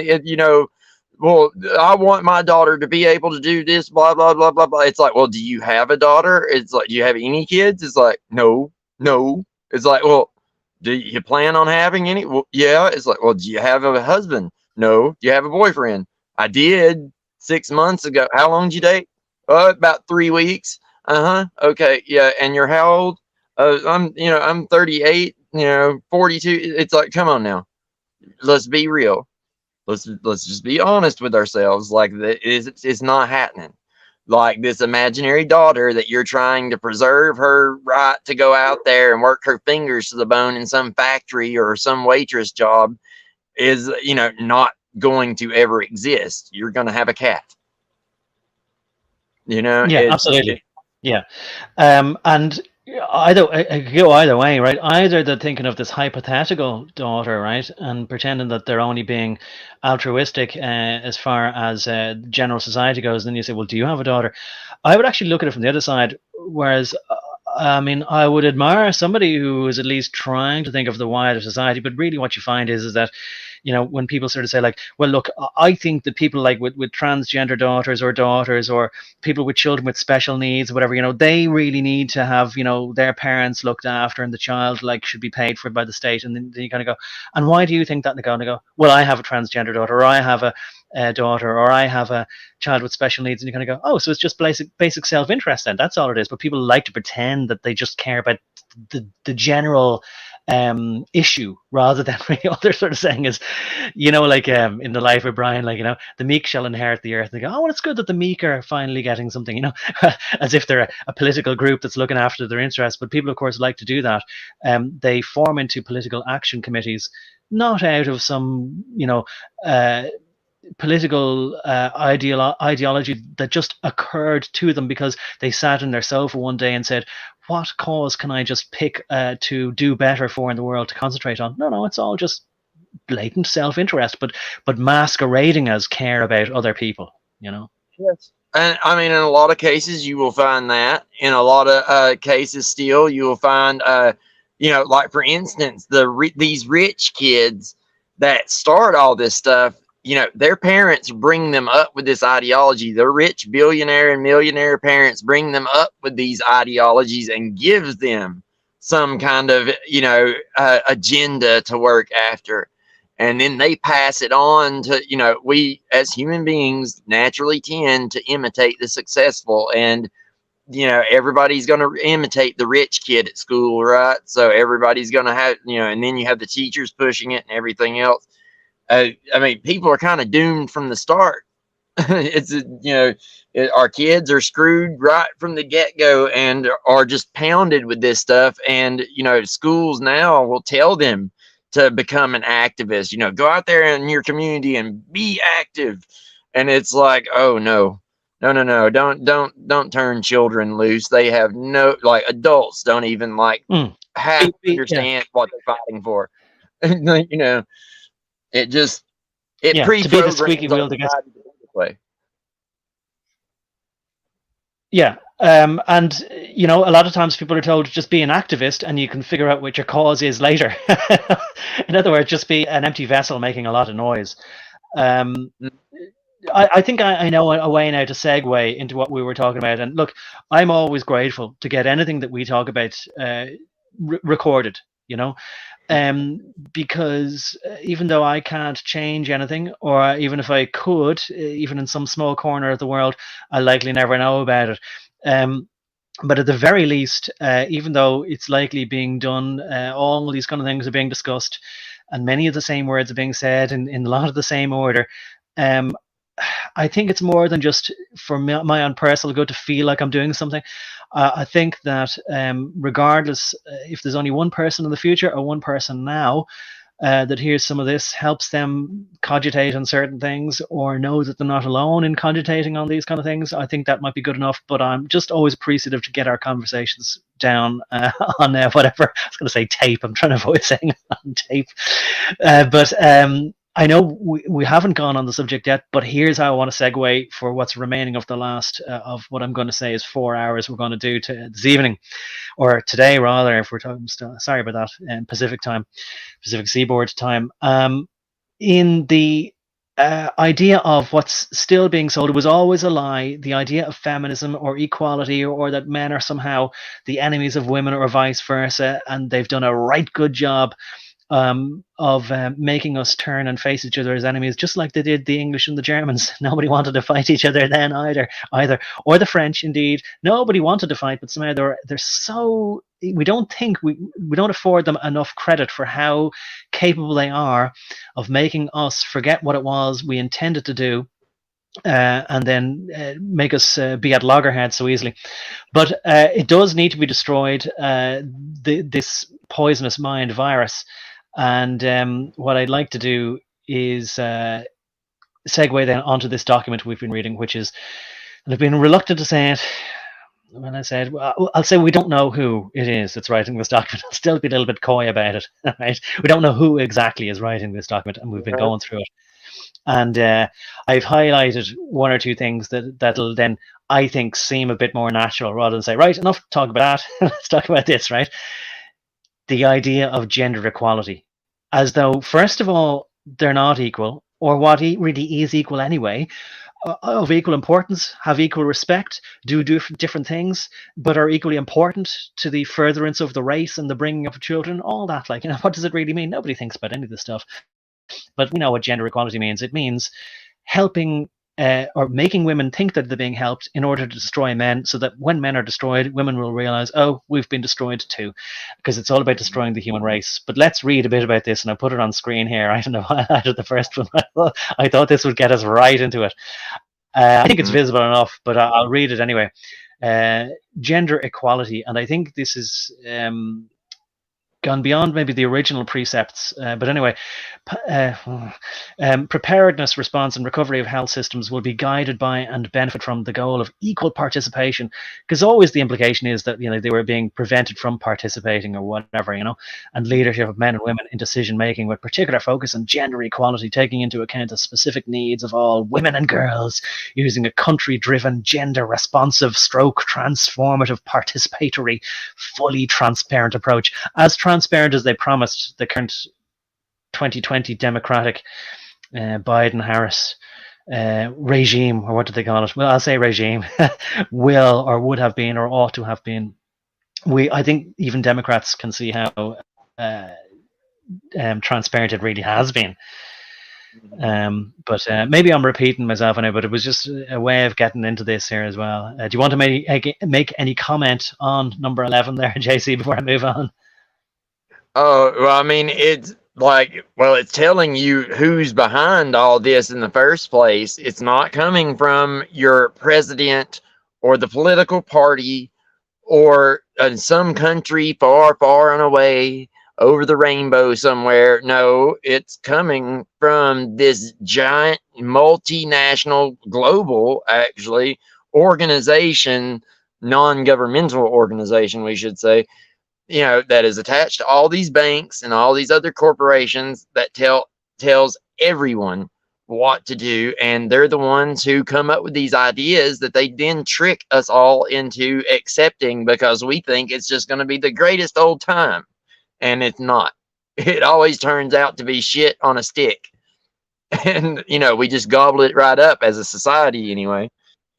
I was muted there, but you got to laugh at me anyway while I was muted. But yeah, shit on a stick. I mean, of course, it's not a phrase I haven't heard before, but I just wasn't expecting it. And yeah, it's always, maybe I was trying to say poison chalice or something like that, but it will be a terrible realization, and maybe there'll still be some people who'll be left holding this terrible prize. Sort of saying, what have I wrought? But it'll be far too late then. But even maybe some people will still never want to admit to themselves. That was a way of getting into it here. I'm not sure whether I read some of these before, so look, I'll skip on because I may have, but that repeats itself a lot of times. I wanted to get on to because there's about rights of individuals, and of course, talked about humanitarian, fragile contexts, marginalized communities, and it starts to enumerate a lot of these people. It talks about older people, which sounds lovely. I mean, people should respect their elders and know that they're more fragile and vulnerable. Yeah, and I wish people would look after their older people in their communities or societies. Persons with disabilities, persons with health conditions, all sounds lovely. We're only here to help, but we know that this is why they're so evil is because they don't mean a word of it, but they know how to sound nice. So it proves that they understand what it is that they're doing, because they know what it would be like to be good, even if some of us can't imagine what it might be like to be as evil as they are, as calculatedly evil. And then, of course, it's pregnant women. But what about, again, like by their own words, they hang themselves, like, but what about pregnant persons? You know, or because according to them, like, not all people who can get pregnant are women, you know. So oughtn't they to be cancelled, or will they fix this in the next draft? Infants, children, and adolescents, for example, are disproportionately affected by the things owing to social and economic not inequalities but inequities. So there they have the and so I think people are aware now that they introduced the idea of inequity or equity to mean that it's not just good enough to have equality. No, and maybe that means they've achieved what they consider to be equality, and they're just going to say, look, we are no longer satisfied with tinkering with the inputs. We're now just going to fix the outputs, right? And everybody has to love that and consider it to be a wonderful thing. And what does break my heart is that anybody, like, if they feel they're any part of these so-called, as they call them, marginalized people, or vulnerable people, whether they're indigenous, is when they go, oh, I can wangle it, so I'm technically indigenous, you know, like Pocahontas there, I keep forgetting her name, but whoever it might be, right? It doesn't matter whether you either are or you're pretending to be, or can technically wrangle it so that you're any one of these so-called marginalized or vulnerable groups, you know. Any one person whose particular own intrinsic, however they got it, set of principles would say, I'll take whatever I can get while the going's good, right? They know what they've done, and it doesn't matter that it was all a trick. I'll never want to ever share any society with them. Now, people say in Christianity you got to forgive them and all that kind of thing, and maybe I could do that, but I still would never want to share a society with them, nor ever want to have anything to do with them, or I'll never like their personality. I'll never say it wasn't really their fault because they were just tricked into it. Absolutely not. So, like, in a way, the evil people are showing me then, like, how awful most of my own people are then, because they do that to their own, you know. Anyway, I better give you ability to, or the time to comment on that. We'll see if we get a bit deeper into the document then after this kind of identity politics, if you like. Right. Well, I mean, it's all about like something that they're really good at doing. It's the same kind of stuff they taught me that is integrated into martial arts, especially Eastern martial arts, but in the others too, especially the ones after the Enlightenment, like, and, you know, the Renaissance and Enlightenment, like the fencing systems with rapier and things like that. These principles of fighting also transfer over to like these kind of things, these societal philosophical ideas and stuff like that. For instance, the transference of power, using you know, someone's power against them, or attaching, you know, this one idea, like, you know, the idea of these marginalized peoples to the idea, the overall idea that they're trying to put forward. By attacking the idea, you now have because you've associated it with these marginalized people, by attacking the idea, it now can be tied in society's mind to those marginalized people and an attack on them directly. It's just like a person's political ideology makes them feel like that political candidate, an attack on that political candidate is an attack on them personally. It's something that happens in someone's psychology. And, you know, unless you're aware of it and actually take steps to stop it from happening, they can use it against you. Just like in a fight, like if you're not aware that they can use your punches and, you know, or your attacks against you, then you will, you know, use too much power. And all they simply have to do is step out of the way and then hit you, because you won't, you know, it'll take you too long to recover, right? Or they'll just snap hold of you and throw you and use your own body weight to chunk you across the room. It's the same kind of transference of power principle that they're using. Yeah. It's out. Well, the woman's name I forgot. Might as well mention her then to use as an example, Elizabeth Warren, so that she is known as, you know, the fake Pocahontas, so that if any woman out there would identify with her, or even a man would sort of say, I voted for her, she's a great woman, she is somebody who inspires me, or I aspire to be like, if you would criticize her, then they take that as not just a verbal attack, but as a physical attack on their whole existence. And as much as I would like every individual to just automatically recognize how silly they are being by allowing themselves to be so easily mentally controlled and manipulated like that, unfortunately, the reality, which I'm still coming to terms with, is that it seems that most people in our society have had such a stunted emotional development, perhaps because of some of the reasons we've mentioned already to do with their formative years, that maybe if we had control of our societies, we could at least allow these people to have functional roles in our society where they were able to have jobs or work in a garden or have children even, and just not have to concern their minds with all of this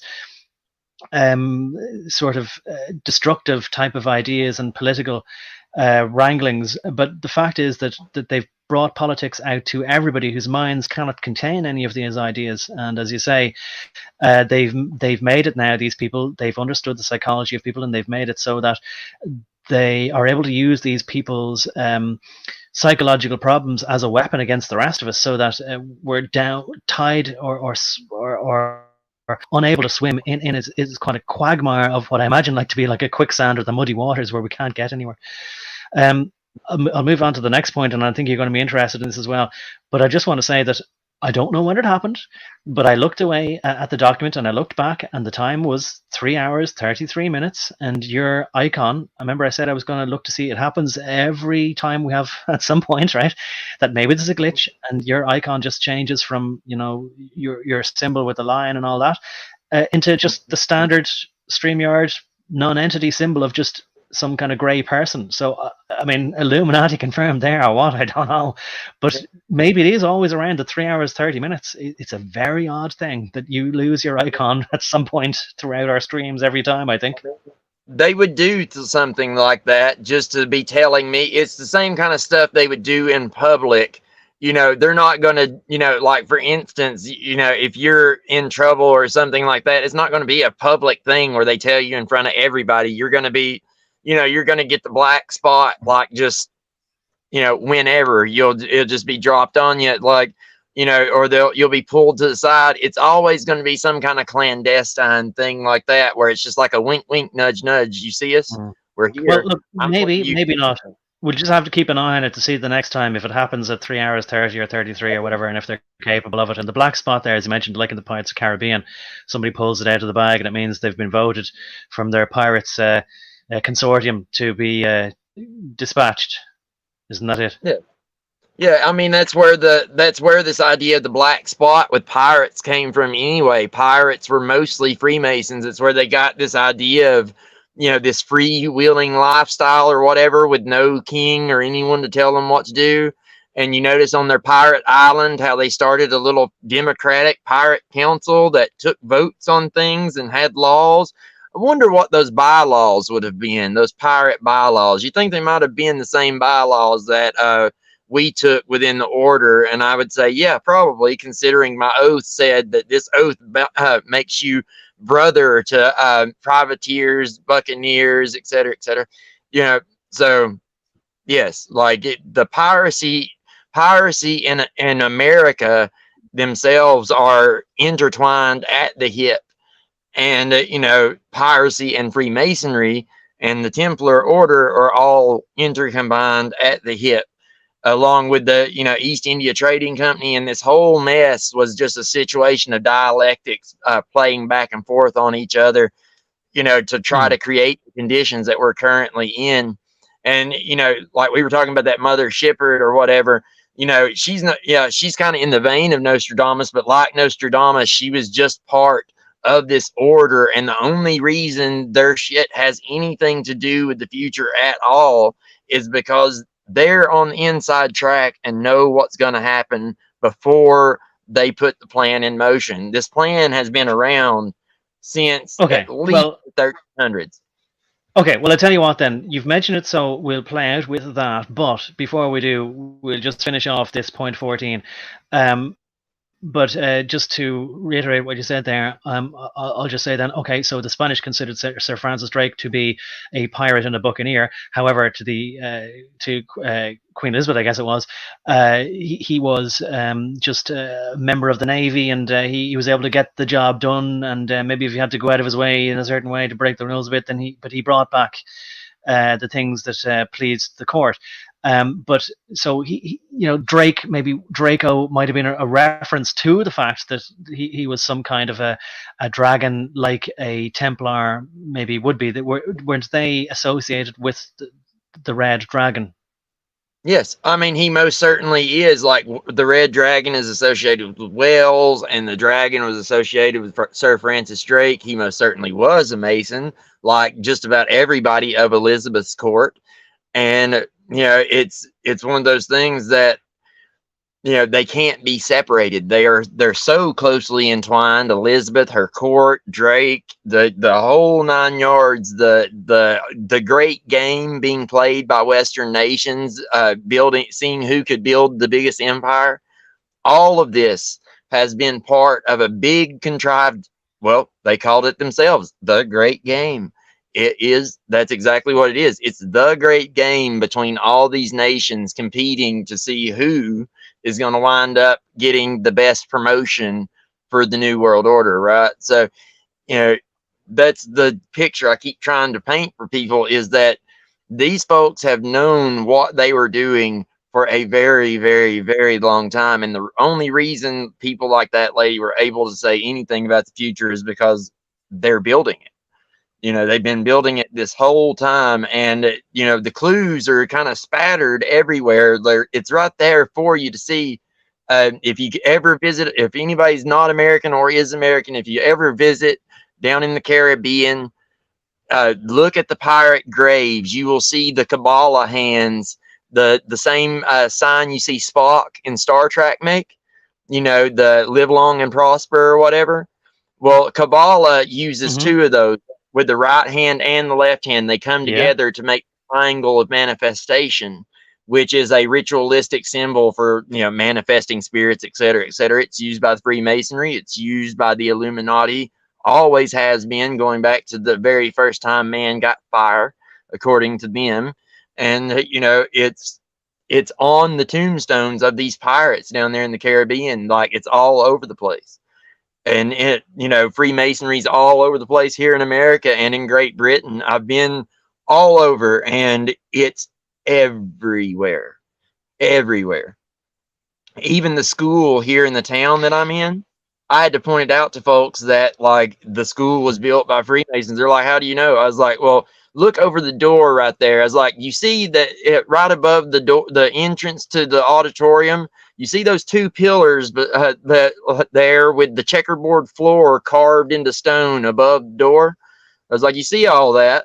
Yeah, and I had to actually go around pointing it out in the architecture just all around the school and stuff, like, to actually get people to understand, like, no, it's everywhere. There's nowhere that these people don't touch. And if you go to Europe, you can find, for instance, when they were renovating the churches all over Europe, these big cathedrals, under every single cathedral altar, there was a lingam stone, a little obelisk, a little, Osiris's penis sitting there underneath that stone. And every single one of them had the Freemasons cornerstone with their symbol carved into the top of it.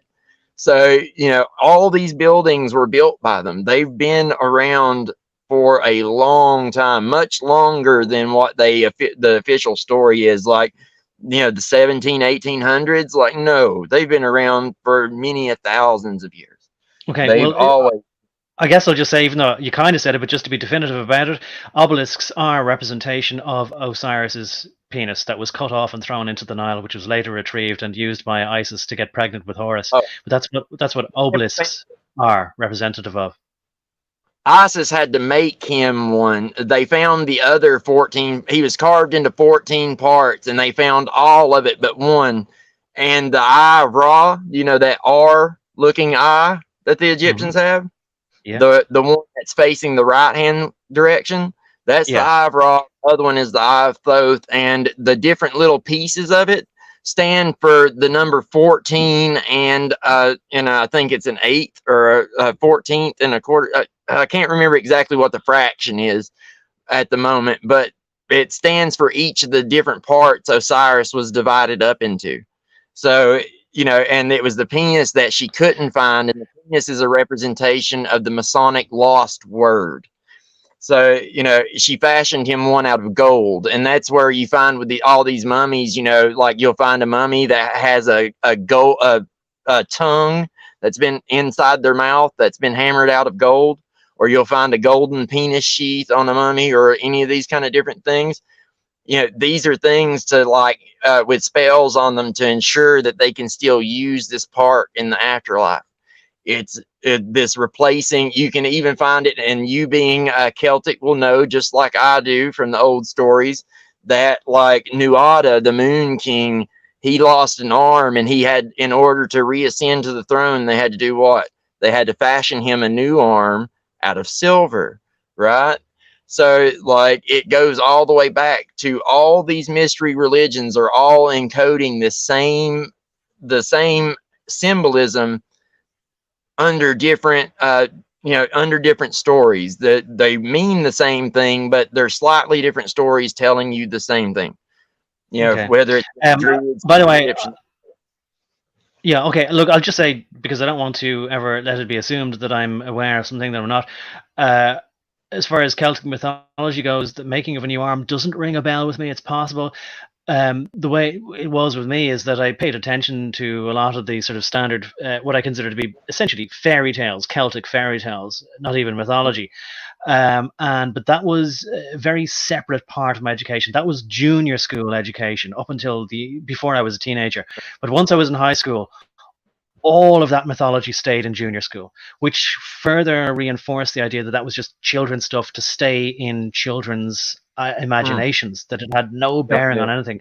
There was never at any point that I thought that it was connected to Egyptology or any kind of even allegorical lessons that could be transported into adulthood, as far as taking mythology that far. But because of that reason, I've likely forgotten a lot of it. And also, I mean, I thought that I was no fool. I thought I was very practical minded. I was putting up shelves and fixing things and dismantling, bicycle wheels and just fixing whatever little electronics I might be able to fix when I was before the age of 10. Not trying to praise myself or say I was prodigious in any kind of a way, but just that I already was of a mindset of all I need to do is become an inventor, fix whatever electronic problems we have, and then the world will be good. I didn't think that any of this would be in any way pertinent to anything. But you mentioned Mother Shipton there, and we'll play out with that. I was trying to have it loaded up there. I hope that everything you said there got through to StreamYard and therefore onto the record. For me, I know my signal isn't doing so well here. My internet, hopefully it was just on my end that I heard you breaking up. Hopefully your signal was still good. But I want to read just this number 14 part of the document, because one of the objectives that you and I both had was to try to discover, and I know I'm doing it just a hard, going back here, no nice segue, just to divert our attention back to this document again. We both wanted to know whether there was any truth in the suggestion that whoever it is that's writing this document, such that all of our governments, but most importantly the United States, because if it falls, then we all fall, would sign up to, and therefore that your constitution and all your other laws would become subordinate, both de facto and de jure. In other words, by practice and by actual international law, even though they'll claim otherwise. And maybe there'll be time enough, and I might try and make time enough to listen to the words of Dr. Tedros explain to us, or try to reassure us that, oh, no, it doesn't mean nothing. It's just, we're just doing it for the laugh, or just to make everyone feel nice. And you're trying to, reassure us that nothing will change about anything. Well, then why do it? Intelligent people should ask themselves. Anyway, while it may not state it explicitly, right? People wanted to know whether an event such as the train derailment in East Palestine, or as they seem to think that it's preferred to be pronounced East Palestine, in the state of Ohio, I believe it is. But correct me if I'm wrong. But anyway, this at least, I think, even if it doesn't state it outright, is one of the paragraphs whereby they could reasonably interpret it at or add it to something later, so that a person could reasonably sort of say, okay, this does at least put a foot in the door of jurisdiction over not just the idea of a communicable malady, right, I'll say, but also the idea of contamination of an area by a toxic chemical. I think this does. So let me read it and let us then make our own minds up, and you can have a comment on it then as to whether you think it might be. But do, even though we're in the fourth hour, try and remain a little bit judicious with your choice of words. Okay, so here we go. Number 14, and this is on, I believe, page 12 of 32. One Health.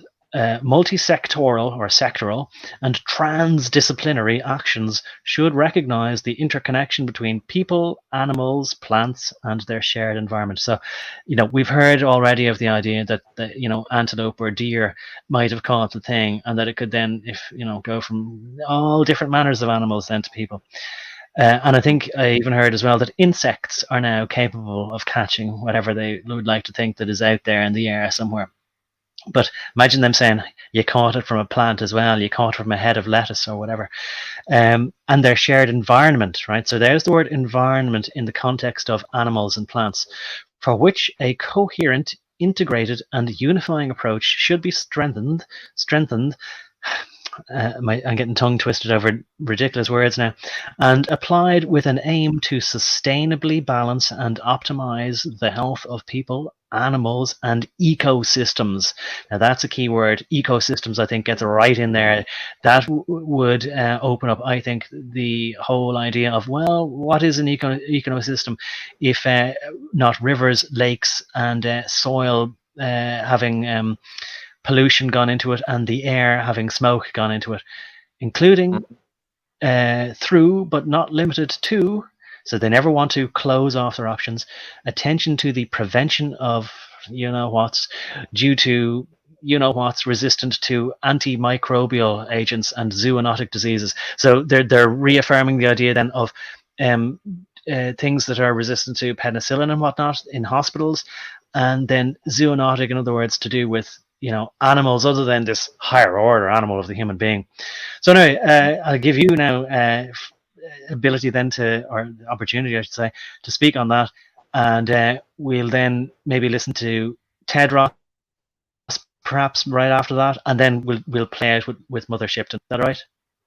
Yeah, sure. And I mean, like, that's exactly okay, yeah. It sounds exactly like what you're saying, and and if in case anybody thinks that the U.S. government wouldn't do this or anything, let me tell you a little story about Yellowstone.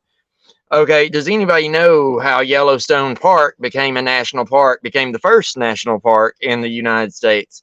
Most people don't, so don't worry, I'm about to fill you in. Well, the U.S. government gives a mining contract to this little mining company called, well, I say little, but it wasn't that little. It's called the New World Mining Company. And they gave them the ability to mine there in Yellowstone. And that New World Mining Company then polluted Yellowstone, not people, not just regular old people going up into Yellowstone or anything like that. This mine, was a gold mine, as a matter of fact, and they ended up polluting everything. And then the U.S. government stepped in there and said, oh, hold on a second, we need to take this land because you've polluted it and you've destroyed it, so we need to make this into national parks, etc., etc., etc. And the mine went on about his business. Well, if you think about that, the New World Mine, that already tells you who owned the mine, and the government gave them permission to go there. And then, all of a sudden, oh, well, it got contaminated, and, we need to turn it into a national park and convert it to federal land. You see how this little game they play works. And this is the exact same kind of little game that they have played before. They've done this with the Native Americans and moving them off of land that was promised to them. They do this, they pollute it, and then they move everybody off of it because it's polluted. This would just take it one step further and make it much easier for the global government to do it to you, not just the American government. Now, they've already had, the American government has been doing this thing where they take people's land for a long time. Trump did it. Trump went down to the border and straight took people's land so he could put up his wall. He's like, nope, we're just going to make this part of Mexico, or, part of the dead zone between Mexico and America. And he just took their land. He cut them off from it by putting a giant fence there. So, it's what our government does. And now they're giving that power to a non-governmental organization that has no allegiances to anybody except themselves. So yeah, it's all bad, bro. Right. Well, now I have to say that my internet connection, again, being highly unstable, but I hope everything you said went through. I unfortunately, it was breaking up for me, but I'm going to now just try and play Tedros to see if he can reassure us anyway. Yeah, I mean, I had forgotten that aspect, and we must remember, of course, as well, that, look, Donald Trump, there's maybe he's a grey hat, I don't know, but I mean, he plays his role, and he's done a lot of things that definitely weren't good, and I hadn't considered that aspect, that to the people who might have had land around the border area, of course, it's not likely as if the media would go down and talk to them. Even the people who don't like Donald Trump, they're not going to put it into the news media that he helped them in that sense, helped the people with this plan, Mm-hmm. No, they won't. And I mean, I just have to remind people, giant metal fences, just ask the people of Palestine, giant metal fences with cameras and pew-pews mounted to them that are automated, don't just keep people out, they keep people in too. Well, yes. Those fences go both ways. Well, yeah. I mean, people have talked for a long, long time about the fact that people think it's to keep people out, but may well be keeping people in when they'd like to leave. But anyway, and I tell you what, that's the pendulum swing that I talk about. You have the left saying let them all in, which then instigates the right to build the cage, right? Like, it's kind of like you instigate the bird to entice the cat, and then you say, oh no, there's a cat, we better put you in the cage, Mr. Birdie, right? So it's that's how the pendulum swing works. Yeah, well, maybe the pendulum is swinging. Well, you're definitely calling it now anyway, for sure. Right, well, I'll see if Tedros will play. I'm crossing my fingers here because my internet connection is just not stable today. But I think in addition to that, my computer is basically about to give up the ghost at any point as well. Not that I'm going to start e-begging for people to buy me a new computer, but anyway, let's see if Tedros has got something to say here. Okay. Mm-hmm. The international health regulations, health policy to any country. Neither will this accord give WHO power to dictate policy to any country. This accord or agreement will be in countries. WHO will help implement the accord that countries agree. An accord that captures the challenges we have faced during this pandemic is essential for making sure that the world does not repeat the mistakes that were made in this pandemic.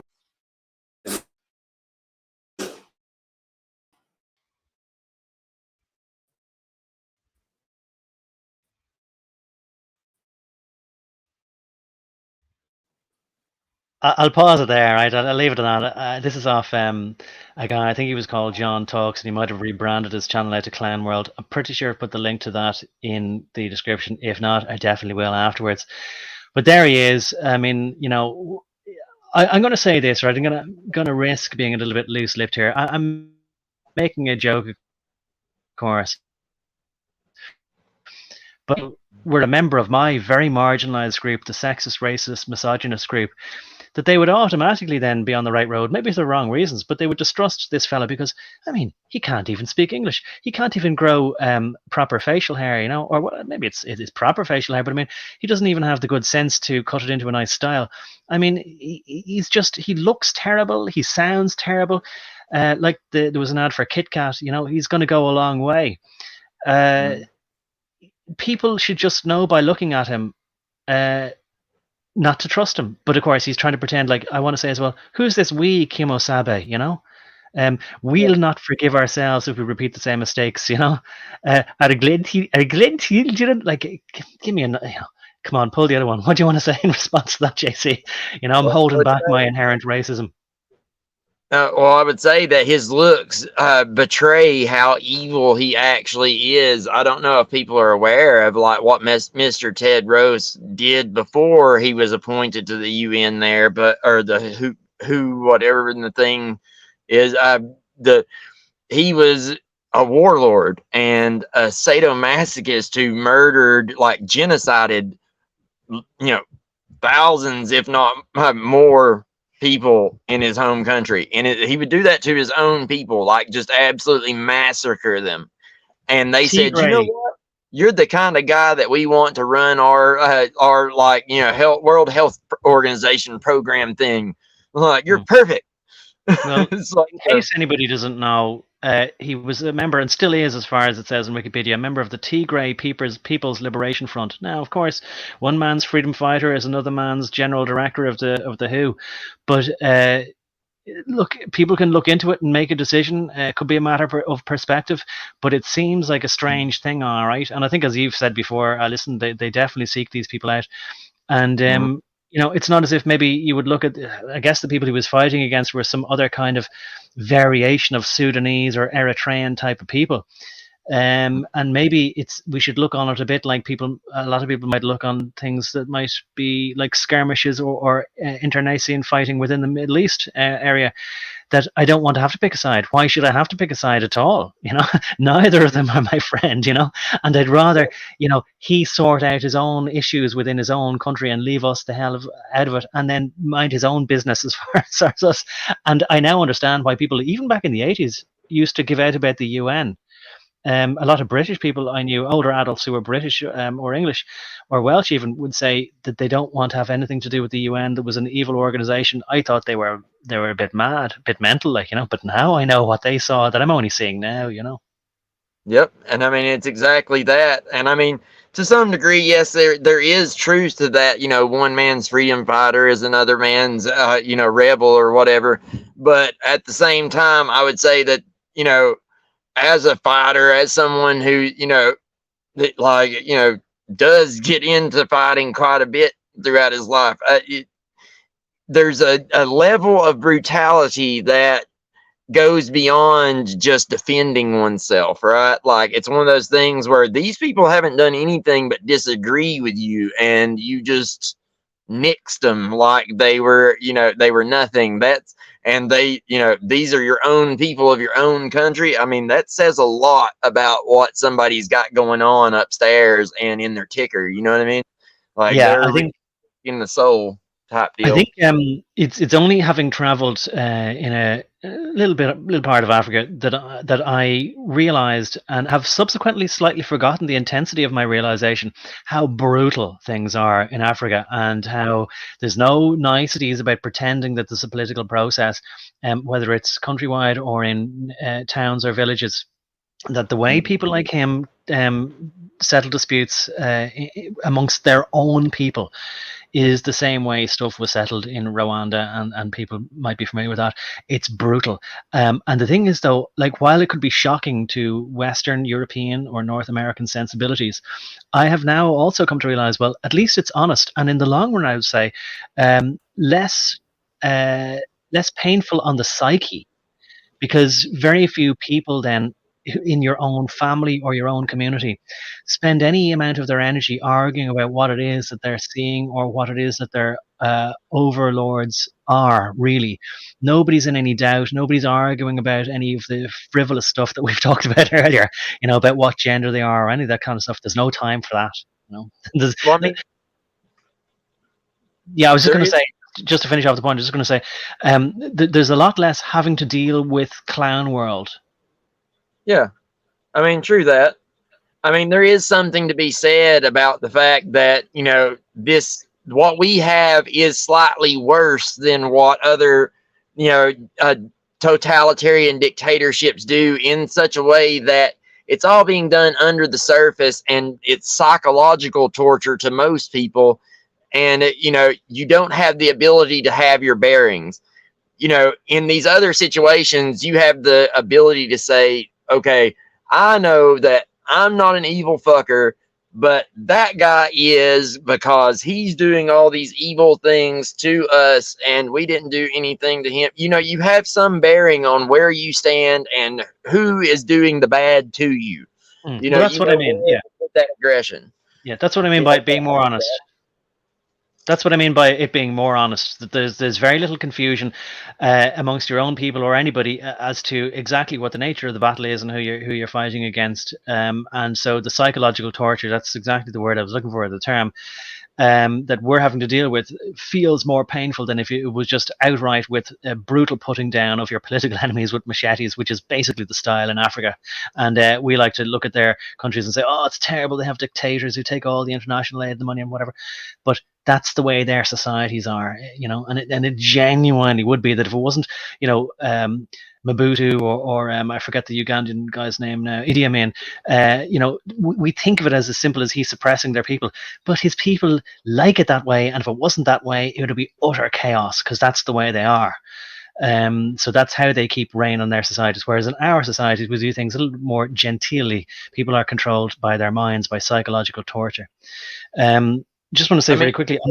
Too, probably. I mean, well, I know it is. The psychological stuff is done everywhere to some degree now, but yes, like I have been to like South America and Africa, and you know, these places are generally, you know, I mean, it's the third world, so obviously it's, you know, third world, developing world, whatever you want to say. Like it's going to be more brutal just by nature. But I would agree with you in saying that, like, in some ways, I would prefer that, because, you know, I'm not a weak guy. Like, I can defend myself, and I would, in a lot of ways, rather somebody just come straight after me and, you know, allow me to, like, you know, the best man win, you know, type deal. As I say, at least it's more honest. Yeah, there's no because you dispense with the pretense. Can I just very quickly then say to Joey, and I'm not sure what he's referring to, saying, John, the Brotherhood is worldwide, not just US. Well, I mean, I never said any otherwise. In fact, I'm always at pains to try and explain to people from the United States that whatever we're talking about is absolutely not confined within the borders of the United States. And it's no longer just if America sneezes, the world gets a cold. It's that we are all completely joined at the hip. And what I didn't realize, but and I said it, I'll say it again, since the Bretton Woods Agreement of 1944, Britain handed off the empire of the Western world, or Christendom, to the United States. And that anybody listening now, pretty much, more than likely, was born within the American empire, whether they realize it or not. So I've always lived within the American empire. Anything that we speak of in world events, none of it ever is just restricted to the United States. People say, oh, I'm so embarrassed that President Biden is such an embarrassment to us on the world stage. What must people in England, France, Germany, United Kingdom, or I should have said that already, Ireland, Spain. No, he's the president of the Western world, right? We're all embarrassed of him. Same with Kamala, right? But you don't have to, as Americans, say, oh, God, he's our leader, all of ours, you know, nominatively, of course, you know. Yes. And I mean, you know, really what it boils down to is, you know, once America was given that leeway, or thought it was given that leeway, allowed to think it was given that leeway, like, just so that once it collapses, you know, the reigning British monarch won't be blamed. And I think so that they can step in and be like, well, you know, we can nominate him as the world leader. Like, you know, we'll let the adults come back now. Well, y'all had y'all's chance to govern yourselves and y'all couldn't do it. So now the adults are going to come back in and take things over, you know, type deal. And that's maybe they will. set up Yeah. for. It seems Maybe they like. will say that, yeah. Look, we gave America a good run at it. You know, they had the whole half of the last half of the 20th century and a good part into it, and we're going to have to take over now, you know. By the way, I'm aware that Joe is likely referring to, like, you know, he's letting me know that the Masons aren't just within the US. Oh, yeah, well, I totally know that, like, you know. Yeah. But anyway, do you want to say a bit more while I try and queue up the thing to play us out, the Mother Shiptons, and maybe you can introduce or segue into why it's relevant? Okay, yes, for sure. Okay, Mother Shipton was, you know, she wasn't part of what would go on to be known as the Eastern Star formerly. Like, she was part of this kind of loose confederation of women that believed this stuff that was going on around, you know, the 1400s area there. You know, you're talking about one of the very first, you know, people to start, you know, putting forth very first women ever to be documented of putting forth these kind of things. And you know, the thing is, they say she gave a prophecy, quote unquote, in the early 1400s. And this prophecy, if you as a modern person listen back on this prophecy, and this is what the Masons in the 1700s on up to the 1800s and now, like, this is what they think it believes, or this is what they believe it means. And it's all about, like, what America is going to go on to do in New World Order. She's prophesying the raising of New Atlantis, basically. So, you know, as you're listening to this, you know, keep in mind that, you know, the symbolism of things, you know, the lion is the symbol for the British Empire. The eagle is the symbol for the American Empire.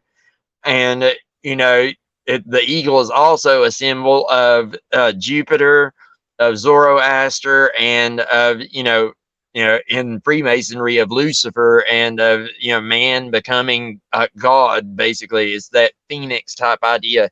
So, but in this case, you should probably be looking at it in terms of, you know, countries, and, you know, just listen to it with the modern mindset, and, you know, see what you think.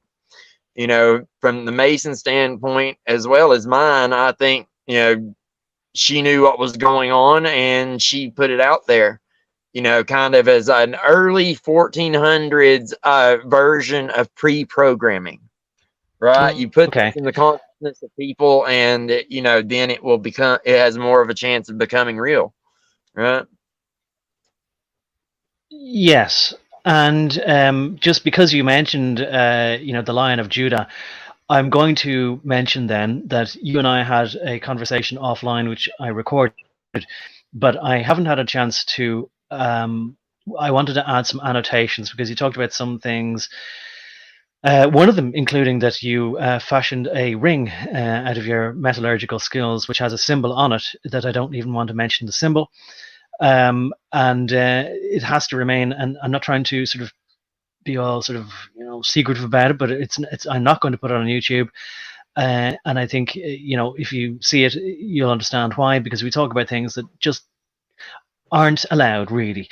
It's not suitable for YouTube, but I'm going to put it on my Odyssey. I'll put a link to my Odyssey in this afterwards, and I hope, I'm not going to say exactly when, but I'll just say this week I'll put it, maybe a short video advertising it, or a post on YouTube to advertise it when it's up on YouTube, that it does get into the symbol of the Lion of Judah and its connection to the heraldic lion in the coat of arms of Queen Elizabeth, and we also talk about the symbol of the Prince of Wales, now King Charles II. So we've talked about that, and I think that's relevant, pertinent. That's why I'm mentioning it to what you sort of said there. So look out for it in Odyssey during the week. I can't be any more exact than that because, as I say, well, I meant to have it up earlier, but I wanted to put some annotations there, and, you know, you sent me a picture of that ring, which I'm going to include, and a few other things, you know, just to illustrate what we're talking about.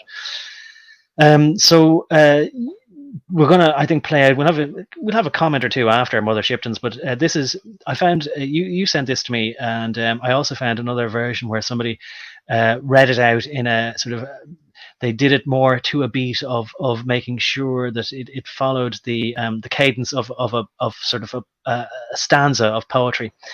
But I decided to stick with the original here anyway. The other version I'll put also later on in the description.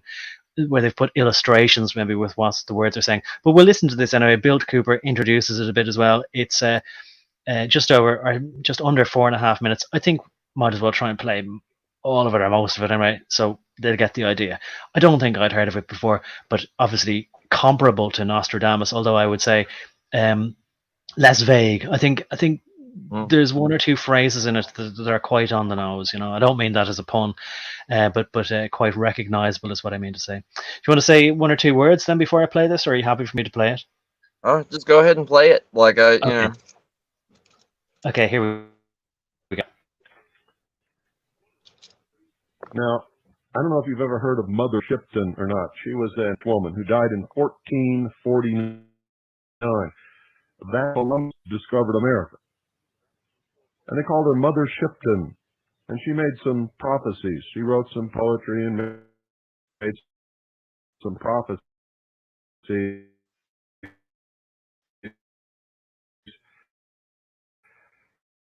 And I'm going to she was doing because just by accident she could have had a dream, or she could have had some kind of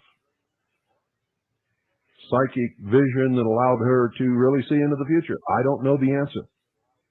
But I will tell you this, when you hear this, it will send chills up your spine. It sent chills up my spine today at noon when Doyle brought this home, and I read it. And so I'm going to read it to you. I want you to listen very carefully. It's really spooky. Mother Shipton's prophecies. Mother Shipton was an English woman who died in 1449. Now listen carefully, folks. A carriage without horses shall go. Disaster filled the world with woe. In London, Primrose Hill shall be its center, hold a bishop's see. Around the world men's thoughts shall fly, quick as the twinkling of an eye. And waters shall great wonders do. How strange, and yet it shall come true. Then upside down the world shall be, and gold be found at root of tree. Through towering hills proud man shall ride, no horse nor ass move by his side. Beneath the water men shall walk, shall ride, shall sleep, and even talk. And in the air men shall be seen, in white, in black, as well as green. A great man then shall come and go, for prophecy declares it so. In water iron then shall float, as easy as a wooden boat. Gold shall be found in stream and stone, in land that is as yet unknown. Water and fire shall wonders do, and England shall admit the Jew. The states shall lock in fiercest strife, and seek to take each other's life, when north shall thus divide the south, the eagle builds in lion's mouth. Then tax and blood and cruel war shall come to every humble door. And now a word in uncouth rhyme of what shall be in future time. For in these wondrous far-off days, the women shall adopt a craze to dress like men and trousers wear, and cut off all their locks of hair. They'll ride astride with brazen brow, as witches do on broomsticks now. Then love shall die, and marriage cease, and nations wane as babies decrease. The wives shall fondle cats and dogs, and men shall live much same as hogs. In 1926, build houses light of straw and sticks, for then shall mighty wars be planned, and fire and sword swept o'er the land. But those who live the century through in fear and trembling this will do. Flee to mountains and the dens, to bog and forest, and to wild fens. For storms shall rage and oceans roar when Gabriel stands on sea and shore. And as he blows his wondrous horn, old worlds shall die and new be born. Isn't that spooky? She wrote that sometime in the 1400s.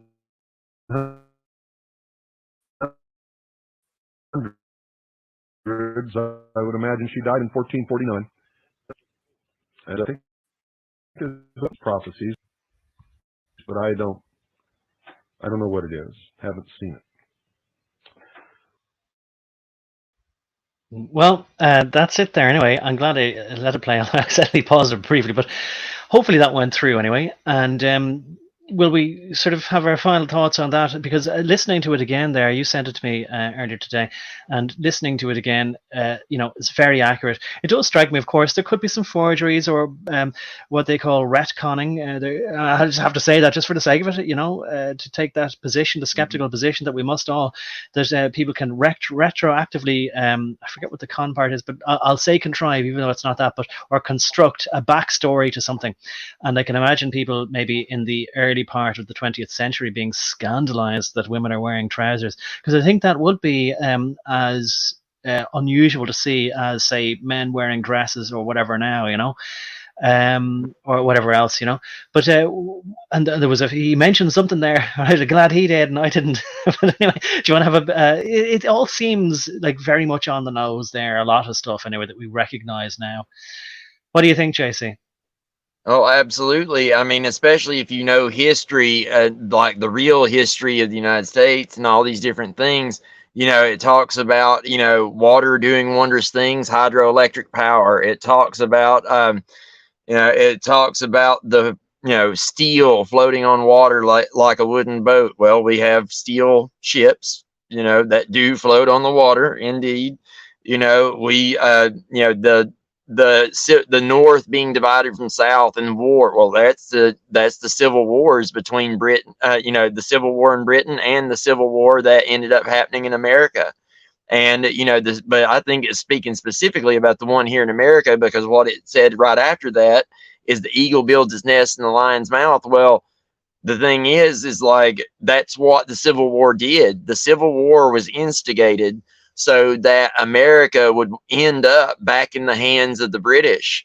That what happened right after that, the Act of 1871, the Act of 1871 then signed America back over to the Bank of Puerto Rico, which was in the holding of the British Bank at the time. So, it all rings very true. And I mean, the further it gets towards the end, it mentions a date by name, 1926. Well, that's like right before the stock market crashes and, the World War starts, the final one there, like the last one we had was supposedly had anyway, World War II, and the stock market crash and all that. I mean, it all does hit rather right on the nose. And as far as it being a forgery, I mean, if it is, it was still forged before the events took place, because the record of it being around is quite old. Yeah. Well, I mean, again, just as soon as you mentioned it, I will just adopt the position for the sake of, as I said before, I would have to do ordinarily anyway. But I think you'd agree with me that there's two things that could likely be going on. And if you think about it, right, the marveling at iron ships rather than wooden ships, that would have been something that people around, let's say, the time of big ocean liners like the Titanic, people then would have thought, we're at the peak of technology.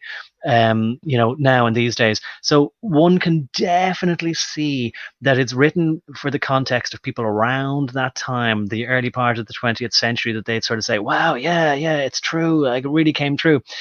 However, even if that were the case, that it was retroactively constructed as a backstory and is a forgery or whatever, right? I would say the same thing to people who would say certain things like other books from antiquity or pamphlets that were discovered or found.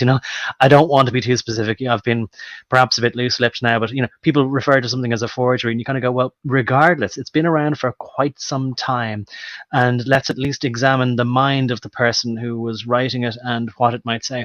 And that phrase there, you kind of skipped over this Bank of Puerto Rico as though we all knew about it. I certainly didn't, and maybe you could just sort of, even if there's no more detail on it, just say it more slowly. I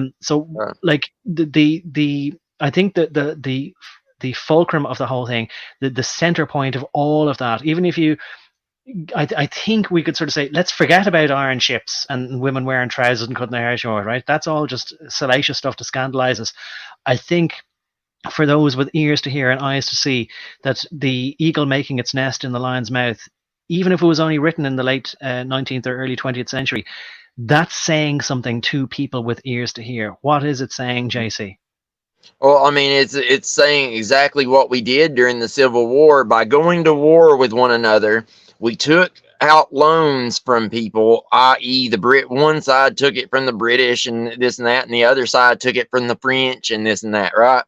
Well, and the Catholic Church. Well, like, you have these two sides. What they eventually did was do what every civil war does. It bankrupted the nation and then put us right back into the hands of the British Bank. So, look up the Act of 1871. It details the whole deal. Like, it was just it's what happened after we went bankrupt. 1865, the war ends. Abraham Lincoln gets capped. And, by 1871, we were in so much debt, we couldn't see straight. We had spent everything we had and stuff we didn't on weapons and things and stuff, and assistance from other countries to fight the Civil War in the first place. So, by doing that, it put us in a bad position to where they could then, basically call in our debts. And, that's what put America back in this, the status that it's been in ever since, which put that little gold frill. Like, if you look in courtrooms around the US and stuff like that, and in Washington, D.C., you'll see that the United States flag has a gold fringe around the outside of it.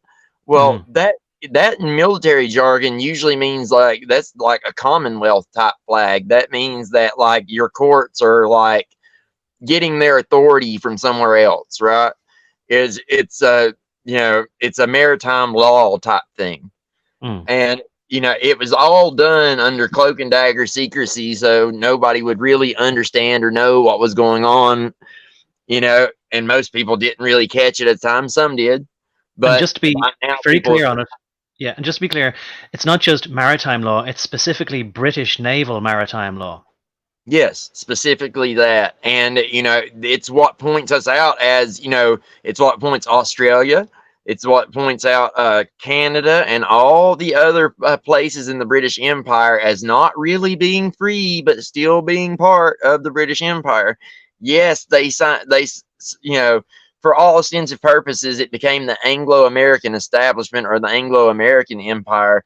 But that's just for all intents and purposes for right now, because the British monarchy realized it's not about having Britain or America. It's about having the whole world. They don't give a fuck if America thinks they're free or if everybody thinks they're free, as long as the real deal is they're actually the ones in control, right?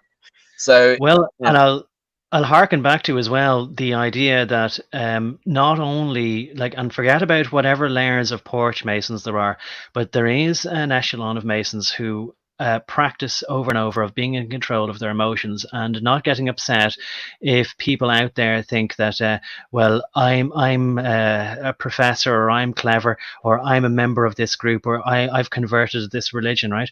And I remember they allow them to think whatever they like to think. It doesn't really bother them. It's emotional maturity. And I remember seeing, I can't really say this, but I remember seeing somebody in a Middle Eastern / Mediterranean country where it was put to them like whether what they are is either an ethnicity or a religion or a nationality or whatever. And they sort of said, it depends, and whatever was suitable at the time or whatever, and they said, oh, well, in that case, then is it possible for a woman to convert to what it is that is, let's call it, your religion? And he kind of laughed and rolled his eyes and went, well, just you can let them believe what they want to believe if it makes them happy that they think that they're one of us.